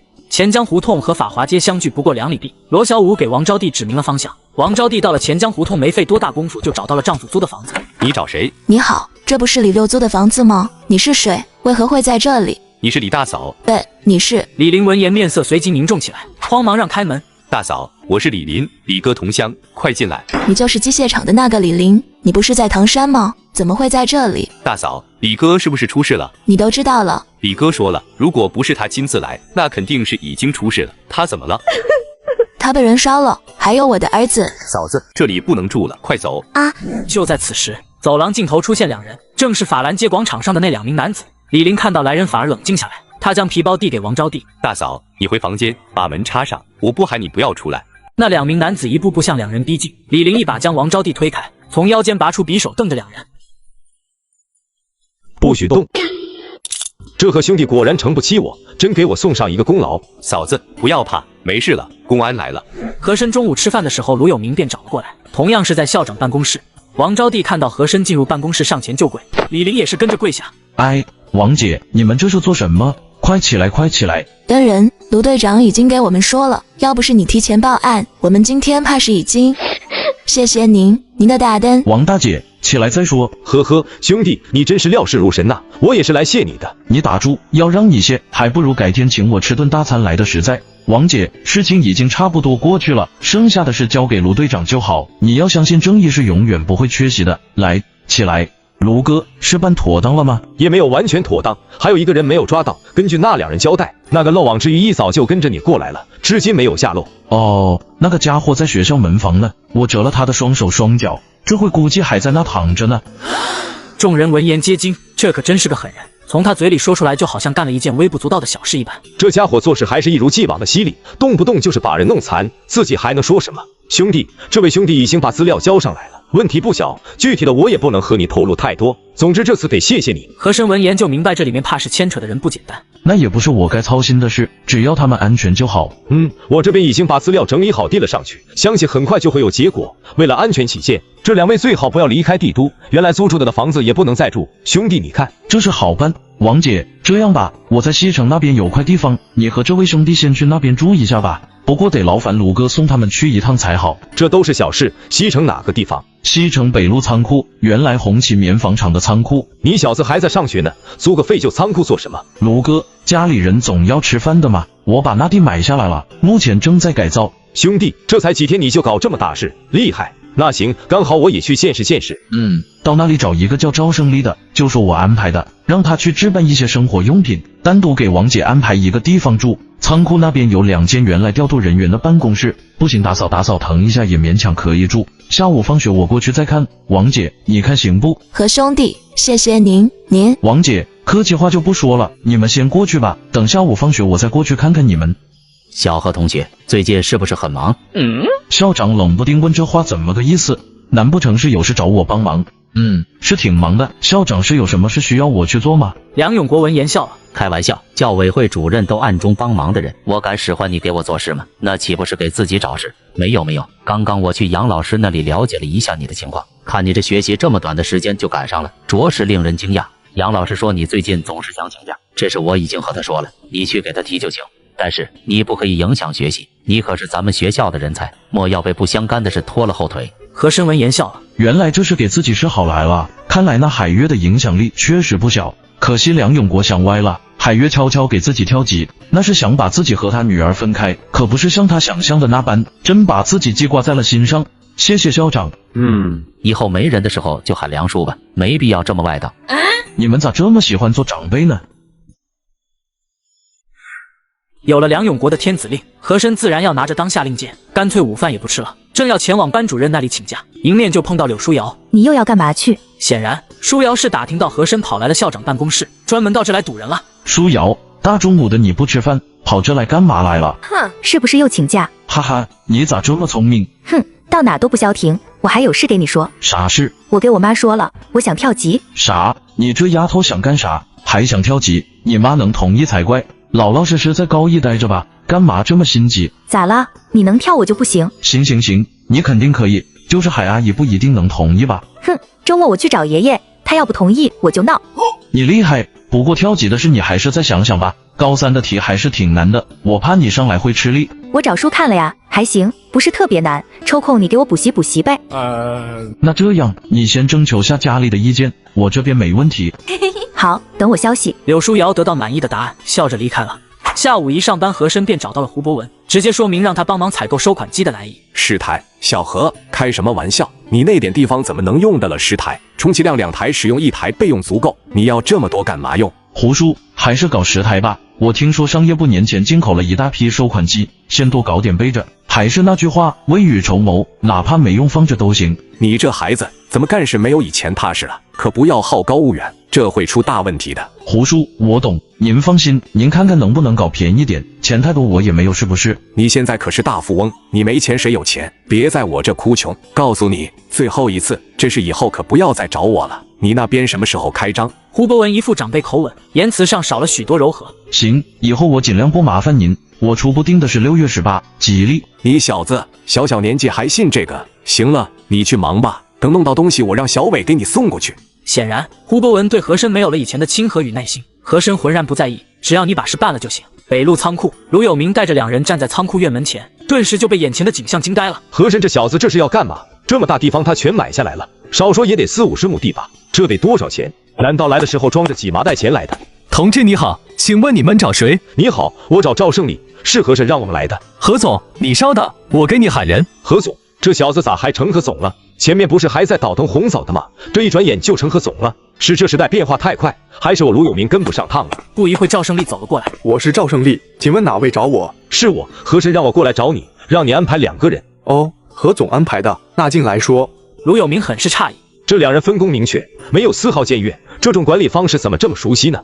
和珅从供销社出来，直奔宋怀家的西餐厅。此人绝对是个人才，仓库被他这么一设计，花钱不多，改造简单，还不张扬，整体观感却直接提升了数个档次。这次不但要感谢一下宋怀家，还得从他那里得知国外更多的见闻，这才是和珅去的主要目的。龙哥，就是他，就是这个人害我表哥进的监狱，终于找到这孙子了，咱们怎么办？黄一鸣真是个废物，竟然再到一个孩子手里挑了他的脚筋，让他尝尝一辈子躺在床上的滋味。小子，你的人情这次算是还了。以后再找我，可是要给钱的。龙哥放心，我懂。上。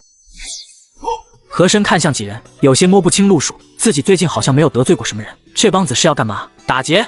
松姐别慌，哥几个这是要打劫。哈哈哈哈，打劫？你看我乾隆是那么没档次的人吗？寻仇？这是找错人了吧？我什么时候惹上的这帮人？自己怎么没有印象？寻仇？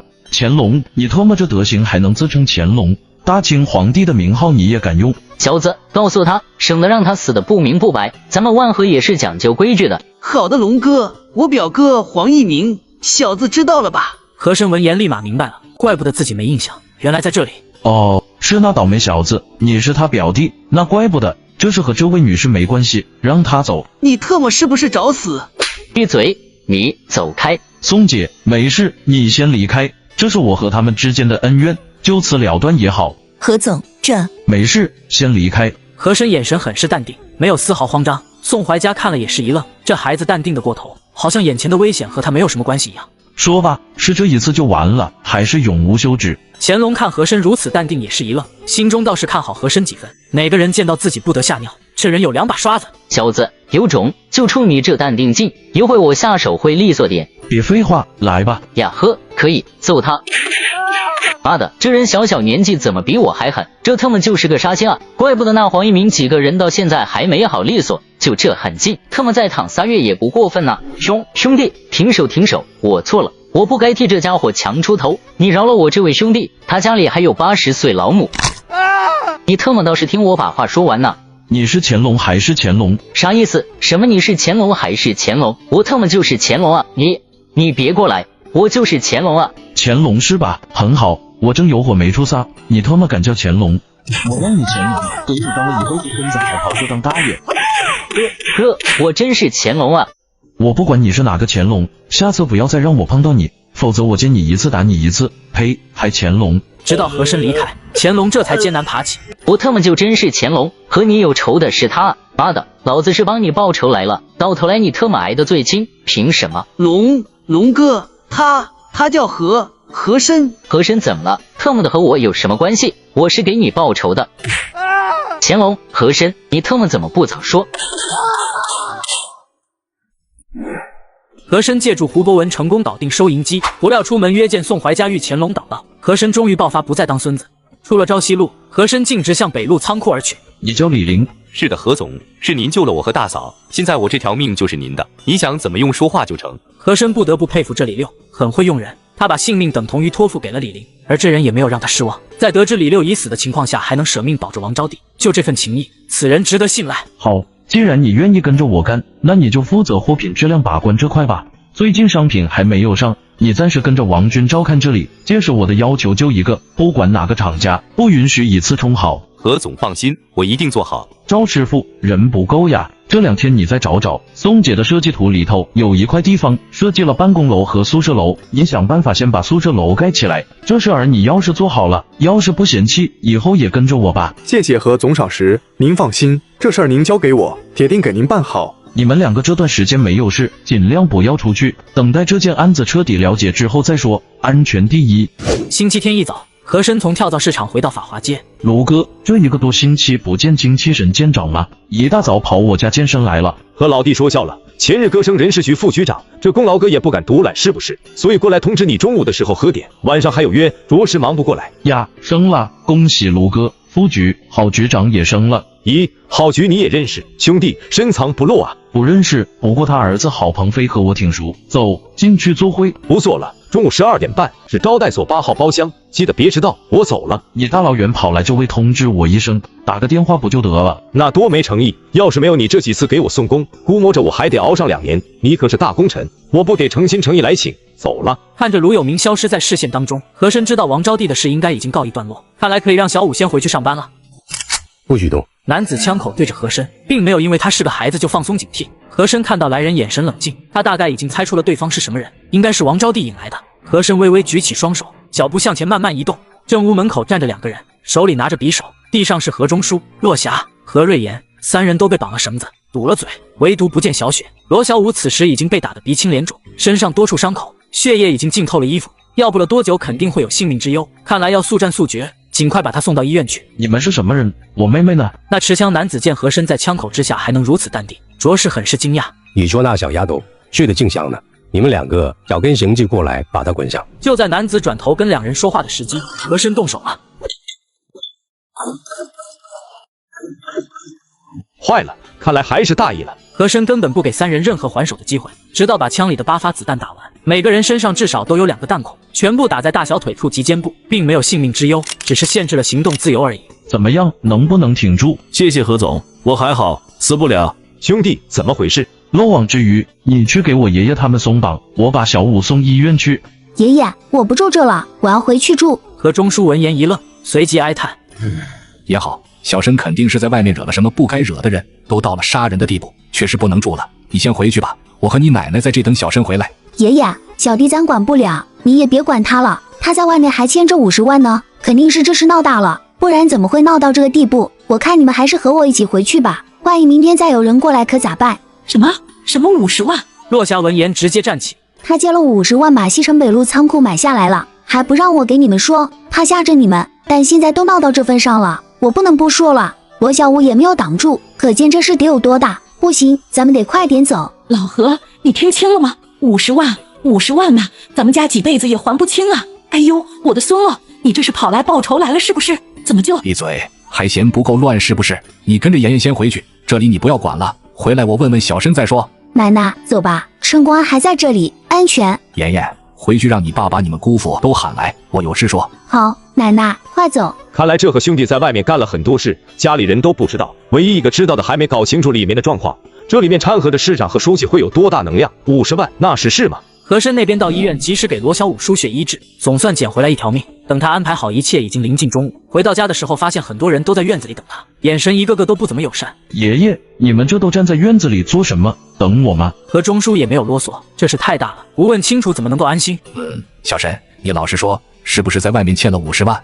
是的，在西城买了一块地，准备干点事。小申，你干这么大事，怎么就不跟家里商量一下呢？既然你自己做主了，那就自己承担吧。我们家可担待不起这么大的事，以后需要还钱，你也不要找我们。何云说着，已经拉着张家俊向院外走。和珅看着两人离去，没有说一句话。这话都让何云说完了，自己不管怎么说那都是不对的。黄国强眼里倒是没有任何的不满，倒尽是佩服。这一下就搞来50万贷款，还把一个厂子仓库给买了，这得多大魄力，多大胆子，又得多大人际关系才能搞来这么多钱？小沈，不管你干什么，我都跟你干到底了。你放心，我绝对不会中途退缩。何林想说话，但又忍下。他的性格不允许让他自己做出尔反尔的事，都已经答应了，钱也收了，即便是后悔，那也得硬着头皮往下走了。二姑，你怎么看？二姑父跟着我，你不怕到时候掉进去？哎，我能有什么看法？他工作也没了，你工资都提前给了，我还能说不让他干不成？你要是干赔了，大不了我就把工资退给你，就当你二姑父给你帮忙了。和珅闻言微微一笑，这二姑也算仁义了，没有像何云一样直接把自己给撂了。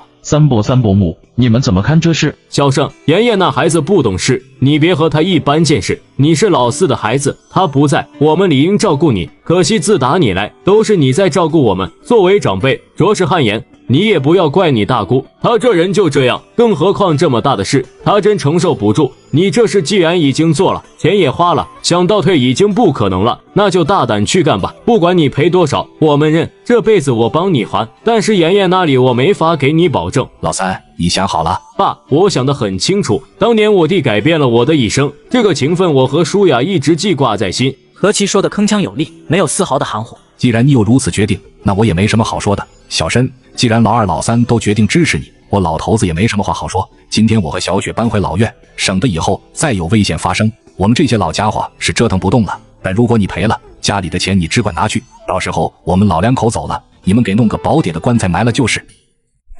和珅救王招娣祸及家人，惊吓之余家人划清界限，三伯二姑父却力挺和珅。二姑父，明天下午你和大山就去西城仓库吧，我有事给你们安排。好，终于算是出师了，那明天我在那边等你。二姑父，你知道我要在北路仓库做什么吗？听爸说了，说你要开超级市场。对，来，你看看这个。黄国强接过照片，先是一脸茫然，随即马上就看懂了其中的门道。小沈，你是要把仓库改造成这个样子，然后让顾客提篮自选，然后到出口处进行结账。不得不说，黄国强是有做生意的天分的，只是看了看照片就能从里面摸索出门道出来。不错，你明天的工作就是去找厂家订购一批这样的手提篮，先定做5000个吧，应该够用。小申，你等一下。黄国强说着起身向厨房走去，不一会儿提着一桶水走了过来。你提一桶水做什么？小申，西城北路一个仓库差不多2000平方，如果顾客提着这个篮子在里面挑选，你觉得一个人的体力提着这个篮子把里面转完，且篮子里面的东西越来越多，越来越重的时候，有多少人还有逛的兴趣？和珅闻言已经明白了黄国强的意思，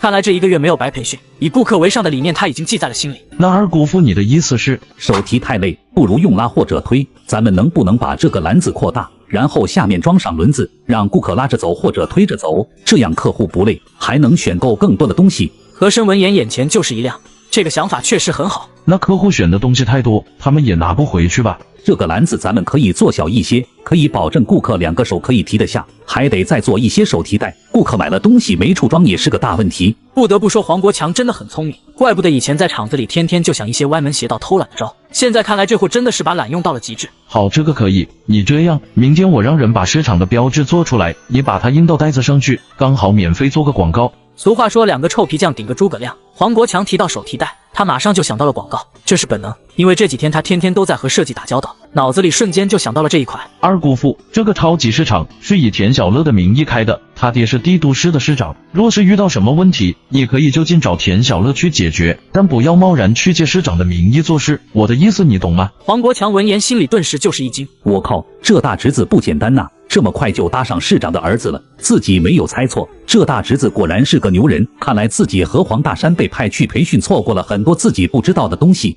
话说这大侄子说这话是什么意思？是要我负责里面的事，不然他要我遇到事去找田小乐什么意思？那是我该管的事吗？好，我明白了。从今天起，你就是这个超级市场的副经理，工资1月300，明天我会给众人进行宣布，但如果你做不好，即便是一家人我也不会讲情面，我这么说你可有异议？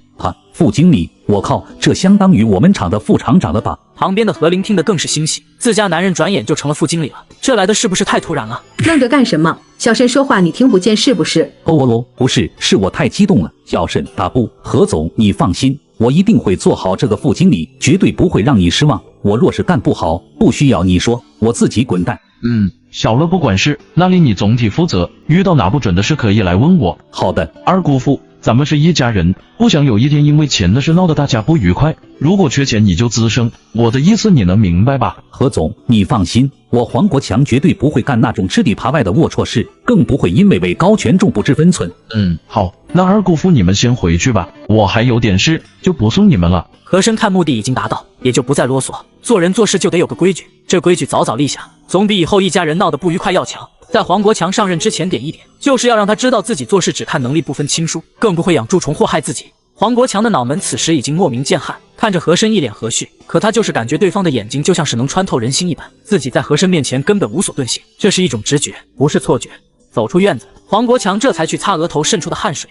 看看你在侄子面前跟个面人似的，他有这么可怕吗？这天又不热，都吓出汗了。你懂啥？刚刚你没感觉这大侄子的眼睛就像是狼一样吗？我都快吓死了。我跟你说，就是厂长来了我都不带怵的，就这大侄子，10个厂长都抵不上他一个，我感觉他能看透人心。去，越说越玄乎。你觉得这大侄子能不能成？借了这么多的钱，这万一要是赔了可怎么办呢？没那事，你就放心吧，他绝对不是脑子一热干的，我敢说他做的每一件事都有计划，将来一定是个人物，你就等着在家享福吧。好像说的你很了解他似的，还享福，不要是惊吓我就阿弥陀佛了。跟你说不明白，我得赶快去那边先熟悉一下情况，你先回家。和珅说让他负责，那自己要是不提前做点工作，傻不愣登的明天早上再过去，那不是给自己找不痛快。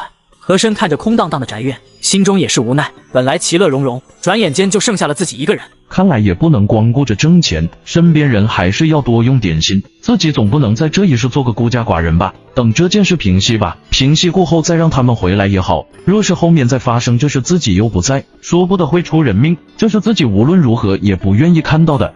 是不是该找2个丫鬟了？不然以后自己回来连个热饭都没有，那怎么能符合我老何的身份？那边老宅自己打扫也就打扫了，毕竟不想让别人知道，这边总不能也自己打扫吧？宅子大了也不是什么好事。和兄弟在家吗？院子外面传来卢有明的声音。少年只有14岁，却当着流氓的面打流氓。万和帮听说过，怎么你惹上他们了？那个黄一鸣的表弟是万和帮的，找我报仇来了。上周我把他们揍了一顿，这不找上门来了。哼，真是无法无天，我看他们谁敢乱来。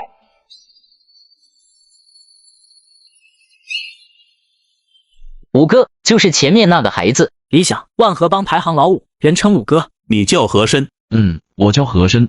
和珅声音很是轻柔，根本没有问李想带着这一帮子人来到自己院里来做什么。这是什么情况？剧本不对呀！这人不应该立马起身，一脸紧张地看着自己，然后问自己：你们私闯民宅，意欲何为嘛？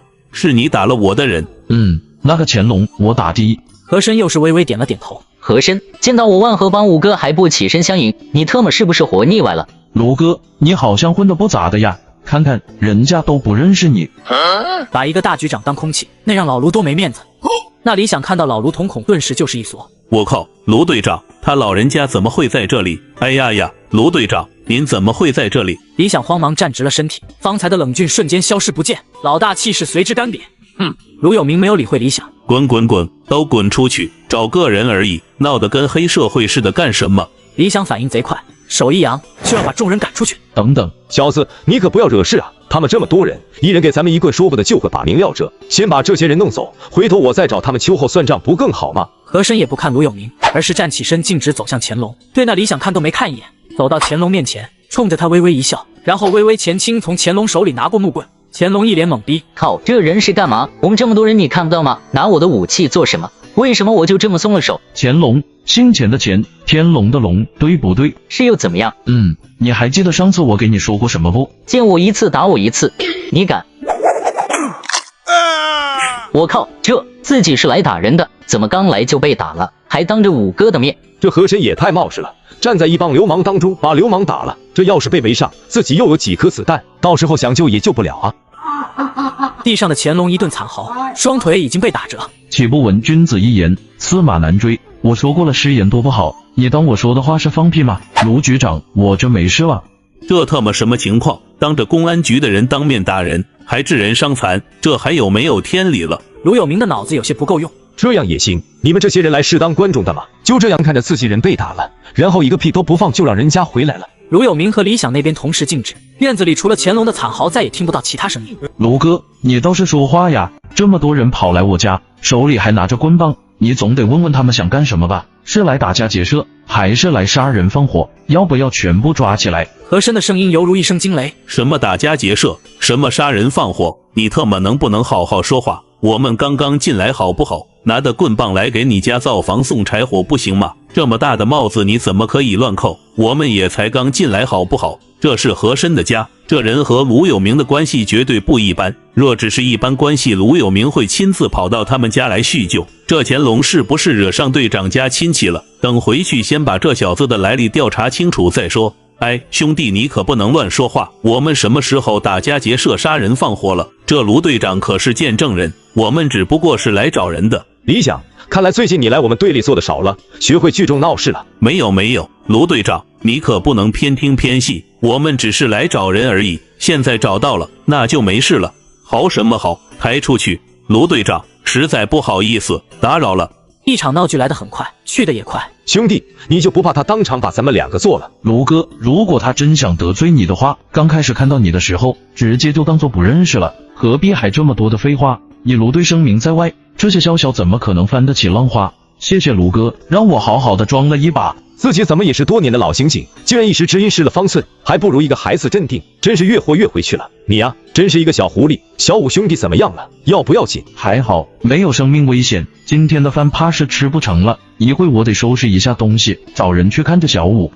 我来也是想告诉你这事，改天吧。你打伤的那几人都是重犯，我也得回去加个班，走前交接一下。你又帮我添了一功，我都不知道该怎么谢你了。你说怎么办吧？你不是已经说了改天请我吃饭吗？这事不提了，确实挺险，再回来晚一会怕是要出人命。你放心，这事绝对不会再有第二次。我走了，大杂院那边我会找人看着点的。卢有明走后，和珅收拾了一下，向西城方向而去。你们几个跟上他，看看他去哪里。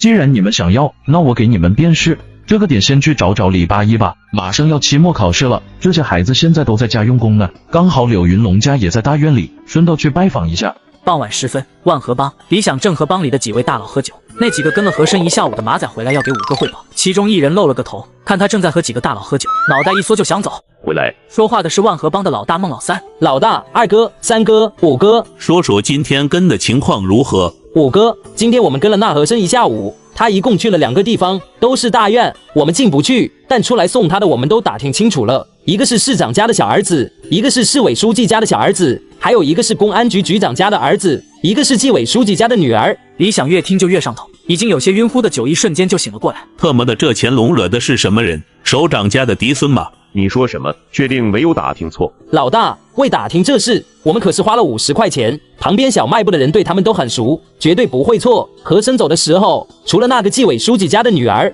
其他人都喊他老大，这个我们听的可是非常清楚的。而且这人进大院都不用登记，直接就能进去。我猜想这和珅可能是某个首长家的隐形子弟，不然没有可能。那马仔添油加醋说了一堆话，惊的几位大佬再也没有了心情喝酒。幸好当时卢有明在场没动手，这要是一窝蜂上去把他揍了，这会都不知道自己脑袋还在不在了。老五，乾隆这瘪三惹的特么什么人？他是不是想把咱们万和帮给灭了？你去告诉他，立马去给那什么和珅赔罪去，爬也得给我爬过去，不然我先灭了他。大哥，你先别激动，我看这事也没有闹出多大事，每次还都是那龙仔被打，这说明对方根本就没有把他放在心上。如果你现在突然让他去赔罪，这不是明摆着告诉那人咱们调查他了吗？依我看，这事咱们谁也别去，就当什么事也没发生就好。说话的是老二高达，万和帮的智囊，文化人，上过初中，戴着眼镜。大哥，我觉得二哥说的对，你不知道当时那个情况，我们20多人在场，那小子淡定的不像话，他就那么人畜无害的走到龙仔跟前，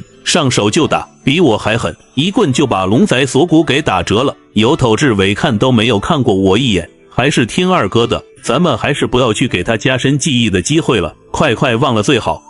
那行，听老二的，他就去了这几个地方。老大，他最后去了一趟西城北路仓库，我们到门口的时候，里面的人都不让进，我们也不好再跟，就先回来了。废物，一个门房还能拦得住你们？老大，那人是当兵的，眼睛盯人一下就让人打哆嗦，一看就杀过人，我们是真不敢。行了，下去。李想慌忙摆手，这人怎么说也是自己属下，老是被骂，自己多没面子。老五，明天你去那边看看是什么情况，要是那边是他的产业，你就让人离那边远点，不要跑去搞事。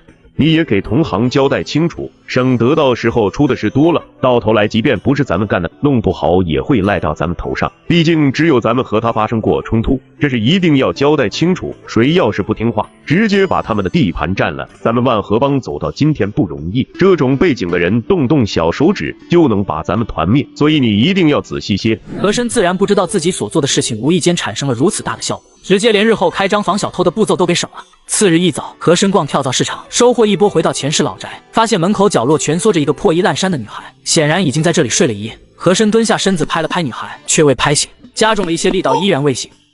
还好还活着，多半是饿的。这里不开火，没有热水，和珅只能到街口路边摊去买了一些豆浆油条。和珅给她喂了一些温热豆浆之后，果然见女孩眼皮有些跳动。半小时后，女孩终于睁开了眼睛。你试下自己能不能动，如果能动就起来吃点东西。一听说有吃的，女孩也不知哪里来的力气，一下就坐了起来。你饿得太久，不能一下吃这么多。等会吧，你叫什么名字？来自哪里？女孩看着和珅半天，却是没有说一句话。哑巴。女孩摇头，不是哑巴，却不多说一句话，这是什么意思？刚才听到吃的立马就坐了起来，显然是可以听懂自己的话，不然不可能有反应。你能听懂我说话？女孩点头，然后伸出舌头。和珅惊讶地发现她的舌头几乎大半是断的。原来如此。和珅见状也不再问询。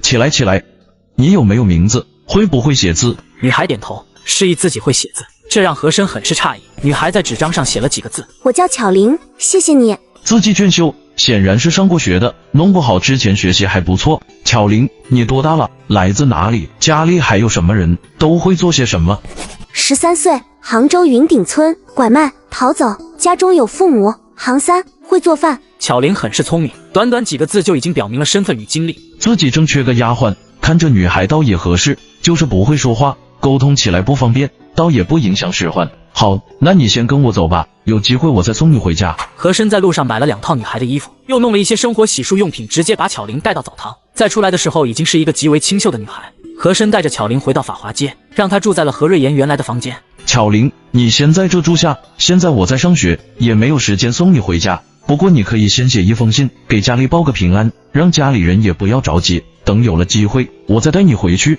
巧玲闻言摇头，直接给和珅跪下。起来，有话说话。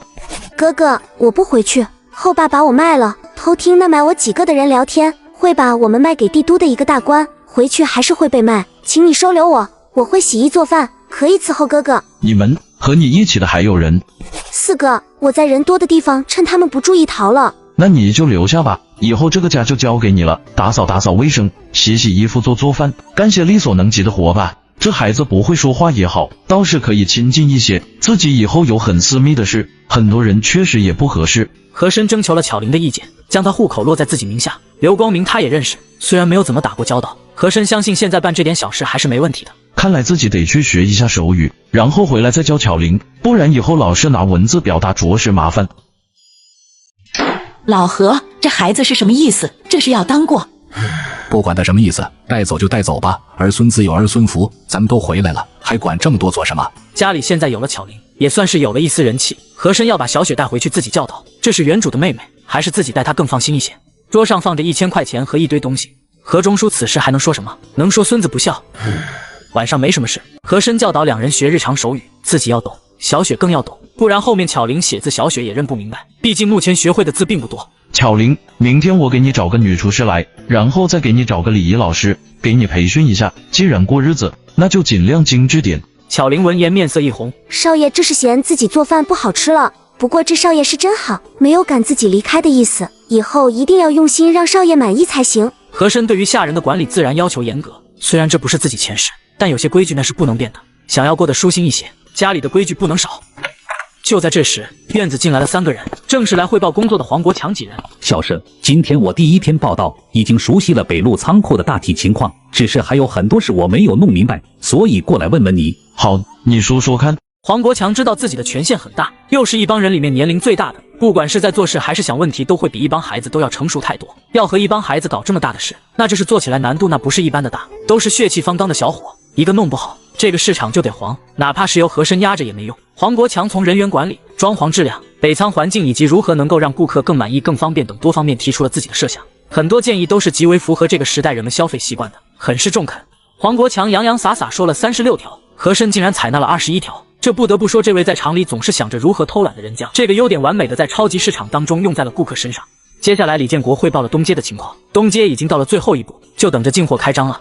黄大山也是培训了快1个月，和珅也没有给他指定具体职位，黄国强给他安排了一个人事主管的位置，对员工进行招收、造册、培训、监督、奖惩等。关键是这些说他会说，做他也会做，关键他文化程度不高，自己根本无法把这些所有的正规制度系统的弄出来。目前无人可用，也只能先让黄大山先适应，只要做好第1步，他脑子活，到时候给他找个整理资料的人配上，问题也不是很大，还是要多几个成年人把握大局才行。这些孩子倒是可以跟着学，作为有生力量来使用。和珅把目标人群锁定在了那些摆摊的知青身上。次日，和珅从老宅出来就去大街上瞎晃悠，早早出摊的都是勤快人，这批人对生活有憧憬，向阳而生，值得拥有。给我来个煎饼果子，这是一道美食。小兄弟稍等，一会就好，不会让您等得太久。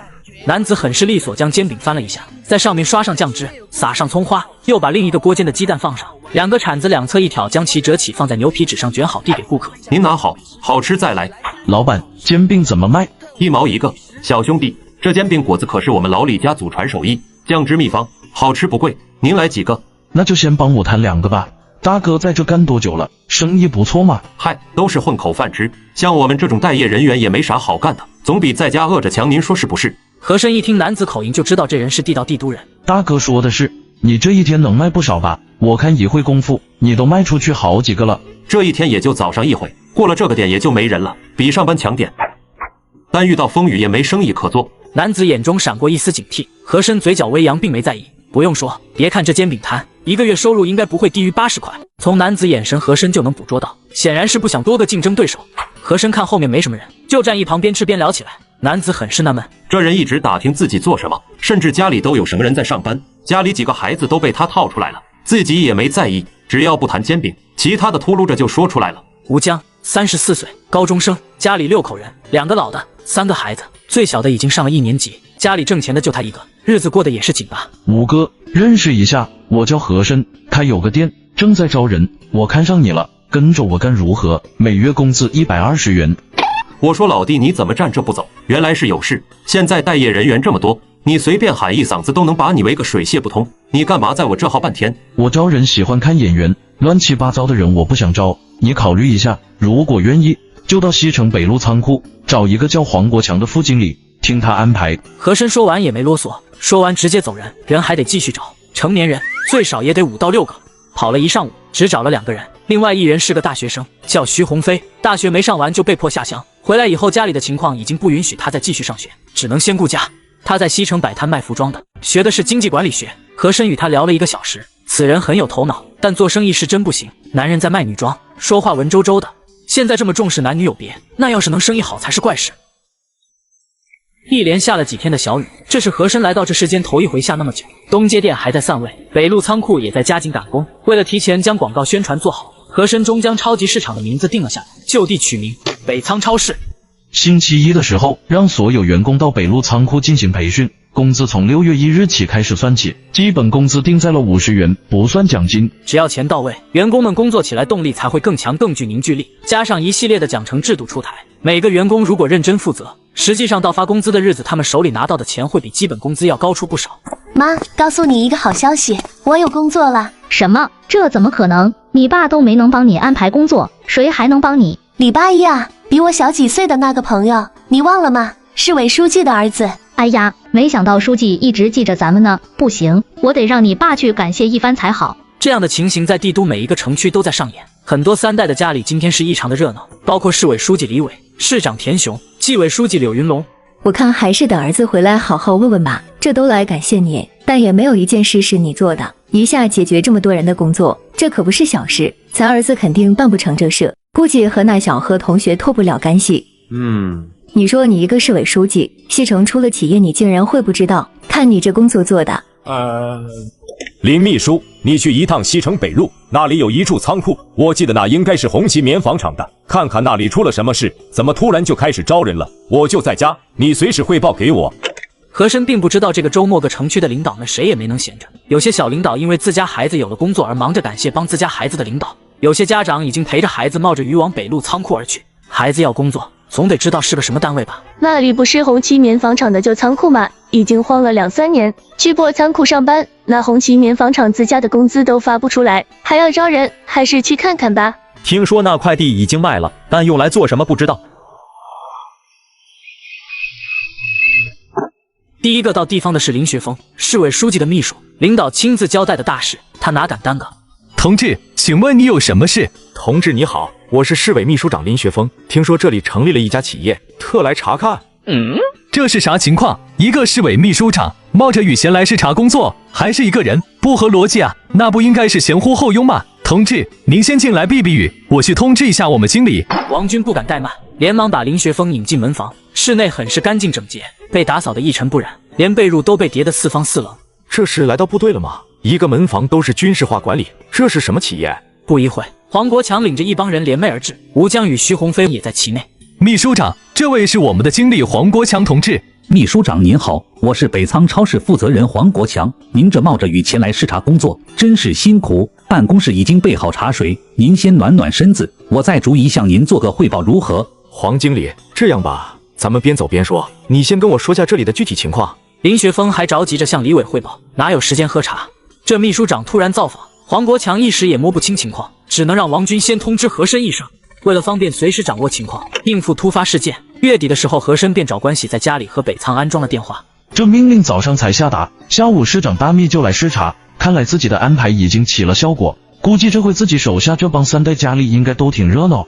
老胡那里怕是要瞒不住了，估计也就是这几天的事，让他去查吧，已经无所谓了。王军，等林秘书长走了以后，你就通知黄国强，让他给各厂家打电话，周2之前把商品全部配送入库。至于这些领导，让他们来吧，来多少你就让他接待多少，就当为咱们提前造势了。挂完电话，和珅开始考虑胡博文那边。这事瞒到现在已经是极限了，好在收款机已经到位，过2天这事肯定会传到他的耳朵里。看来是时候把东西递出去了。要想防患于未然，不让老胡来捣乱，那就要让他先自顾不暇。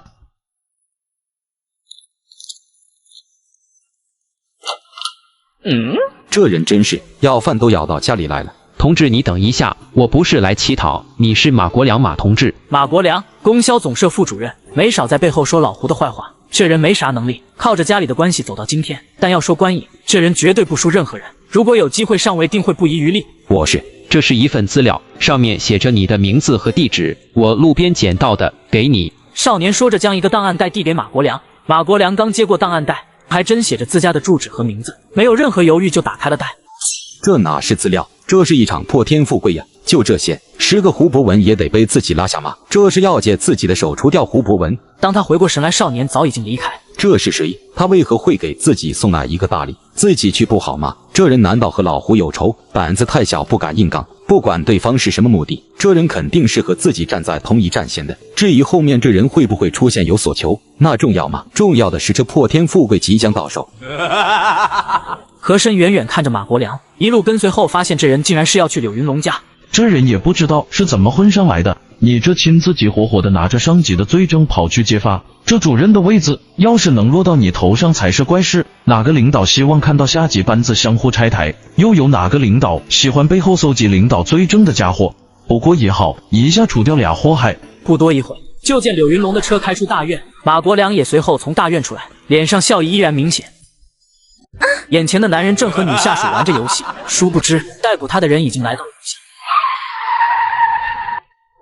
临近下午3点半，一辆吉普车在供销社门口停下，车上下来3人，直接进入供销总社办公楼。哟呵，50多岁的人了，还挺行。工作人员就站在原地看两人匆忙穿好衣物才亮明身份。胡博文，我们是市纪委工作人员，请跟我们走吧。还有你，这次直接抓了一个现行，本来是来带一个人回纪委的，没想到竟然还有意外之喜。此时纪委人员已经不需要多说，贪污款项已经被查证，这又多一个罪名，还是直接坐实。刘会计只能无言哭泣，他有想过有一天自己会身败名裂，但怎么也没有想到这么快，自己才做上会计不到2年，现在这钱还没有捞够，下半辈子估计都没有机会出来了。经理是田小乐，副经理黄国强，背后站着的却是和珅，招的人还都是各个领导家的孩子，把人情还都落到了这些3代家长身上，无形当中就等于给自己的产业上了一道保险。这小子背后有高人呐，他这等同于直接为超市铺平了道路，最起码下面的人绝对不会借着检查的名目跑去吃拿卡要。这些事是哪位副经理给你汇报的，还是自己调查的？书记，一部分来自那黄经理的汇报，一部分来自前来带孩子前来查看工作环境的家长，好几个还都是您以前老部下。书记，还有一件事给您汇报一下。说，前面纪委柳书记家女儿柳书瑶被劫持，救这丫头的就是这位和珅。好，我知道了，你辛苦了，去忙吧。柳云龙做事向来一丝不苟，绝对不会参与这种事。爸，你没出门呐？没有。81回来的正好，爸问你点事。听说你找了很多朋友去北仓超市上班。爸，你知道了，我还准备回来给你说这事呢。你给我说说这是怎么回事？儿子不声不响的办了这么大事，我这做爹的都不知道，那岂不是失职？爸，这是在夸我吗？你小子这阵子在各方面进步都很快，值得表扬。这功劳可是和我没啥关系，都是我们老大安排的，我只是执行者。不过老大是真厉害，一下子就把这个大摊子给吃起来了。要是换做我，这事我根本做不来。这孩子，自己这么大的一个领导在这摆着，你不该崇拜我吗？你们这些孩子为何会对和珅的话这么上心？你给爸说说。这很简单呀，我们都喜欢和老大一起处，他学习好，还让我们有事做，叫我们走正道。最关键的是以后我们超市开张以后就有工资了。爸，你等等，我给你看个东西。李81说着跑回房间，不一会拿出一张纸出来递给李伟。李伟接过纸张，只是大概扫了一眼，心里顿时就是一惊。入股协议，分红5%，这超市1个月盈利1万，81就有500的分红。这种新型购物方式，李伟作为市委书记自然知道它其中的厉害，对于帝都人的购买力他更是心知肚明。林学峰说那北仓超市近4000平米，里面的商品可以说是一应俱全，就这吸量模式，即便是每天按照1000人，每人消费10块钱，那每天的销售额也有1万元，1个月就是30万的销售额，净利润最少也在5万元，每月分红2500块，抵自己1年半的工资，这1年可顶自己10多年的努力。李伟沉默了，现在并没有规定领导干部子女不得经商。严格意义上来说，自己孩子现在做的是正事，自己并没有在这里面暗箱操作，也没有利用手中的权力徇私舞弊，倒是经得起查。但是个人看到这份协议都能将自己联系进去，哪怕自己没有掺和，那也会在很大程度上影响自己。李八一看老爹神情严肃，心里有种不好的预感。爸，怎么了？有什么不对吗？儿子，这事是你自己的事，我不参与。但你要记住一件事，不可以借用我的力量帮你那朋友办事。小事只要不违反原则，帮也就帮了，但绝不可欺压商家，干些违法勾当。这一点你能做到吗？李八一闻言放心下来。身为干部子女，从小在这种环境的熏陶下长大，只要不是太笨的，都能明白其中的道理。爸，这事你放心吧，我们老大说了，这事只是我们小孩子之间的合作，和你们家长没有关系。解决不了的小事可以找家里帮帮忙，大事他会自己解决的。再说迄今为止我们也都是花老大的钱，他也从来没有找我们办过什么事，他还一直教导我们要懂事，不要给家里添麻烦。放心吧，我们老大可不是社会混混。听到李八一这么说，李伟心里更是心惊，看来自己是小看这位小何同学了。本以为他只是借势，没想到他还有更长远的打算。现在拿了他的钱之后，就等同于站在了他的阵营，能不为他办事？如果这帮孩子在他的教导下成长起来，那将来他们大了，不就等于形成了一个牢不可破的利益集团？看来得让儿子把这孩子喊到家里来谈谈了，看看这个小何同学到底是个什么样的人。此人关乎自己的前途，也关乎自己儿子的未来，这是绝对不能马虎。这类情形同样也发生在田小乐家里，田雄就比较干脆了，看到小乐签署的协议，直接就笑了。这东西好啊，帝都的新兴产业，自家儿子竟然还是一个股东，这小何同学很会办事，看来得找个机会见见才好。这事既然已经都知道了，当作没看见，多有失身份。这何甚不简单，能同时把自己的孩子和书记的孩子都绑到了一块。要知道之前小乐和书记家的孩子可是死对头，较这劲呢，这本就是个难题，竟然让他给完美解决了。有想法，能干事，想必这李书记应该也在惦记这个小伙子，宜早不宜迟，还是先见见面吧。小乐，下周请你朋友来家吃顿便饭，你们这帮孩子未必都解决了这么多就业，让他来家里坐坐吧，咱们就不公事公办了。好呀爸，我也正想找机会感谢一下老大呢，要不是他给我们补课，成绩也不会提高这么多，还真得谢谢他才行。那我现在去找他。哎，你这孩子还下着雨呢。没事。田小乐说着人已经出了门。呵呵，这孩子。田雄话音未落，妻子刘彩霞开门而入。老田，小乐这着急忙慌的干嘛去了？喊他也不搭理。你儿子干了一件大事，这是着急邀功去了，你这是怎么了？儿子不理你就气成这样。刘彩霞，田雄之妻，帝都市人民医院副院长。别提了，今天医院那几个主任也不知道怎么了，都请假，说是要陪女儿去什么北仓超市看看工作环境，气得我当时就把他们骂了一顿。他们竟然还敢说这工作是你介绍的，你说气不气人？你笑什么？刚不就在说这事，你儿子干了一件大事，不就是这个？他给不少身边朋友找了工作，这功劳莫名其妙就被安在了我身上，这不，孩子跑去邀功去了。邀功？谁这么大谱还能让咱儿子跑去给他邀功？你这一个大院长，一天忙的哪有时间理儿子的事？他不理你也正常。看你这话说的，好像你上心了一样。那也比你强点。和珅你知道吧？小乐的朋友嘛，难道他是首长家嫡孙不成？你看你这人，不要总是戴着有色眼镜看人嘛。儿子的朋友，那是要建立在平等相待基础上的，他可是咱家财神爷。算了，给你说你也抓不到重点，我让小乐去请人了，过几天你也抽个时间，咱们一起见见儿子的朋友们，不要怠慢了，再让孩子委屈。你还挺上心。儿子是股东，我能不上心点？这要是弄砸了，我这老脸往哪搁？什么？坐下，我慢慢给你说。北仓超市开业在即，3号库此时已经聚集了近100员工，正式进入培训阶段。临到11点，雷子前来通知黄国强，说市委宣传部部长杨红旗来找他。市委宣传部？黄国强闻言就是一惊，这宣传部的人怎么会来？难不成要帮北仓做宣传？这也说不好，毕竟小乐、八一他们的爹在那里呢。黄国强匆忙迎接，杨红旗身后跟了7、8个人，看这阵势着实不小。哎呀，杨部长大驾光临，我北仓真是蓬荜生辉，欢迎欢迎！我是北仓超市的经理黄国强，里面请，里面请。黄经理你好，贵超市为市里解决了近100名就业岗位，市委宣传部应市里要求特来对你处进行采访，麻烦你给我说下这北仓超市的情况。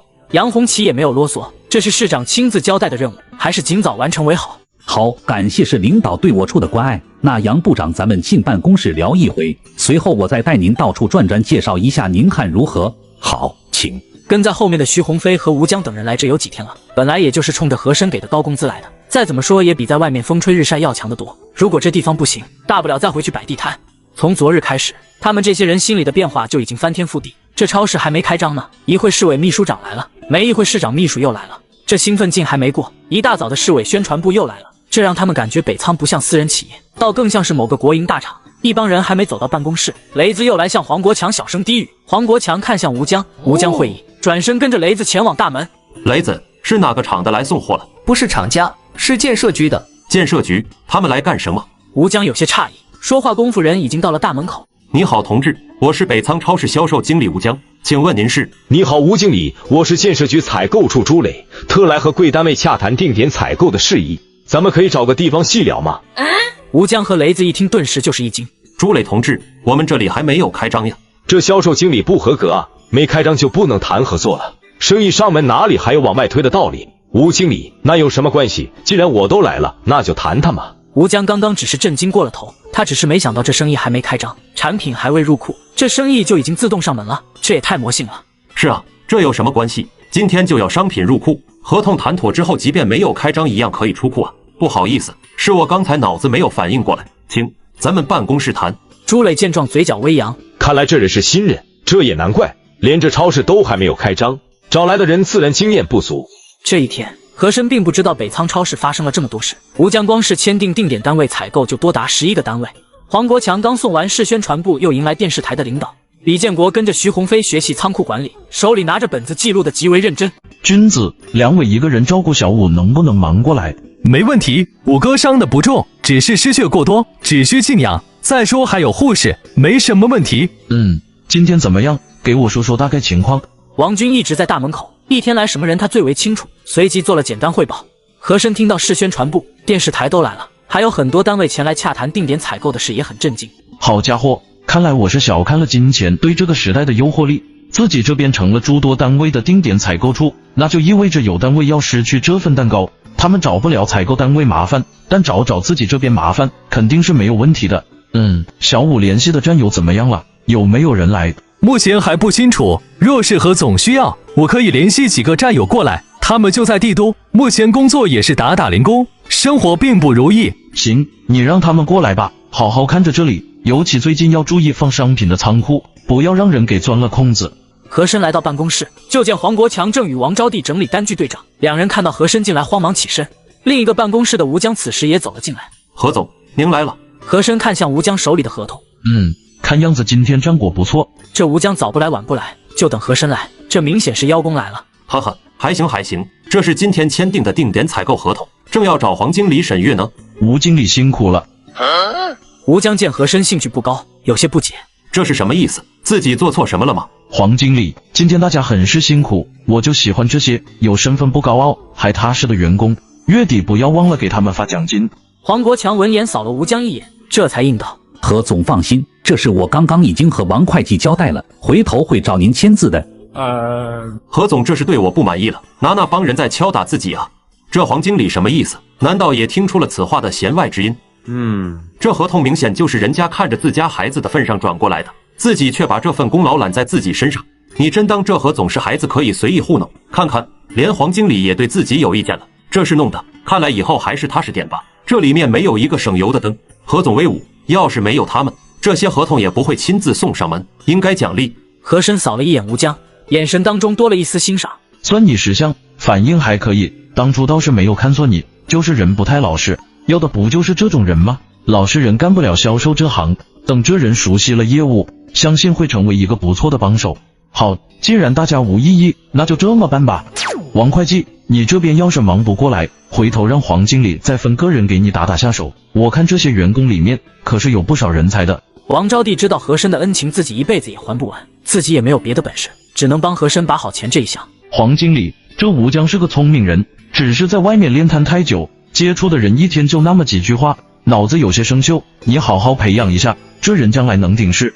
好，我明白了。今天是宣传部和电视台的都来进行了采访，说等咱们产品上架、市场开张以后，还会请央视进行一次报道。我觉得这是大事，应该给你汇报一下。央视，呵呵，好啊，就是不知道这里面是小乐他爸使的劲，还是八一他爸。那宣传部应该有提示吧？和珅可不相信这些人会做好事不留名，他猜测没错的话，应该是田雄的杰作。昨个还让小乐和自己约饭来着。这市长和书记两人性格完全相反，一个大刀阔斧，一个谨小慎微。李伟应该是做不出这样的事的。有杨部长隐晦提到了田市长，对书记只字未提。这田雄是个人物，思想要比李伟放得开。黄国强看着和珅一脸淡定，心里更是对这个侄子佩服得五体投地。昨天见了2个秘书都乐得屁颠屁颠的，人家市长帮衬，和珅竟然像是在意料之中一样，这差距咋就这么大呢？既然定点采购签下这么多，那得搞2辆车才行，不然商品配送很是麻烦。你回头找下郑小燕，他爸是运管局的，让他爸找2辆能外卖的车，你再找2个他是点的司机，你们都跟着学一下，把证件都办了，说不得以后都要用得到。和珅安排完一堆事后直接走人，黄国强也是无奈。这甩手掌柜做的真是到位，还好这批人里面有不少人才可以用起来，不然自己得忙死。和珅安排好事情，回到法华街，就看到一辆熟悉的车在自家门口停着。柳云龙，这人怎么亲自来了？看来是那份协议让柳云龙心里七上八下了。真不敢相信，这里竟然是一个孩子住的房子。要是不提前说，你说这里住着一位80岁的文坛大家，我都相信。这小子不简单。怪不得这么多孩子都被他治得服服帖帖，家里应该是有高人的。瑶瑶，小申家里可还有什么老人？爸，没有呀，这些都是和珅自己弄的。他说这些件件都是真品，我也看不懂，但就觉得这里和爷爷的书房很像。从室内室外再看小雪装扮、说话、巧玲待人接物，这里面无一不透露着这家主人的底蕴。两人对和珅是真的满意，甚至有一种想让他们2人自由发展的心思。可惜自己动摇了也没用，老爷子那关就过不去，谁不想让自家孩子过上幸福的日子呢？来都来了，还是谈清楚吧。这是自己做不了舒瑶的主，只有老爷子。哥哥回来了，哥哥，家里来客人了，阿姨很漂亮哦，叔叔看着吓人。哼，童言无忌。柳云龙听得老脸就是一黑，海月倒是咯咯笑了，这丫头嘴巴咋就这么甜？柳叔，海阿姨，稀客呀，欢迎光临寒舍。冒昧打扰，不要见怪就好。柳叔言重了。巧玲，整点饭，今晚和叔叔阿姨喝点。小申不用了，我们找你就是说点事，说完就走。阿姨，您和柳叔可是贵客，哪有来了不吃饭就走的道理？这样也不是待客之道，不是？巧玲现在做菜还是挺好的，叔叔阿姨尝尝。海月看了柳云龙一眼，也只能无奈摇头。那我去给巧玲帮忙，你们先聊着。对于这话，和珅倒是没有拒绝，家里本来就没有什么人，让这未来丈母娘提前适应一下也好。刚好可以了解下自己的生活习惯。柳云龙在一旁看的也是有些无奈，自己再不喜，但看自家丫头那样笑嘻嘻的模样，着实不忍添乱。柳叔，您和阿姨今天亲自驾临寒舍，小子有些怠慢，如有失礼之处，还望海涵。先喝茶，尝尝这茶如何？和珅端坐，一出口就是一副招待客人的模样，听着有些想把人拒之千里之外的意思，这让柳云龙有些诧异。这小子刚刚还没那么客气，这一落座就开始学着自己打官腔，这是几个意思？莫非他知道自己的来意，这是准备开始谈判了？不过14、15岁的少年罢了，看这气势却跟个国级领导干部似的，弄得自己这个部级高官都有些拘谨。这小伙是不是太能装了？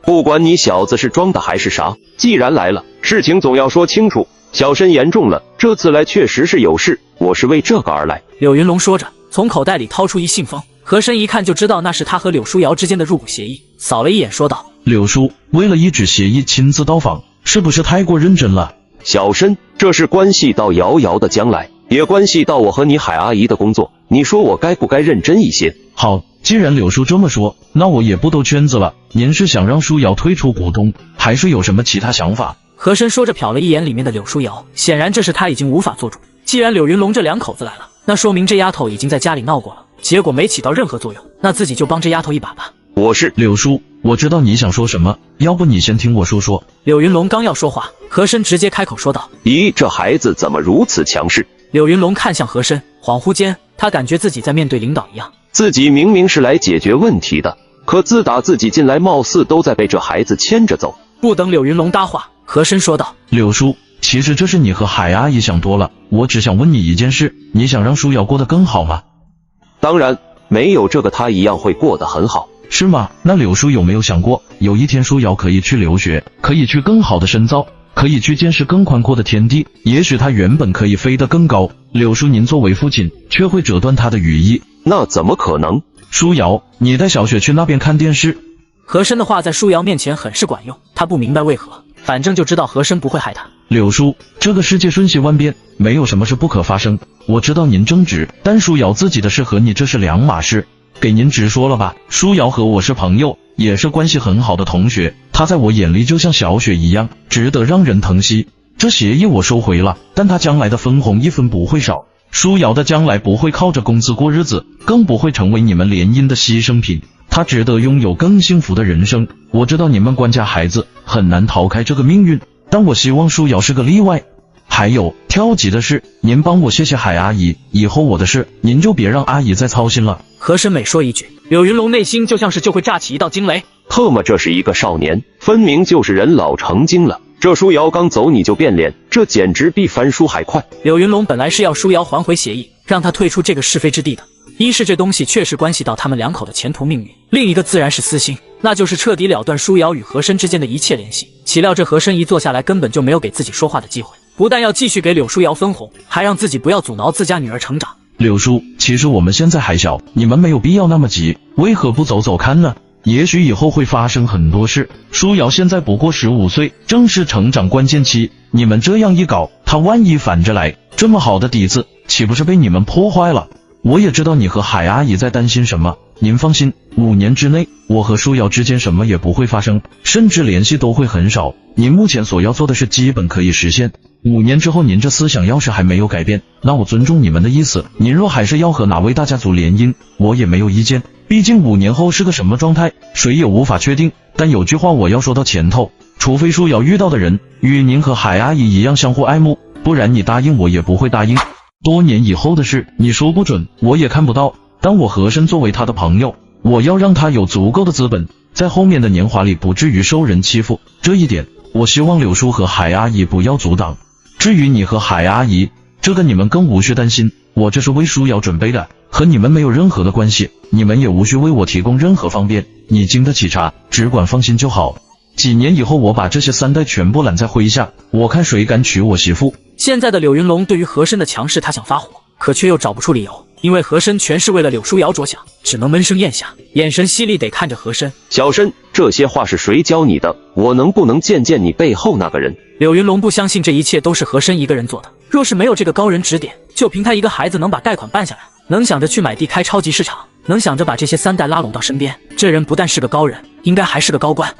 呵呵，柳叔，我的老师就是书本而已，背后哪有人？您想多了。算了，我也不问了。你说的对，还有好几年，只要你和我家舒瑶少接触，我自然不会为难于你。小申，也请你理解我们的难处，这些事我一个做父亲的一样做不了主。随后两人的谈话便轻松了许多，室内传来笑声，海月就知道里面的事情已经谈妥，她怎么也不会想到，这丈夫竟然一句话都没有说上就已经偃旗息鼓。和珅前脚刚用5年的时间说服柳云龙，后脚又因胡博文事件被4大行找上门。次日下午，巧玲递上一个笔记本，和珅正要按照号码拨过去，就见电视帝都台播放北仓超市的声音。新兴产业超级市场落户帝都西城，深受各级领导重视。来的还真是时候，看样子可以带这几位行长去转转。黄经理，明天你在办公室安排一桌，我明天带几个人过去。10人餐。次日一早，和珅先去请了假，随后前往北仓。到北仓就听王军说4个行长已经到齐。此时的黄国强正一筹莫展，他知道和珅贷款50万，现在4大行长齐齐到来，一个个面色不善，显然不是来送钱的。他已经可以猜得出，当初帮和珅把这事搞定的肯定是那胡博文无疑。虽然早就想到过会出这样的事，但真到了跟前才发现自己根本没有能力去解决这些事情。这几个人跟仇人似的，烟也不抽，茶也不喝，只能苦等着和珅到来。和珅到门口并没有急着进去，他在等2个人。老大，没来完吧？没有，你稍微等一会，还有个人要来。谁啊？纪委的姜文军。姜叔啊，那我进去先喝口水，渴死我了都。你去吧。他之所以请这2人过来，自然是要给那4位行长上眼药。胡博文进去了，这几人就觉得自己没了靠山，就想把钱要回去，想啥呢？我把纪委的人喊来，先吓吓你们，再给你们吃个定心丸。小乐在这，刚好让这姜文军也知道自己并不是势单力孤。强叔，讨杯茶喝，渴死我了。小乐来了，你自己倒去。黄国强看到田小乐来了，心里顿时有了底，看来大侄子已经安排好了。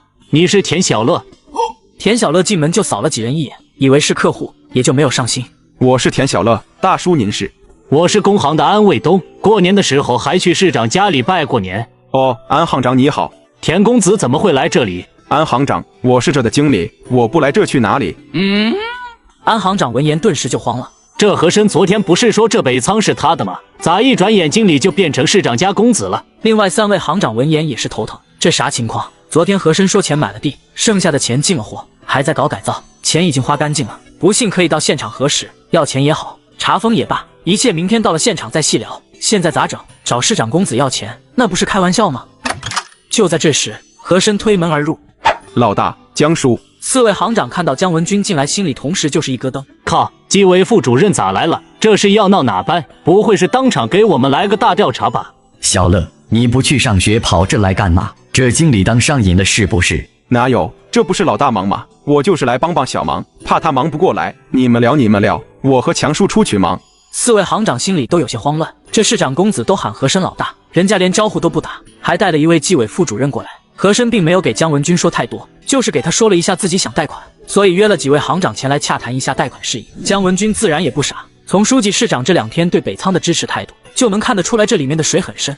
这北仓其实就是3代们联合搞起来的事业，而这些3代里的主心骨就是这个和珅。自家女儿能有个工作，1个月50块的工资，也全是这位的杰作。 姜主任，这几位就是我跟您提到的各行行长，您也认识，我就不介绍了。4位行长，我前面提到过的贷款，特意咨询了一下姜主任，倒也没有什么违规。您看每家给我贷5万如何？啊？啥5万？这是什么情况？我们是来要钱的好不好？那50万还没着落，这又要5万，像什么呢？怎么了，安行长？哦，我知道了，光凭嘴说怕是难以取得各位行长信任。 姜主任，您难得来指导工作，那咱们和各位行长在市场转一圈如何？毕竟我这真金白银在这铺着，也让各位行长心里有底，是不是？好啊，小沈呐，你这超市可是已经上了帝都台，毕竟是新兴产业，领导们说不好过2天就会下来视察一番。我刚好也趁这个机会，看看你这北仓超市具体是个什么样子。各位一起。当然，姜主任请。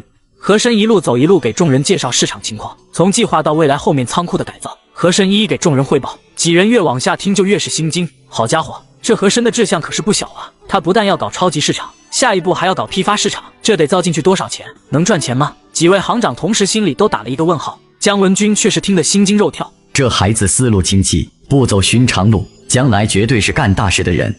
小何总。 现在的人们对于新生事物接受很慢，你确定老百姓们能够接受这种购物方式？安行长，其实老百姓接触新生事物的思维节奏很快。现在供销社、百货商店买东西很是不方便，店员态度蛮横，一副爱买不买的样子。老百姓花钱是图个开心和生活需要，人货分离，让老百姓缺少了采购的乐趣和挑选的权利，这对采购者来说那是不公平的。再一个，客户需要的，我这基本都有，他们无需再跑别家。 来一趟购买完需要的东西，可以直接回家，让百姓真正体验到方便快捷、轻松愉悦。你们再看看我这商品转流仓，商品缺少随时都可以补仓。目前除了短期质保食品需要开张前1天送达之外，其他的均已经进仓。和珅带着众人在整个仓库区转了一圈，汇报甚为详尽。临到散场，50万没要到，合起来又搭进去20万。和珅见目的已经达到，这才将众人送走。 为了显示诚意，和珅还专门叫黄国强安排了5辆出租车，这让几人有些受宠若惊。这人背景不俗，接人待物有礼有节，一点也不高傲，对和珅又是高看了一眼。这大侄子牛人，行长亲自驾临，钱没要上，每家反而还搭起来5万。4大行长齐上门讨要50万，和珅却张口再要了20万。几人不但没生气，反倒对和珅又是高看了一眼。随后，和珅到医院看罗小五，正巧遇到刘彩霞。小慎，你怎么来这了？ 刘阿姨，我来看看朋友，您在这上班啊？对呀，昨天你田叔还在说邀请你吃饭来着，小乐和你约好了吧？约好了，那我就不打扰您工作了。和珅打招呼走人，刘彩霞这才看向身边主任杨主任，回头把他朋友的病历拿来我看看。副院长，他这朋友我知道情况，身上全是刀伤，失血过多导致昏迷，应该是和人搏斗而至。刘彩霞闻言眉头皱起，这孩子的朋友好像不怎么样啊，打架斗殴。转眼就是端午，东街店开业已进入倒计时，街面上员工都在给女性发宣传单，上面写着凭此传单可到店免费领取钥匙扣，开张日期6月18号。宋怀佳看和珅在店里看了半天不置一词，以为他不满意店面布置，问道：小何总可还满意？宋姐高人，哈哈哈，何总可真会夸人，够简单。宋怀佳闻言很是欣喜，他对自己的布置也是颇为满意。看来家里条件不高的妖精这么有些心虚，传单上的宣传语算是废了。和珅苦笑摇头，他也没有想到这店经过宋怀佳100，档次感直接提升好几层。这要是家里条件一般的看到这么高档的展区，怕是都不敢进门。这话怎么说？家里条件一般的进来会自惭形秽，还没进门就能感觉到这里面的东西价格一定高不可攀。你说那要是扣家里有条件的谁还看得上？本来计划走个中端，现在看来要走高端路线了。直接走高端也好，前期生意可能会一般般，但我觉得这不是什么事。培养消费者消费习惯确实要花费一些精力，但一旦形成浪潮，我相信生意也不会差到哪去。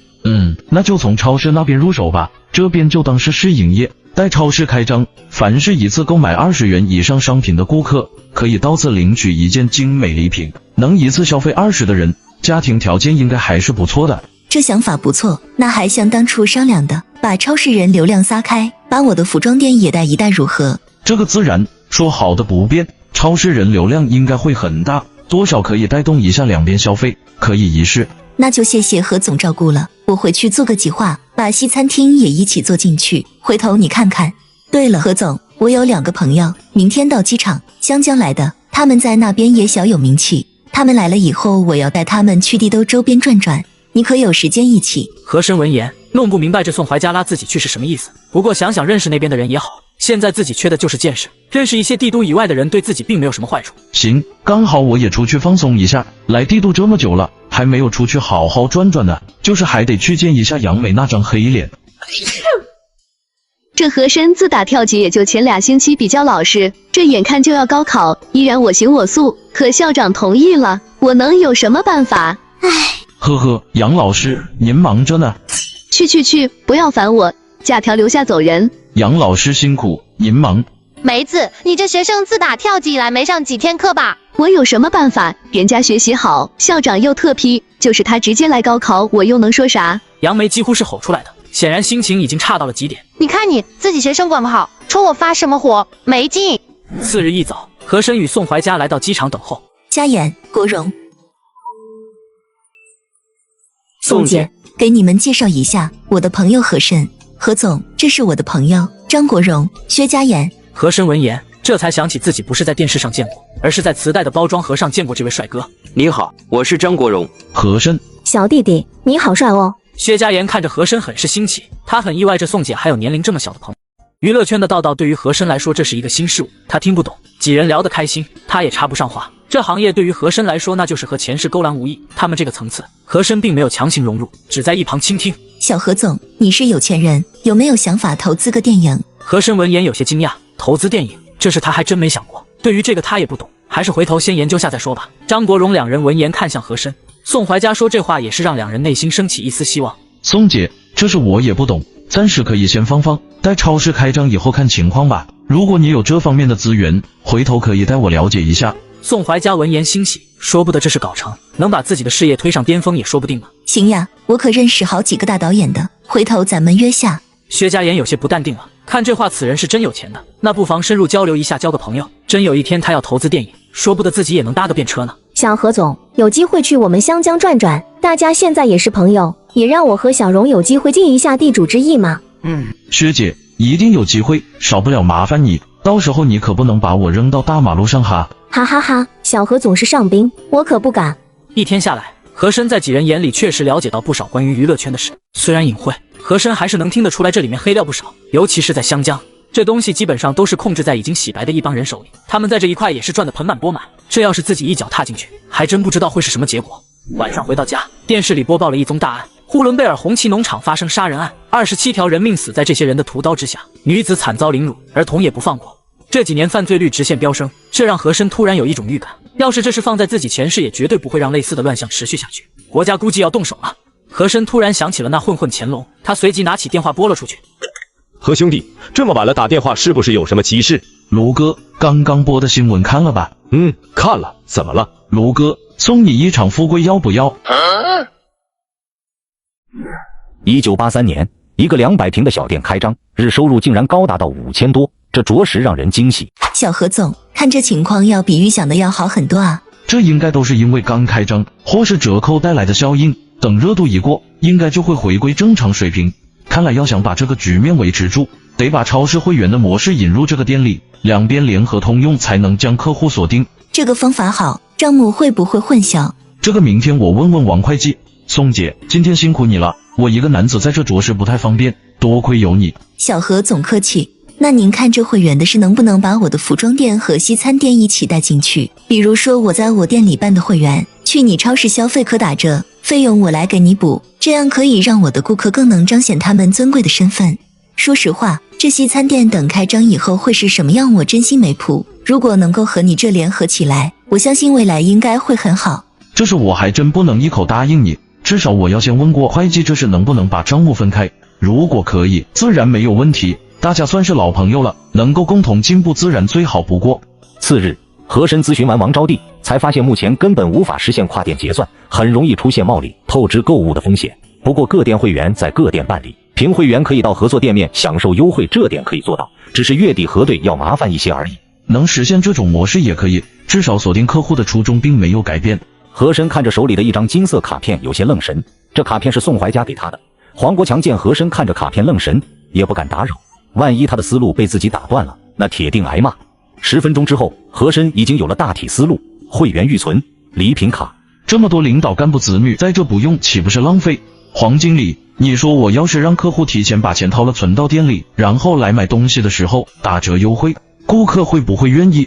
这首先要看顾客是不是喜欢北仓的这种模式。如果顾客觉得确实方便，以后打算常来，那要是能便宜，自然会有人提前预存。毕竟积少成多，一次省5毛，10次就能省5块。家里若是宽裕，这部分人群肯定会有人预存。哦，要是你会不会存100块在店里？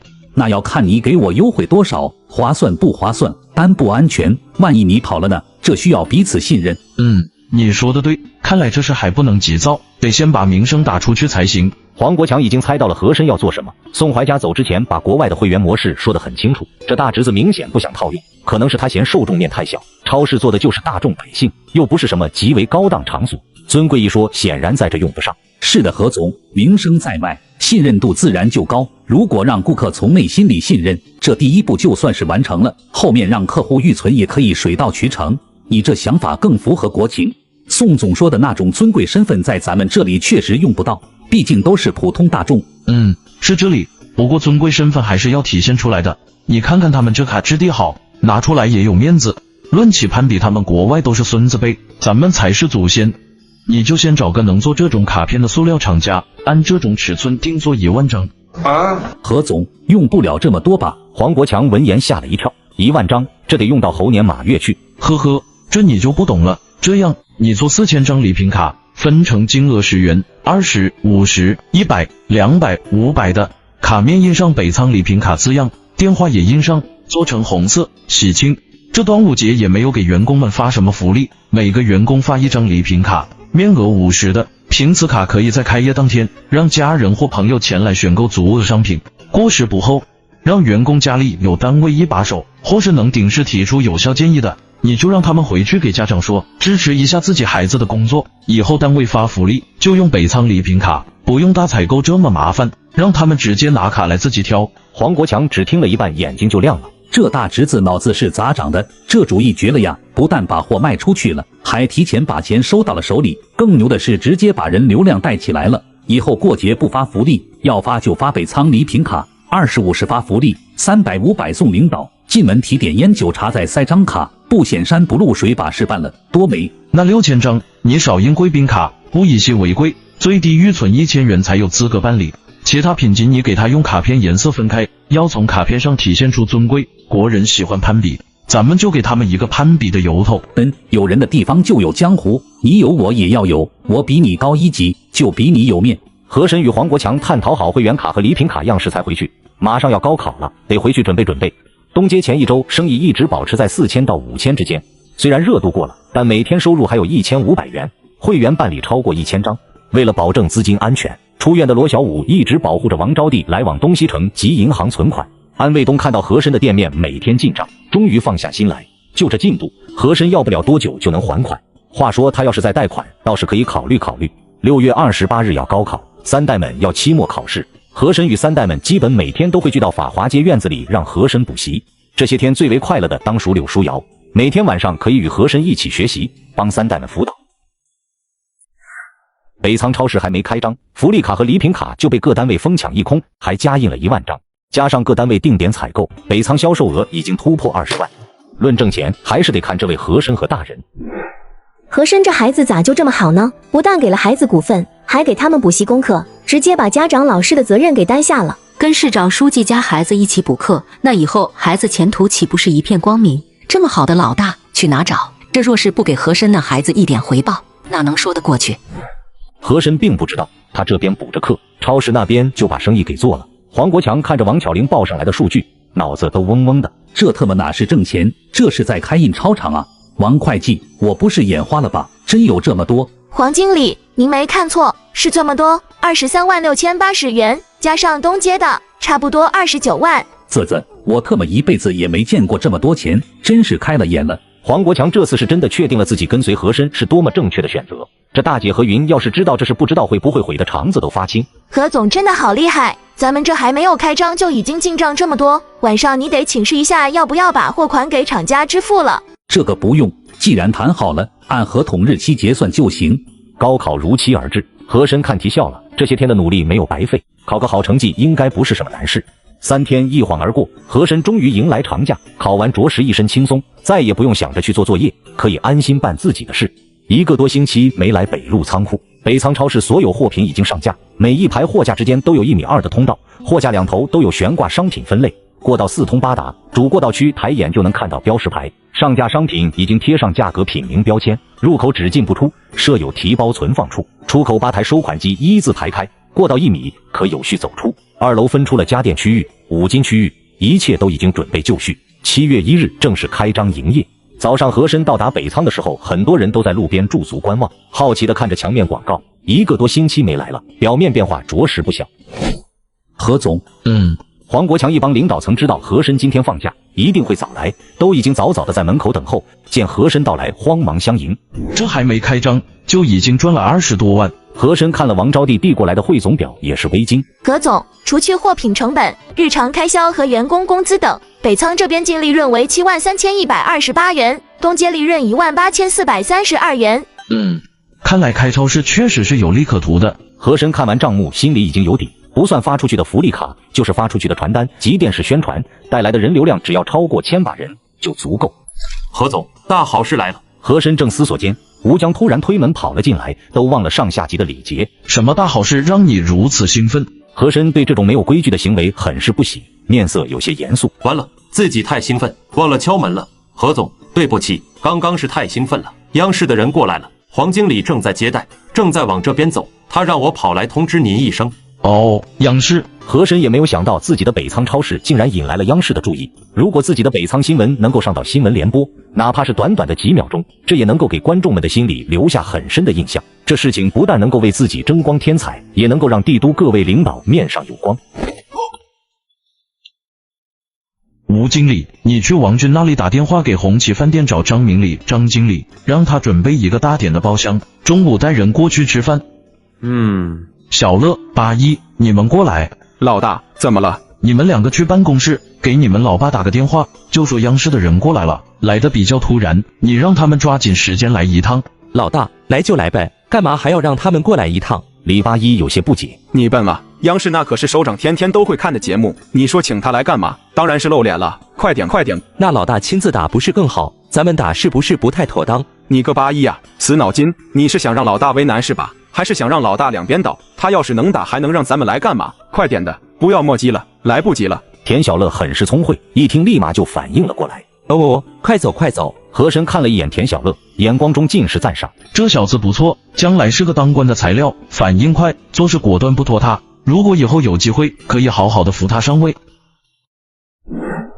北仓超市即将揭开其神秘面纱，迎来盛大的开业庆典，出乎意料地吸引了中央新闻电视台的瞩目。面对这一能为自身增光添彩，同时也让领导层倍感荣耀的绝佳契机，和珅毫不犹豫地迅速行动，即刻吩咐手下邀请书记与市长莅临现场。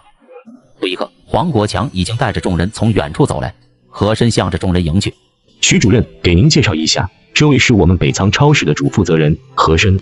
何总，这位是央视新闻节目中心主任曲向国主任，今天特意带记者来对咱们北仓进行采访。曲主任，欢迎你们前来视察工作。小小北仓能够得到央视的重视，真是让人受宠若惊，感谢领导关怀，请。没想到这黄国强只不过一管事的，真的主持人在这里还是个孩子。何总如此年轻就已成就如此辉煌，你让我被汗颜至极呀！哈哈，哪里，晚辈也是背靠祖上福音，是领导大力扶持，不然我一个孩子哪里有这么大的本事？曲主任谬赞了，里面请。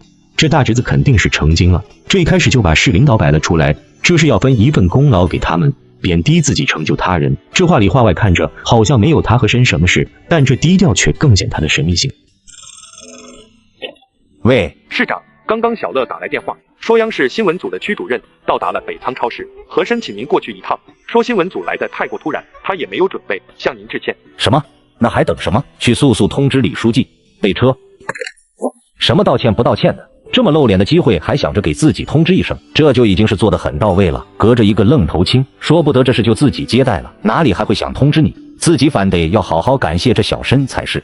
和珅并没有忙着跟曲向国汇报情况，而是打着众人舟车劳顿辛苦的旗号，硬是让众人稍稍歇息片刻再做汇报。这李伟与田雄不来，他怎么好开始？至少要让他们尽一下责。既然做，自然就要圆满。先上好烟好茶给众人招待上，又说了一大堆感谢央视的话，听得曲向国都有些不好意思。自己是看到帝都台上的播报，觉得这北仓的出现正巧弥补了新闻一个短处。改开之后，国内新兴产业很少，北仓的出现正好顶在这个浪尖之上，一眼就能看出它的新鲜点。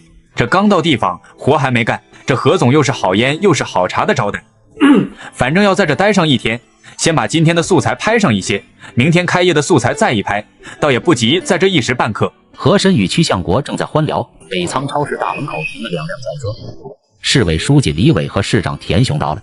这是迄今以来黄国强亲眼见到的最大的官员，但明眼一看，他就能够分出谁是田雄，谁是李伟。书记好，市长好，我是北仓超市副经理黄国强，受何总之命前来等候2位领导。好，黄经理辛苦，请带路吧。黄国强推开办公室，将2位领导引进门。和珅看到李伟和田雄到来，慌忙起身。李书记、田市长，2位领导好。不管前世是不是位极人臣，哪怕心里再不情愿，这个时候也得把心态放平，姿态要放足。曲向国作为央视新闻组的主任，自然是认识这2位大佬的。他看到这2位到来，就已经明白了和珅之前的行为是什么意思，心中不禁暗道这小家伙很是滑头。小年纪不学好，倒是把人情世故做得很是到位。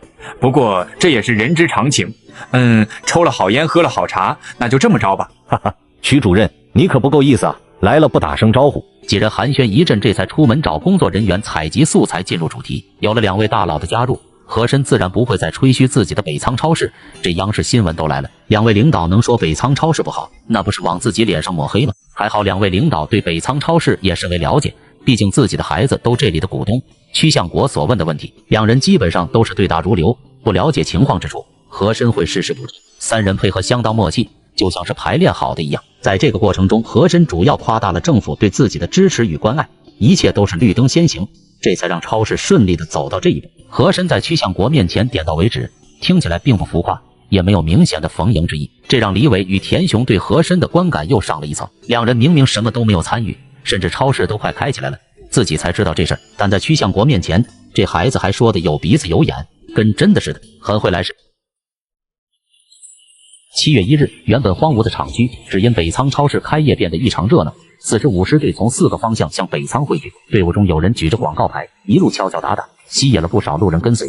国人喜欢看热闹，更喜欢分享。不多久，北仓超市开业的消息就传遍大街小巷，不到10点，北仓就已经聚集了近千人围观。随着武士队越来越近，锣鼓喧天，人声鼎沸，整个场地已被围得水泄不通。此时扩音喇叭突然响起：“亲爱的同志们，大家好，请静一静，请静一静。”扩音喇叭中传出黄国强的声音，武士队伍锣鼓声顿停，众人也都将目光看向台前。同志们，今天我们北仓超市开业大吉，有幸请来了市委领导和市领导，大家欢迎。哎呀，那不是小乐和八一的爸爸吗？你请来的？好家伙，这里还藏着一个三代呢，市委书记和市长他都认识，这一对可真是郎才女貌，是哪家子弟？和珅示意他不要这么大声，果然柳书瑶这才感觉失态，看周围的人都在看他，慌忙闭嘴。哥哥是二姑父。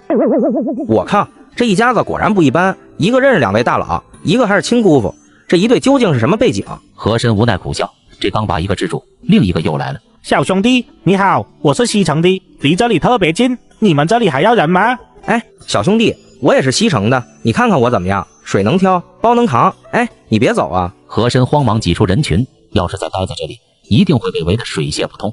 那边李伟已经开始致辞，和珅也无暇去听，不过都是官话套话，听了也没什么意思，干脆还是回去吧，到晚上看账目就行。半小时以后，一声急促的鞭炮声传来，北仓超市正式开业，人群一窝蜂涌入北仓超市。半下午的时候，曲向国才离开，临走时和珅早就让黄国强安排了好烟好茶，每人还发了一张200的礼品卡。这小子做事是真有魄力，500块说送就送，相当于自己1年的工资了，这份礼可是不轻。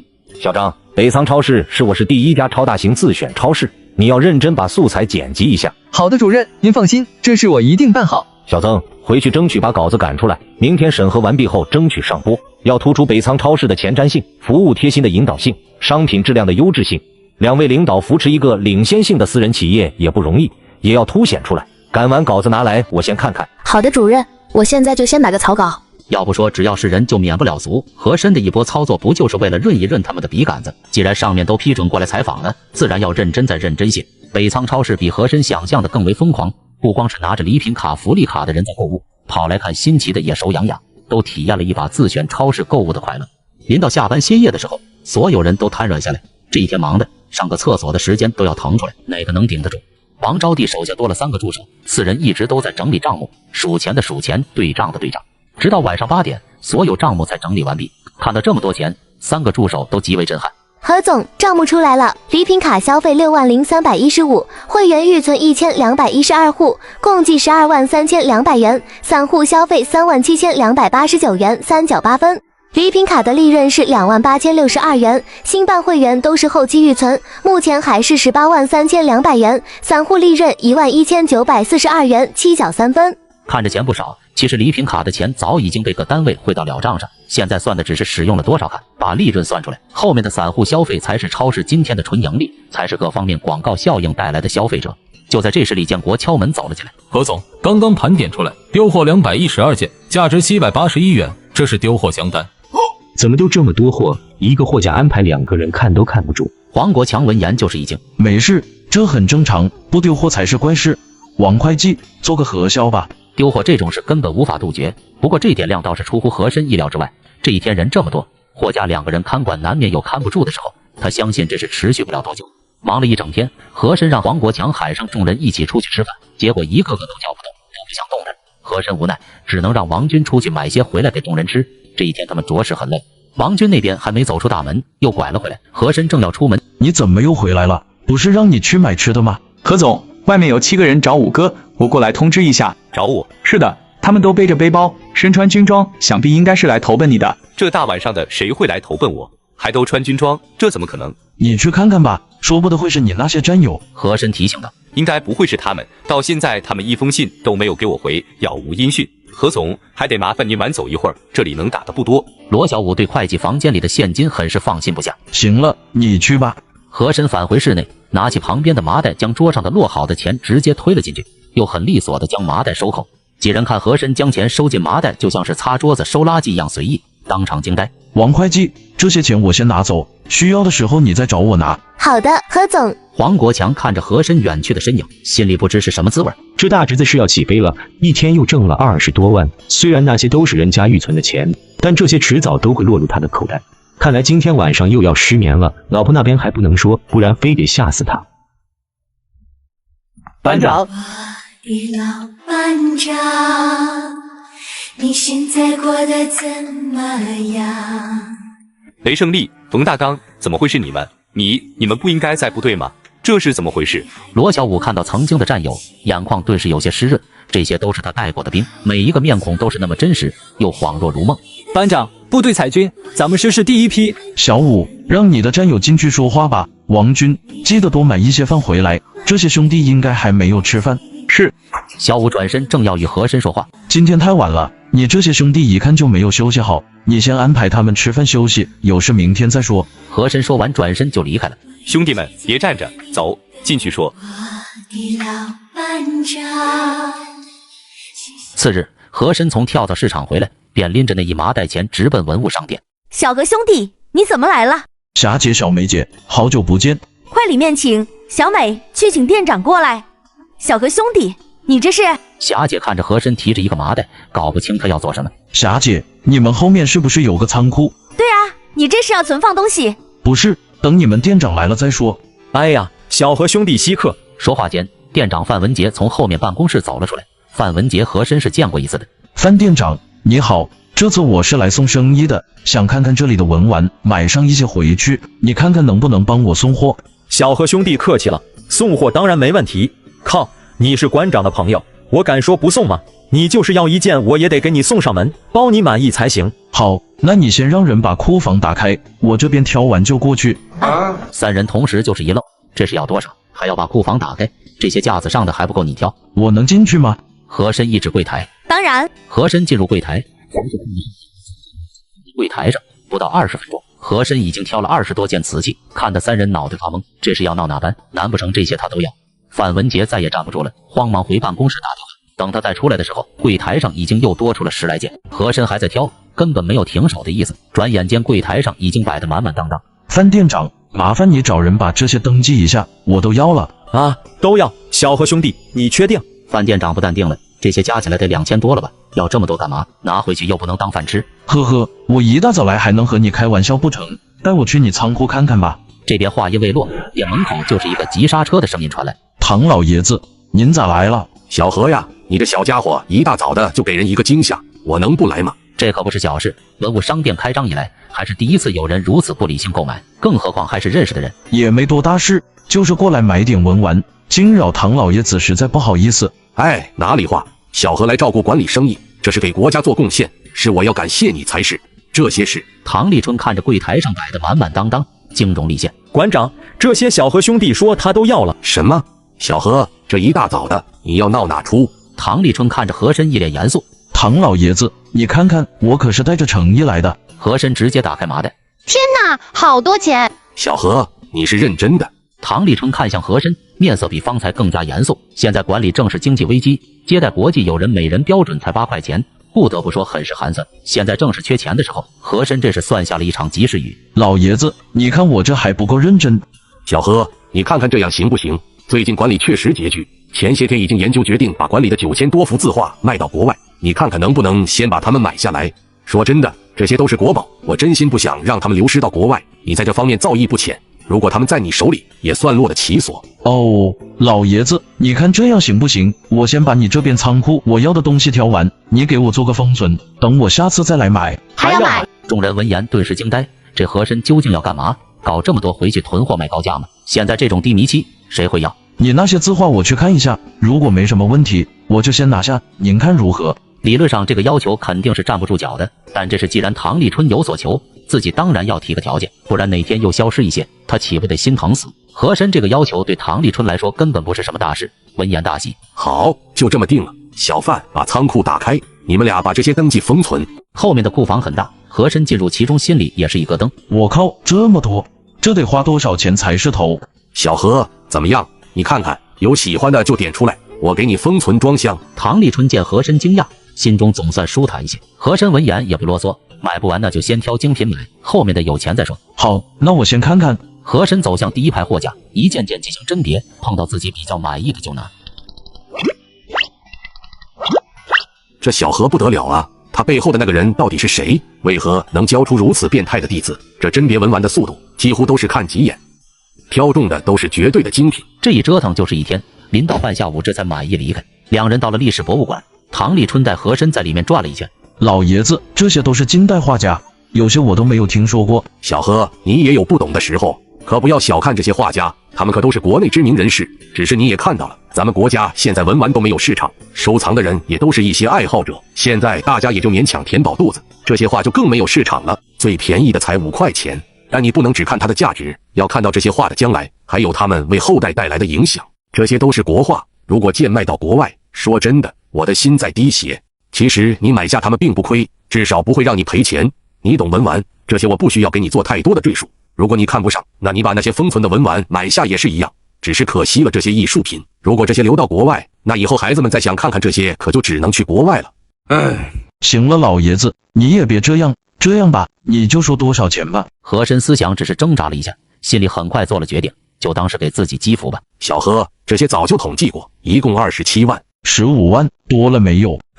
也就看你老唐方才一脸苦相的份上，就你一个人爱国爱惜后代，那帮子人怎么不这么想？只要有钱花，连祖宗都卖，他们怎么不想着给后代留下点好东西？既然钱是给你们这些白眼狼花，那我干嘛客气？你看你哪有这么杀价的？这样吧，以我能做主的价格给你25，多一分都没有，不然你就送到国外去。20。小何，现在我们真的是很拮据，你看你这。老爷子，你去和他们商量吧。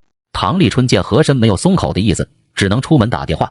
半小时之后，唐立春再次回来，看他的脸色就知道没有谈妥。和珅只能哀叹一声：这些人呐，比前世的自己还要狠，只要说钱就是六亲不认。我15万买走，最起码东西还在国内，你多点卖了，那就一辈子也别想再找齐全回来。这个理他们能不懂？唐老爷子看样子没谈拢。小何，还是谢谢你。这些人呐，不配为人，他们怎么对得起那些热血还没散去的英雄烈士？算了，老爷子，就冲你这份心，20万我要了。北仓超市开业场面异常火爆，仅开业首日便收回20万现金。然而这份喜悦尚未充分沉浸，次日便被和珅一掷千金悉数用尽。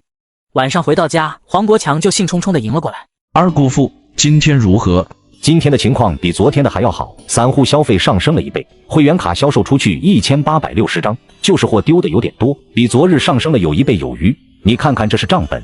今天已经上了新闻联播，如果情况预料不差，明天的人应该会更多。现在情况基本上是稳定下来，过几天会逐渐滑落。和珅看完账目，心里头大概已经有了底。这样，小五那不是来了7个兄弟吗？你明天把他们安排好在超市巡查，像丢货这种问题，抓住以后直接扭送派出所，立2个典型就好，没必要大张旗鼓。好，我知道了。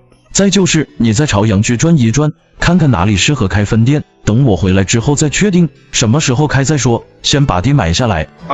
黄国强闻言心中就是一惊，北仓超市才开业了2天，那边批发市场都还没着落，你就想着开分店的事儿了，要不要这么着急？想归想，嘴里还是立马答应下来，既然和珅想做，自己去执行就好。另外这2天我会带小雪回村祭拜一下母亲，你回头把我和巧玲的火车票给我准备好。好的。明早跟我去一趟大杂院，把爷爷奶奶接过来，几个人老是挤在那几个房间里，也不是一回事。现在超市情况运转一切良好，这老2口也不必再担心会赔钱的问题。既然安心了，那就让他们先回来吧。小沈，昨天我看到新闻联播了，上面都有北仓超市的报道。想当初一下看你搞这么大，真是让人捏了一把汗。现在看来，你真的是很有做生意的天赋。何中书心情很好，语音之中都充满着笑意。看到孙子有钱了，他作为长辈自然欢喜。爷爷奶奶，这2天我要带小雪回去祭奠一下母亲，你们就搬回去院住吧，这样也宽敞一些。和珅由头至尾都没有提让何瑞妍再搬回去的话，何其与李舒雅自然明白是什么意思。那行，我们就收拾。何中书自然知道落霞的意思，这阵子他可没少唠叨孙子不懂事，不知道请自己回去住，还说和珅小心眼，结果被何中书骂了一顿。现在何中书既然答应了，落霞自然欣喜，慌忙走回房间收拾衣物。和珅把事情都安排好之后，便来到火车站。这段时间家里你就多照看，还有不要让任何人进我的房间。有了巧玲，带孩子也就方便了许多。在自己的记忆中，来的时候原主做的是硬座，手里提着干饼，一路就这样熬过来的。好在时间不是太长。现在回去，几人住的都是卧铺，这东西没有关系，你想买都买不到，都是计划批条，算是领导专做。黄国强在超市经理这个位置已经接到过不少领导，搞几张卧铺还是不在话下。他拿下的是整个隔间的卧铺票，也就是说这个隔间不可能再有其他人进得来，让3人有个宽松的环境，也是为了安全起见。毕竟和珅身上可是带着不少钱的。哥哥，这就是卧铺车吗？你能不能消停会下来，让你巧玲姐休息一会？哦，是我太兴奋了，这就下来。火车咣当了一天，小雪在里面待不住，拉着巧玲要去其他车厢逛逛。这点和珅也没什么意见，这是在火车上，还有巧玲在，不会有太大问题。卧铺车厢向来人少，这倒是给了小雪施展的空间，在过道当中疯跑。她正看着窗外的风景，过道那头传来小雪的哭声，和珅猛然惊醒，一个跨步飞了出去。你这人怎么回事？自家小孩子都看不住，让他在过道疯跑，你看看这怎么办？赔钱！和珅转头就看到过道门口处一个穿着时尚的妇女正在对巧玲训斥，旁边站着一位中年男子，穿着中山装，一看就是一位领导干部打扮。算了，不过一个杯子，你和小孩子计较什么？快回去！不行，这杯子可是我最喜欢的一个，我妹妹从国外给我买的，必须赔钱，能坐得起卧铺，还能赔不起钱。和珅快步走过来，哥哥，阿姨坏。没事了，有哥在，小雪不哭。巧玲，怎么回事？巧玲向和珅比划手势。明明这个女子开门出来，碰到小雪把自己的杯子弄掉在地上，她竟然反过来说小雪的不是，我正和她理论。好了，你带小雪回去换身衣服。和珅看向一旁的男子，面色有些冷峻。这是你的女人。你会不会说话？什么我是他女人？是又怎么样？碰破了我的杯子就得赔钱，找谁都没用。妇人看和珅这么说，怒气更是犀利。和珅根本没有理会那妇人，看向男子说道：你怎么说？小兄弟，其实是……你闭嘴！找他没用，杯子是我的，今天这事儿不赔钱，咱们没。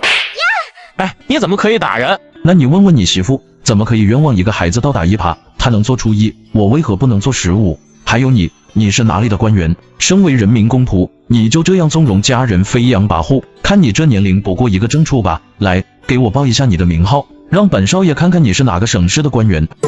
那男子一听，立马就是一个机灵。这是碰到哪个高官子弟了？说话这么硬气，还哪个省市？那他背后的人物岂不是自己难以企及？看这少年穿着，看这气质，再看这气场，官位十足，一看就是高官家的子弟，不然怎么可能培养得出这么有气场的人出来？正处在他眼里啥都不是吗？抱歉，是个误会，对不起，打扰了。那女子听到和珅的话，脖子也是一缩，再不敢说一句话。身为官家人，她怎么会听不出来这里面的利害关系？要是自己丈夫因为自己的一句话把官给弄丢了，那以后岂不是得后悔死？说完，两人转身就要回旁边的车厢。怎么这就想了了啊？你把我妹妹的衣服弄湿怎么算？她那衣服120元，少一个只要你好看，待会给我送到3号厢。和珅什么人没见过？就这样的，他太了解了。官怕什么？他们不怕名，就怕比他们位子高的官，更怕一生努力付之东流。你个小丫头，出门就惹事，以后不许哭，知道没有？咱不欺负别人，但也绝对不能让人欺负。有哥在，你怕什么？哦，好，以后不哭了。刚才害怕，那阿姨好凶。小兄弟，刚才真的对不起，都是我们的错，这是赔您的衣服钱，请收下。下不为例，不送。回江州的火车已经走了1天1夜，车厢无人打扰，和珅一觉睡到天微微发亮。突然，车厢那头就传来2声连续枪响。你们2个待在这里别动，不知道是警抓匪还是匪劫财，都已经动枪了。外面是荒无人烟之地，看来这是明火持枪在抢劫。那边过道被人锁了起来，和珅看向过道，借着昏暗的灯光，可以看清锁门的正是给自己赔钱的那位男子。又是一声枪响传来，这次的声音比方才更近了。和珅借着过道的玻璃，看到前面那节车厢有6人走近，2个人持着枪，2个人手里推搡着2名乘务工作人员，他们已经被捆绑。最后2人拿着布袋。你进隔间里去，不要出来啊！小兄弟，你这很危险呀！不要废话，快进去。此处相对而言算是极为宽敞了，就在这吧。老大，前面有节卧铺车厢，里面的人不是领导就是有钱人，我带六子去那边。不想死的就老老实实把钱掏出来，要是老子发现谁敢抢你，要钱不要命，那我成全你，把你们裤头纸都给老子翻出来。和珅观察了许久，确实是6个人，其他车厢应该是没有同伙。过道已经被强行分开，2个汉子快步向和珅这边走来。和珅直接打开门，兄弟，这是我的，主动上交。那汉子看也不看和珅一眼，抓过钱直接递给后面拿布袋的男子。就在汉子转身之际，同时动了，他速度极快，一把拉住汉子。2人瞬间就被解决。那边的老大听到这边有人惊呼，刚望向这边，就见一个黑影一闪而至。他没枪了，揍他们！人群里不知道谁喊了那么一句，有人一动，立马就会有人跟随，车上顿时乱哄哄的一片。同志，谢谢你，请问您怎么称呼？我们一定为您请功。不用了，拔刀相助而已，你们把钱给大家还回去吧。待和珅回到车厢，一个男子正一手持枪，一手勒着小雪的脖颈，像是在等着和珅到来。巧玲此时已经晕倒在床边不省人事，那1万块钱就在提包跟前放着，显然他已经将东西搜了一遍。小雪眼角含泪，愣是没有哭出声来。小雪不用怕，哥哥在这。哥哥，我不怕，你看我没哭。小雪把和珅的话记在了心里，遇到事不能哭，因为有哥哥在。和珅看向男子，平头，看起来个头很高，目测1米8，偏瘦，35、6，看起来很有精神，至少面相看来此人不像个犯罪之人。这人没有见过，若是站在人群里盯着自己的肯定有印象，此时出现在这里，那就只有一个解释，这人一直在卧铺车厢窝着，在自己房间里搜到钱也不拿，1万块不管对谁来说，这都是一笔不小的钱，此人却是将钱扔在一旁看都不看，难道是寻仇？既然他没有伤人之意，那就探探再说。果然领头人都是藏在幕后的，你本来可以悄声无息离开，甚至没有任何人知道你的存在，为何还要来这么一出？是想找我报仇吗？他们的死活和我没有任何关系，本来事情很顺利，只是出了你这么一个意外罢了。那你想做什么直说吧，钱你搜到却不拿走，反而在这挟持着我妹妹等我出现，总不可能是和我有仇吧？我好像并没有见过你，哪来的仇怨？我与你没有仇怨，更不稀罕你的钱。那帮人抢钱只是个附带的小活，真正要做的事是在帮我找一个人。而就在方才，那人跳车逃了，你破坏了我最后的希望。什么乱七八糟的，我听不懂。你要怎样才能放人？简单，你帮我办一件事，只要这事能办成，这小孩子我不会伤害他。那你说吧，什么事？方才逃走的那人身上有一份我急需的情报，这里是一片无人区，两边都是山区，豺狼很多，他不会武，跳车的时候又受了伤。你帮我把他追回来，拿到身上的情报以后，去江州怀源县刘兵饭馆，到时候我会在那里靠窗边的桌子留下记号，你给我情报，我还你妹妹，你看如何？和珅闻言就是一惊，你是哪个国家的间谍？这和你没有关系，就说答应不答应吧。和珅当然不会答应。男子说话的同时，他就在寻找机会，突然注意到此人的右脚有问题，裤腿有些空荡，他瞬间就明白了。你断了一条腿，不错，你也看到了，虽然能动，但不灵活。你是华夏人，这所谓的情报应该是个幌子吧？我现在大概知道你是谁了。哦，说说看。杨廷立，今年37岁，76年压断了右腿，人称贼王，不偷穷人和孕妇，成立了鬼队、南下支队和北上支队3支队伍。有意思，没想到公安局的人没认出我，你倒先把我认出来了，厉害！仅只凭我的一条腿就能判断得出来，你果然不是一般人。这个人可是在各局都是挂了号的，不管是下辖的派出所，还是上面公安局，走到哪里都会有这人的案件，但上面却没有他的一张照片，因为没有人真正的见过他。我很奇怪，你是贼，不是匪，跟他们也不是一伙，现在拿着手枪指着我妹妹，你到底想做什么？痛快，那我也不绕弯子了，你把那群劫匪给收拾了，我还得谢谢你帮我除掉了对头，所以你放心，我绝对不会伤害你的妹妹。刚刚跳车的是我的兄弟，在这种环境下，他一个人根本不可能回得去，你把他给我安全带回来，我还你妹妹。你为何会选中我？很简单，刚才你那几下子不得了，是有真功夫的，只要你去了，这些豺狼在你面前应该不会占到便宜。怎么样，成交吗？杨廷立正说着，那边过道噔噔的响起了脚步声，他摆了摆枪头，示意和珅自己出去应付。小雪乖乖的，不要害怕，哥哥马上回来。小兄弟，我带同事们过来谢谢你，你不但救了我们，还为乘客们挽回了损失，你又不要求请功，我只能组织大家一起来向您表达谢意。和珅一把抓过男子手里的那个削皮刀，显然这是他拿过来要还和珅的。刚才已经谢过了，就不必再谢了，我这里面有女眷，不方便接待你们，还请回吧。好的，小先生，我是这趟列车的列车长孙长兴，这几位是乘务工作人员，以后只要您到了这列火车，不管我在不在，您随意找他们任何一位都可以为您提供卧铺。你们几个一定要记住这位先生。小先生，敢问您怎么称呼？和珅原本就没有打算留下自己的性命，孙长兴第二次问了。俗话说伸手不打笑脸人，这样也好，说不得以后自己要经常乘坐火车，如果能有如此便捷的条件，那当然最好不过。和珅报了自己的姓名和单位，孙长兴给和珅留下了自己的联系方式，这才满意离开。和珅看着手里的水果刀，顿时有了底气，里面的杨廷立等的也是焦急。这火车咣当咣当，虽说走得不快了，但1小时也有50-60公里，这再浪费一会儿时间，找到自己兄弟的机会就越渺茫。看到和珅拉门进来，也不啰嗦，直接问道：“我现在没有时间和你废话了，到底成不成交？”你那位兄弟是从哪一面跳下去的？是这边还是那边？开往江州的火车途中遇劫匪，和珅拔刀相助，救下所有人，帮众人找回丢失的财物。没想到螳螂捕蝉，黄雀在后，却遭贼王杨廷立枪指小雪威胁。和珅当即一段小刀瞬间飞出，切断杨廷立右手食指的同时，一只大脚直接跺在他的胸口之上。丫头，怎么样？没事吧？和珅检查了一下，并没有受伤，转过头再去查看巧玲，他只是被打晕，并没有大碍。掐过人中，巧玲很快苏醒。小雪没事，你放心吧。此时过道里已经站了好几个人，早有人跑去找了孙长兴。啥？又出事了？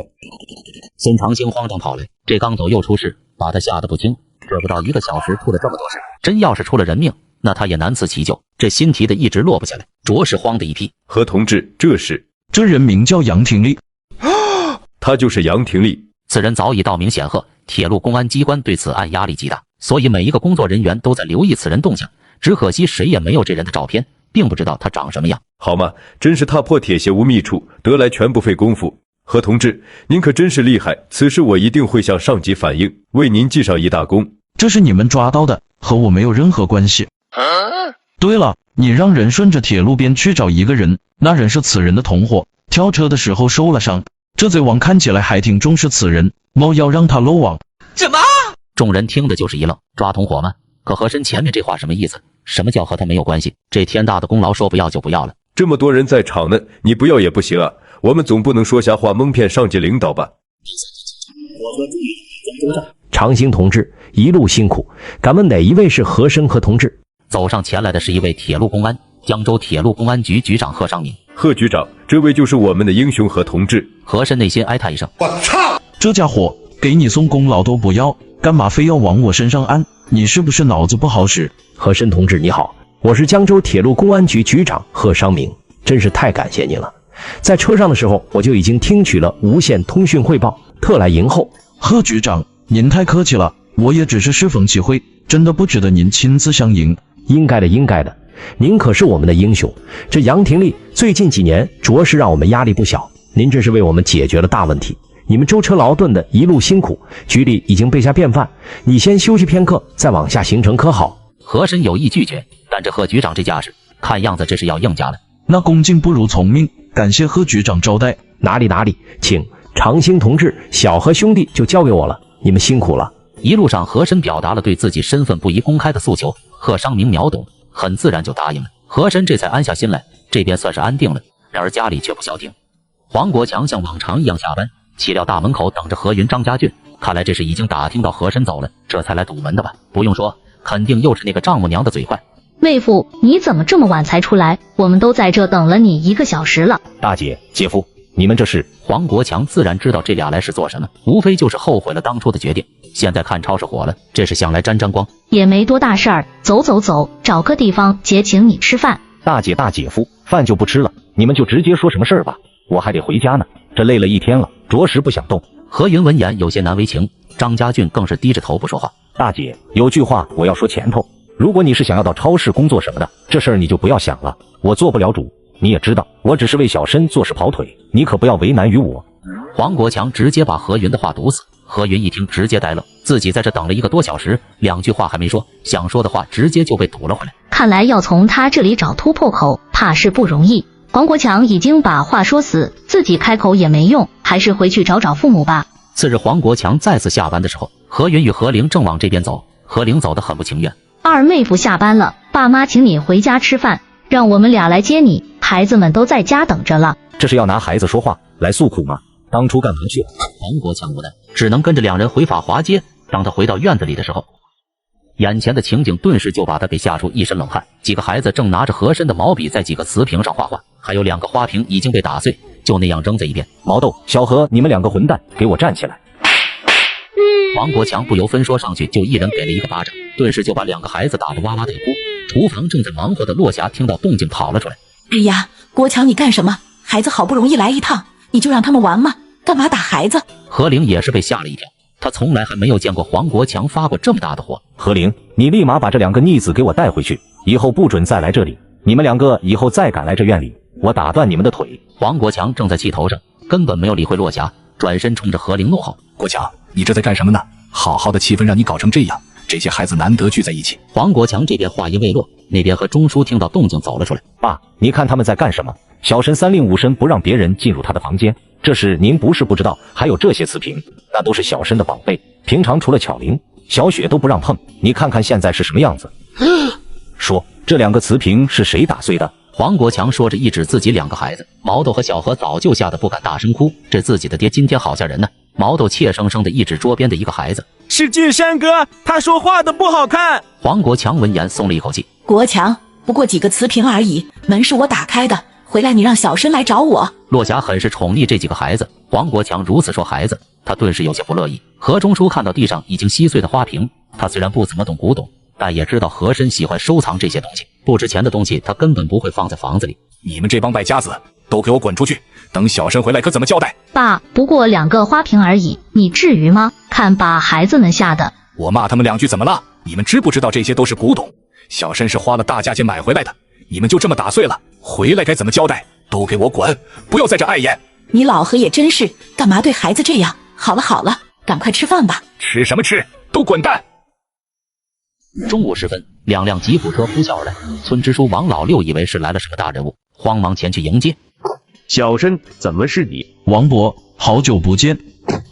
镇长，您也来了。王爷爷。小雪，哎呀，我的乖乖，都长这么大了。这和珅一走就是4个月，期间一封信也没回，正琢磨着这2天去镇上打个电话，让人帮忙寻找一下，这就见到真人了。去的时候还是自己安排人送去坐火车的，这才过去几个月，没想到回来都有镇长相陪，莫不是和齐家里是当官的？老六，我们已经把小何同志安全送到家，剩下的事就交给你们了。明天这个时候我会来接小何同志，县长有交代，你们可要把小何同志招待好，这回到家了，可不要屈着他。严镇长上前给王支书做了交代，至于为什么他没说，更何况他也不知道，只是交代一定要把和珅招待好，他也只能按指示办事。和珅看着原主家破败的院落，心中莫名升起一丝心酸，原来自己这副躯体就是在这里长大的，除了风景秀丽之外，貌似只剩下穷了。小申啊，你家很久没人住了，也没法住人，我让人把村委会里面的房间收拾出来，你们就先凑合住1晚吧。村委会环境要好很多，王老六给和珅安排完住处就要走。王伯，请你稍等片刻。王老六有些诧异，这孩子现在说话怎么都文绉绉的了，才离开4个月而已，变化这么大的吗？小申，还有什么事吗？我想帮母亲修个坟，您看看能不能帮我找些人，这些是料钱，人工费另算。和珅说着从兜里掏出20张大团结。看来这孩子是真的找到亲人了，家里还挺有钱，一掏就是200块。你这孩子这么多钱，料钱加人工足够了，干嘛另算？王伯，还是不要省了，我想给母亲建一个好一点的，以后我可能不会经常回来，建一个好一点的，我安心。村支书应声走后，和珅拿着祭奠之物，凭着原主的记忆向村东头的一片山林走去。墓碑很是简单，就是一块木板，用毛笔字写的碑文。又是2月22。1951年2月22，这是陈玉婷的生辰，原主的生日也是1969年2月22。这其中莫非有什么关联？看来这件事情自己回去要好生琢磨一下才行，说不得有一天可以解开这其中的奥秘也说不定。小雪，过来给妈妈磕个头。王老六办事很是快，这边刚祭拜完毕，那边村支书就带着5、6个人拉着材料向这边走来。临到天色逐渐擦黑，陈玉婷的坟也被修缮完毕，成了整个渔湾村独一份。看着刚刚修缮起来的新坟，和珅心中祈祷，这又算是帮助原主了一桩心事。次日清晨，和珅直接上了开往上海的火车，拿着贺商明给他的特殊证件，上车补票即可，省去了买票的麻烦。他的此次出行，一是祭拜原主的母亲，另外一个目的那就是增长见识。火车咣当了20多个小时，到达上海站，临下火车就见乘务人员扣着一个40多岁的男子。哥哥，是魏大叔。魏红兵当过兵，曾经是志愿军。当初原主带着小雪坐火车想喝水，却不知道在哪里打。邻座的魏红兵见2人年幼，又是第一次出门，就帮助2人打了水。之后还把两人送出车站，帮他们问了路，这才离开。两位等一等。魏红兵看到两人很是尴尬，微微低下头，当作不认识。同志，你有什么事吗？我想知道这位大叔他怎么了？你们为何压着他？他逃票，要带回去处理。乘务人员也没有厉声拒责，这种事情太多了，他们哪天不抓几个？和珅闻言松了一口气，还以为是什么大事。你们放开他吧，票钱我来出。魏叔，你不是在帝都吗？怎么会到这里来？魏大叔好，我是小雪，还记得我吗？小雪，你好呀，叔叔当然记得你。小申，你们这是？和珅看得出来魏红兵有难言之隐，随即也不再多问，看他这一脸的颓废相，肯定是遇到了什么难处。魏叔，你要是没什么事，就先跟着我们如何？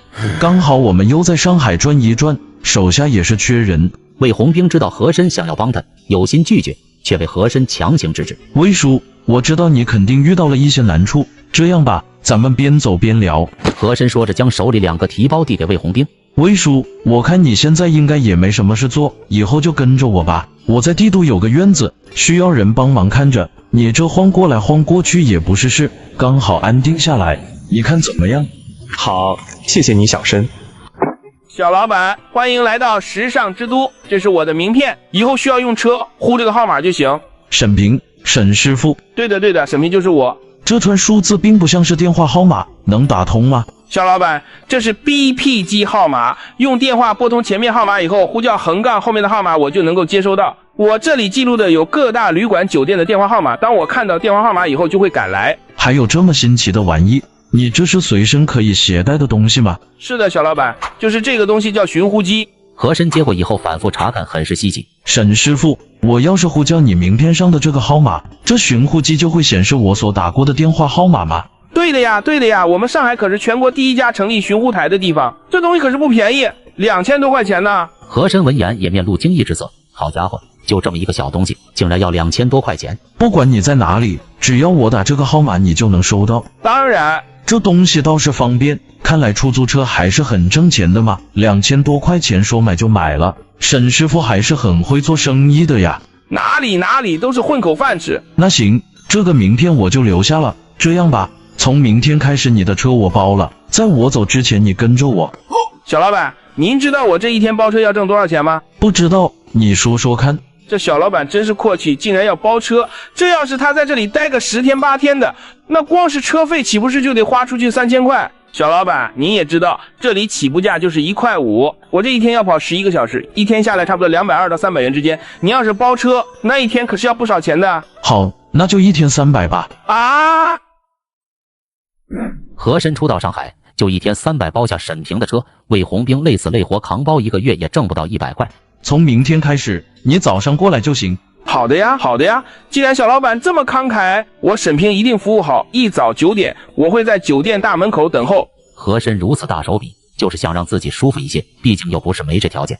先生您好，请问您需要几间房？要3间吧。小雪，晚上你和巧玲住一起，我和魏叔1人1间。让人尴尬的是，和珅3人都有介绍信，魏红兵却没有。他来的时候还是逃票来的，哪里会有什么介绍信？再说他压根也没有想过自己能住得起旅馆，哪怕只是一个通铺床位也没有奢望过。和珅正在踌躇之际，那沈平突然跑了进来，一口上海话与前台沟通。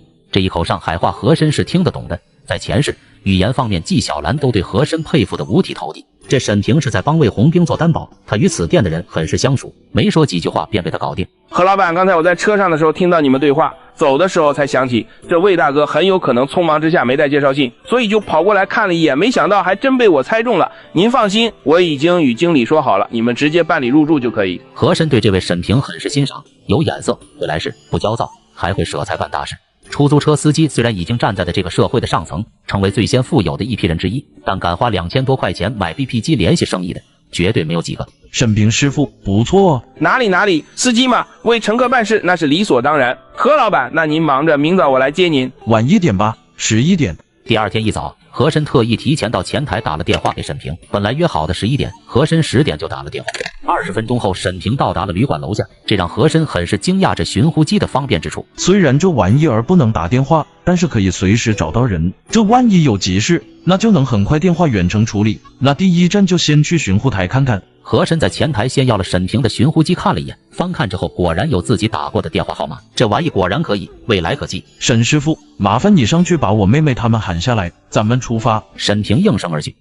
不一会，沈平带几人来到一处的地下室，面积并不大，20平不到。店内生意冷清，只有2、3个客人。一个梳着大背头的47、8岁中年男子正厅内一脚喝着茶，抽着雪茄。黄老板悠闲呐！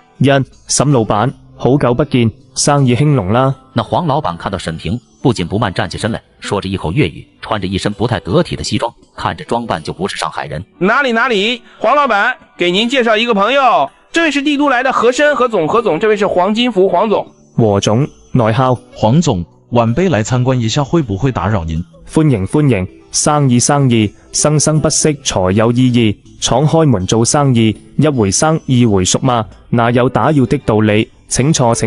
小美給客人倒茶。和總也懂得粵語，以前跟湘江的朋友學過。黃老闆，能不能給我介紹一下你這裡的尋呼機？這少年應該不只是來買一台傳呼機這麼簡單，莫非這人也想做這門生意？當然可以，小琪拿一台 call 機過來。和總，你看一下，這個就是尋呼機啦。黃金福並沒有過多的介紹，只是拿給和珅看，讓他自己研究，等待他的下文。若是這少年問東問西，那就說明他的來意並不只是一台尋呼機這麼簡單，說不得會有合作的機會。黃老闆，你能給我說說這東西是怎麼工作的嗎？看着很是新奇，如果不是什麼秘密，我倒是想了解一下。果然，黃金福眼神就是一亮，這才笑着開口道：和總，這是一種沒有話音的單向廣播式無線選呼系統。說的簡單點，這尋呼機就是用戶佩戴的小型無線電接收機，用起來很是方便。我相信在不遠的將來，這東西一定可以暢銷全國的。你要不要考慮搞一搞？和珅能夠清晰地感覺到時代在變化，一切讓人方便快捷的科技正在走出快車道。對於黃金福的介紹，和珅是聽進去了，並沒有表態，而是直接辦了一個尋呼機走了。這讓黃金福很是摸不準和珅的脈搏。就這樣走了，難道是我的眼光出了問題？何總，下面咱們去哪裡？你帶我們去最繁華的地方看看。沈平就是上海通，就沒有他不知道的地方。城隍廟。何總，這裡是上海目前最為繁華的地方，如果您要是不喜歡，咱們就去和平飯店，那裡也不錯。沒事，這裡挺好。既然來了，那就轉一轉吧。像和珅這樣組合的人，城隍廟裡極多，不是學業前程，就是求姻緣平安。沈平正跟他們介紹着即將到達的月老店，就見前面不遠處一個少女追着3個男人在店前瘋跑。少女速度極快，本來幾人之間還有10米左右的距離，眨眼之間她便已經到了3人身後。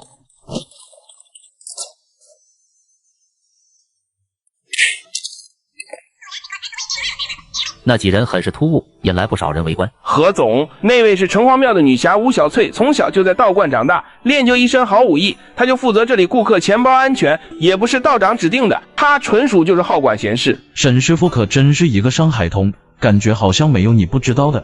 附近的人都知道，這丫頭從小是被人扔在道館門口的，現在16歲了，都還沒有人來認領，一直只是由弘毅道長帶大。聽說現在道長也管不住她，就是不知道是真是假。喲，小妹妹，你長得可是真漂亮，不是本地人吧？來哥給你拍張照。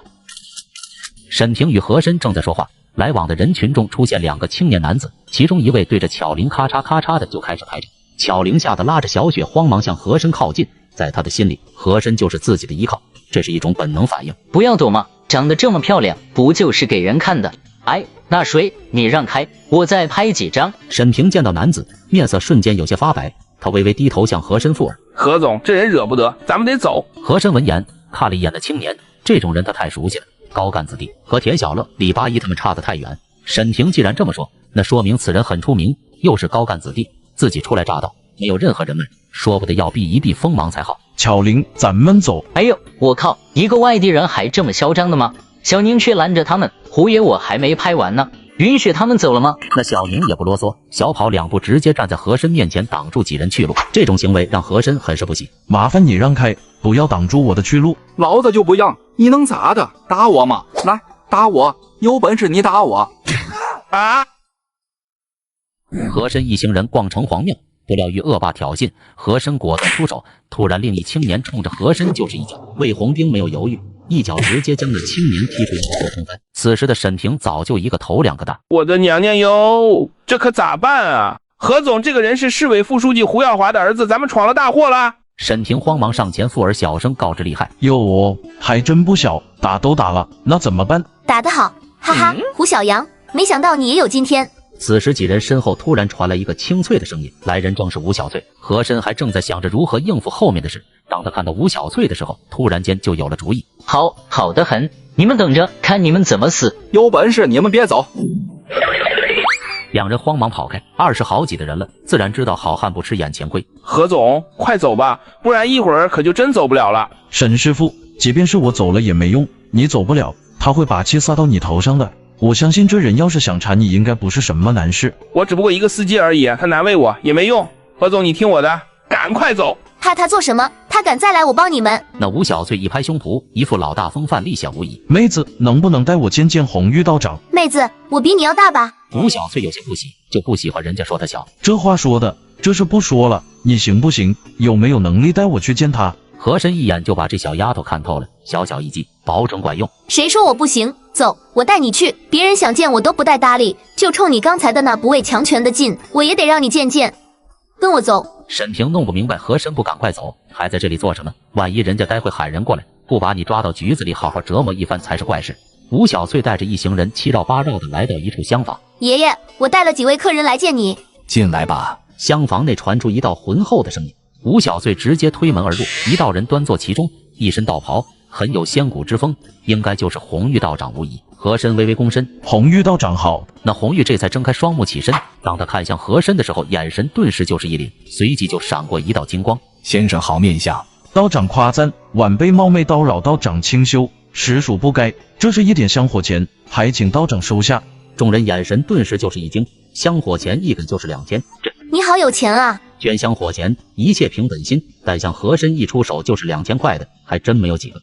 先生有心了，请坐。红玉只是看了一眼桌上的香火钱，眼神并没有丝毫变化，心如止水。多谢道长，你们几个到外等我，莫要打扰道长安宁。和珅此时说的话充满了威严，让几人顿时就是一愣。哼，跟个小大人似的，还挺拽。小翠，你这孩子真是越来越不懂事，看来是得找个人管管你了。道长只是看了一眼吴小翠，倒也没有赶她出去的意思。和珅明了，道长，晚辈听说这小翠姑娘一直没有亲人来寻，现在已经长大成人，再待在道观里怕是不妥，不如我将她带在身边，和我家巧玲一起做个伴如何？我不，凭什么我要跟着你？你是谁啊？和珅看向红玉道长，见他并没有搭腔的意思，很快就懂了，微笑看向小翠。丫头，你已经不小了，是个女子，在这里已经多有不便，要不是我看你武艺还行，说实话我还真看不上你。你有什么了不起？不就是有点钱，我才不稀罕跟着你。爷爷，我不管，我不走，打死我也不走。红玉闻言依然笑而不答。和珅适时开口，我不但有钱，还比你厉害很多，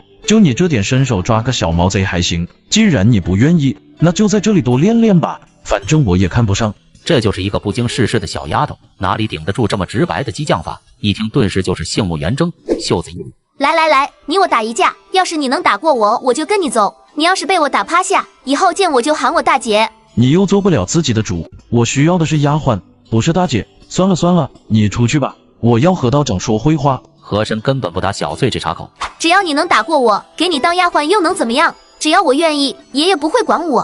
哼，这几年谁能在我手下走过10招？就你这小屁孩，我能打10个。小翠，不要胡闹，你不是这位先生的对手，要是出手可莫要后悔。红玉说话了，但这话听在小翠耳里就更加生气。爷爷，我虽然是女子，说话也是一言九鼎，如果我输，我就去跟他当丫鬟，绝不后悔。来，让翠姐看看你的本事。吴小翠对红玉的话根本就听不进去，说着已经拉开架势。道长，那晚辈就替您管教管教。先生此来必得良将，让这丫头吃点苦头也好，省得不知天有多高地有多厚。哼，还教训我？我先教训一下你。等等，怕了是不是？怕就喊翠姐好，翠姐最厉害。想打可以，签字按个手印。哼，多事，怕了你不成？反正当着爷爷面你也不敢骗我。吴小翠看也不看上面写的什么，无非就是生死状或是比武协议之类的东西，有什么好怕的？反正我又不会输。前世之因，后世之果，善念起，因果生，福生无量天尊。太慢，空门大开，早走。和珅左手一打，右手画拳为主，紧用的一根利剑将小翠打开。吴小翠不服，方才是自己大意，脚下一动，右拳忽然直捣来，临近和珅面门，突然化拳为掌刃直插和珅眉心。和珅由头至至尾坐在椅子上都未起身，两者伸手高下立判。好啦，早就跟你说了，你不是对手，非要把自己安排给别人，这个贫道也没有办法，你自己的事情自己去解决吧。怎么样？你还要不要再来？若是不服，可以再来过，直到你服为止。哼，不打了，不就是丫鬟吗？我吴小翠一言九鼎，这就回去收拾东西。以后要是混不下去了，可以回来，这里永远是你的家。爷爷，我才不会那么没用，丫鬟也能飞上天。去吧，先生，说说吧，为何执意要带我的弟子走？哈哈哈，道长心思通透，晚辈也就不再隐瞒了。刚刚招惹了市委副书记的儿子胡小阳，这小子不是善茬，想来要不了多久就会到来。道长您在上海声名远播，即便是首长都曾对您赞誉有加，晚辈初来乍到，人生地不熟，不过是来接个事，您放心，有小翠足矣，他以后我会照顾好，不会委屈了他。红玉闻言看了一眼和珅，这人何止是老成，简直是成精了。如此短的时间，他不但抓住了重点，还抓住了人，自己声名在外，人尽皆知。看在自己的面子上，很多人对吴小翠同样敬重有加，即便是那胡耀光来了，也得给自己几分薄面。这人二话不说就把人收到手下，更重要的是，他竟然知道自己已经有了让吴小翠出去闯荡的意思。他身上有我看不透的东西，这少年将来必然是这个时代的枭雄人物。先生大才，敢问称呼是？作为道家传人，凡是来客，皆为香火情谊，不问何处而来，一切随缘。如今红玉问起和珅姓名，已是起了结交之意。晚辈和珅，和气之和，深沉的深。红玉闻言，瞟了一眼桌案上的那一纸协议。乾隆时期有一治贪，钮祜禄和珅，此人虽然贪财，但却极具才华，至今无人超越。此人效仿乾隆写的一手好字，听闻足以以假乱真。何先生，你可相信人有前世今生？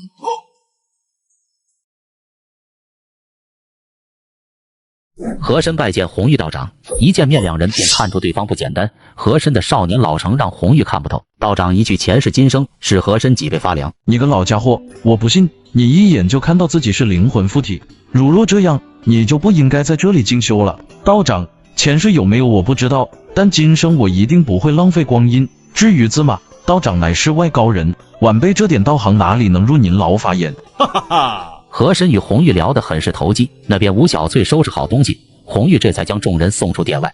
这就想走了，也不看看我答应了没有？李队长，就是这几人，抓住他们！哼，李队长，你还是人民的公安吗？这人总是欺负良家妇女，你不去管，怎么现在还给人当狗腿子来了？小翠，不得无礼！李队长，什么风把你吹来了？莫不是我这里发生了案件？道长，你怎么出来了？那李队长显然是认识红玉道长的。贫道前来送朋友出行，李队长是忙，贫道就不打扰了，请。李队长一脸黑线，请什么？我敢抓你的朋友吗？本来就不是什么大事，几个人打架而已，上面有头有脸的哪个不给你3分薄面？我一个小队长敢到里面抓你朋友，别吓我好不好？李队长也不说话，只是微微躬身转身就走。胡小阳很是不解，这特么怎么回事？说好了来抓人的，怎么到了这里连个屁也不放就走了？哎，李队长，你怎么走了？事还没办呢。道长有心了，小翠走。和珅自然明白红玉的意思，既然帮了，那就帮得彻底一些，自己就在这里，何必还需小翠出头？爷爷再见。和珅仅在上海待了4天，就踏上归途。沈师傅，明天我一早就会离开这里，这是4天的钱，你点一下。不用点，不用点。那明天一早我来接你去火车站。就是他。胡少爷在这动手不好吧？这里可是旅馆，人来人往的，要不等到晚上咱们偷偷的摸进去。旅馆又怎么样？怕他个球，上，出事我顶着。几人闻言再也不啰嗦，手里拿着棍棒便向和珅冲来。看着几人气势汹汹，和珅当即就明白这是胡小阳的节奏，这是看官方的人不行，又开始走邪门歪道了。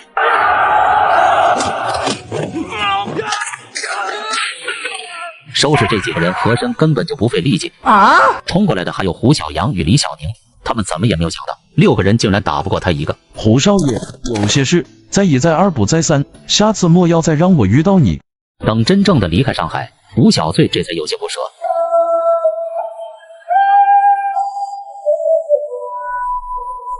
等众人回到帝都法华街的时候，已经是中午12点多。落霞看着和珅出去几天，又带了2个陌生人回来，心里很是不喜。这一下院子里又要住这么多人，和那个大杂院又有什么区别？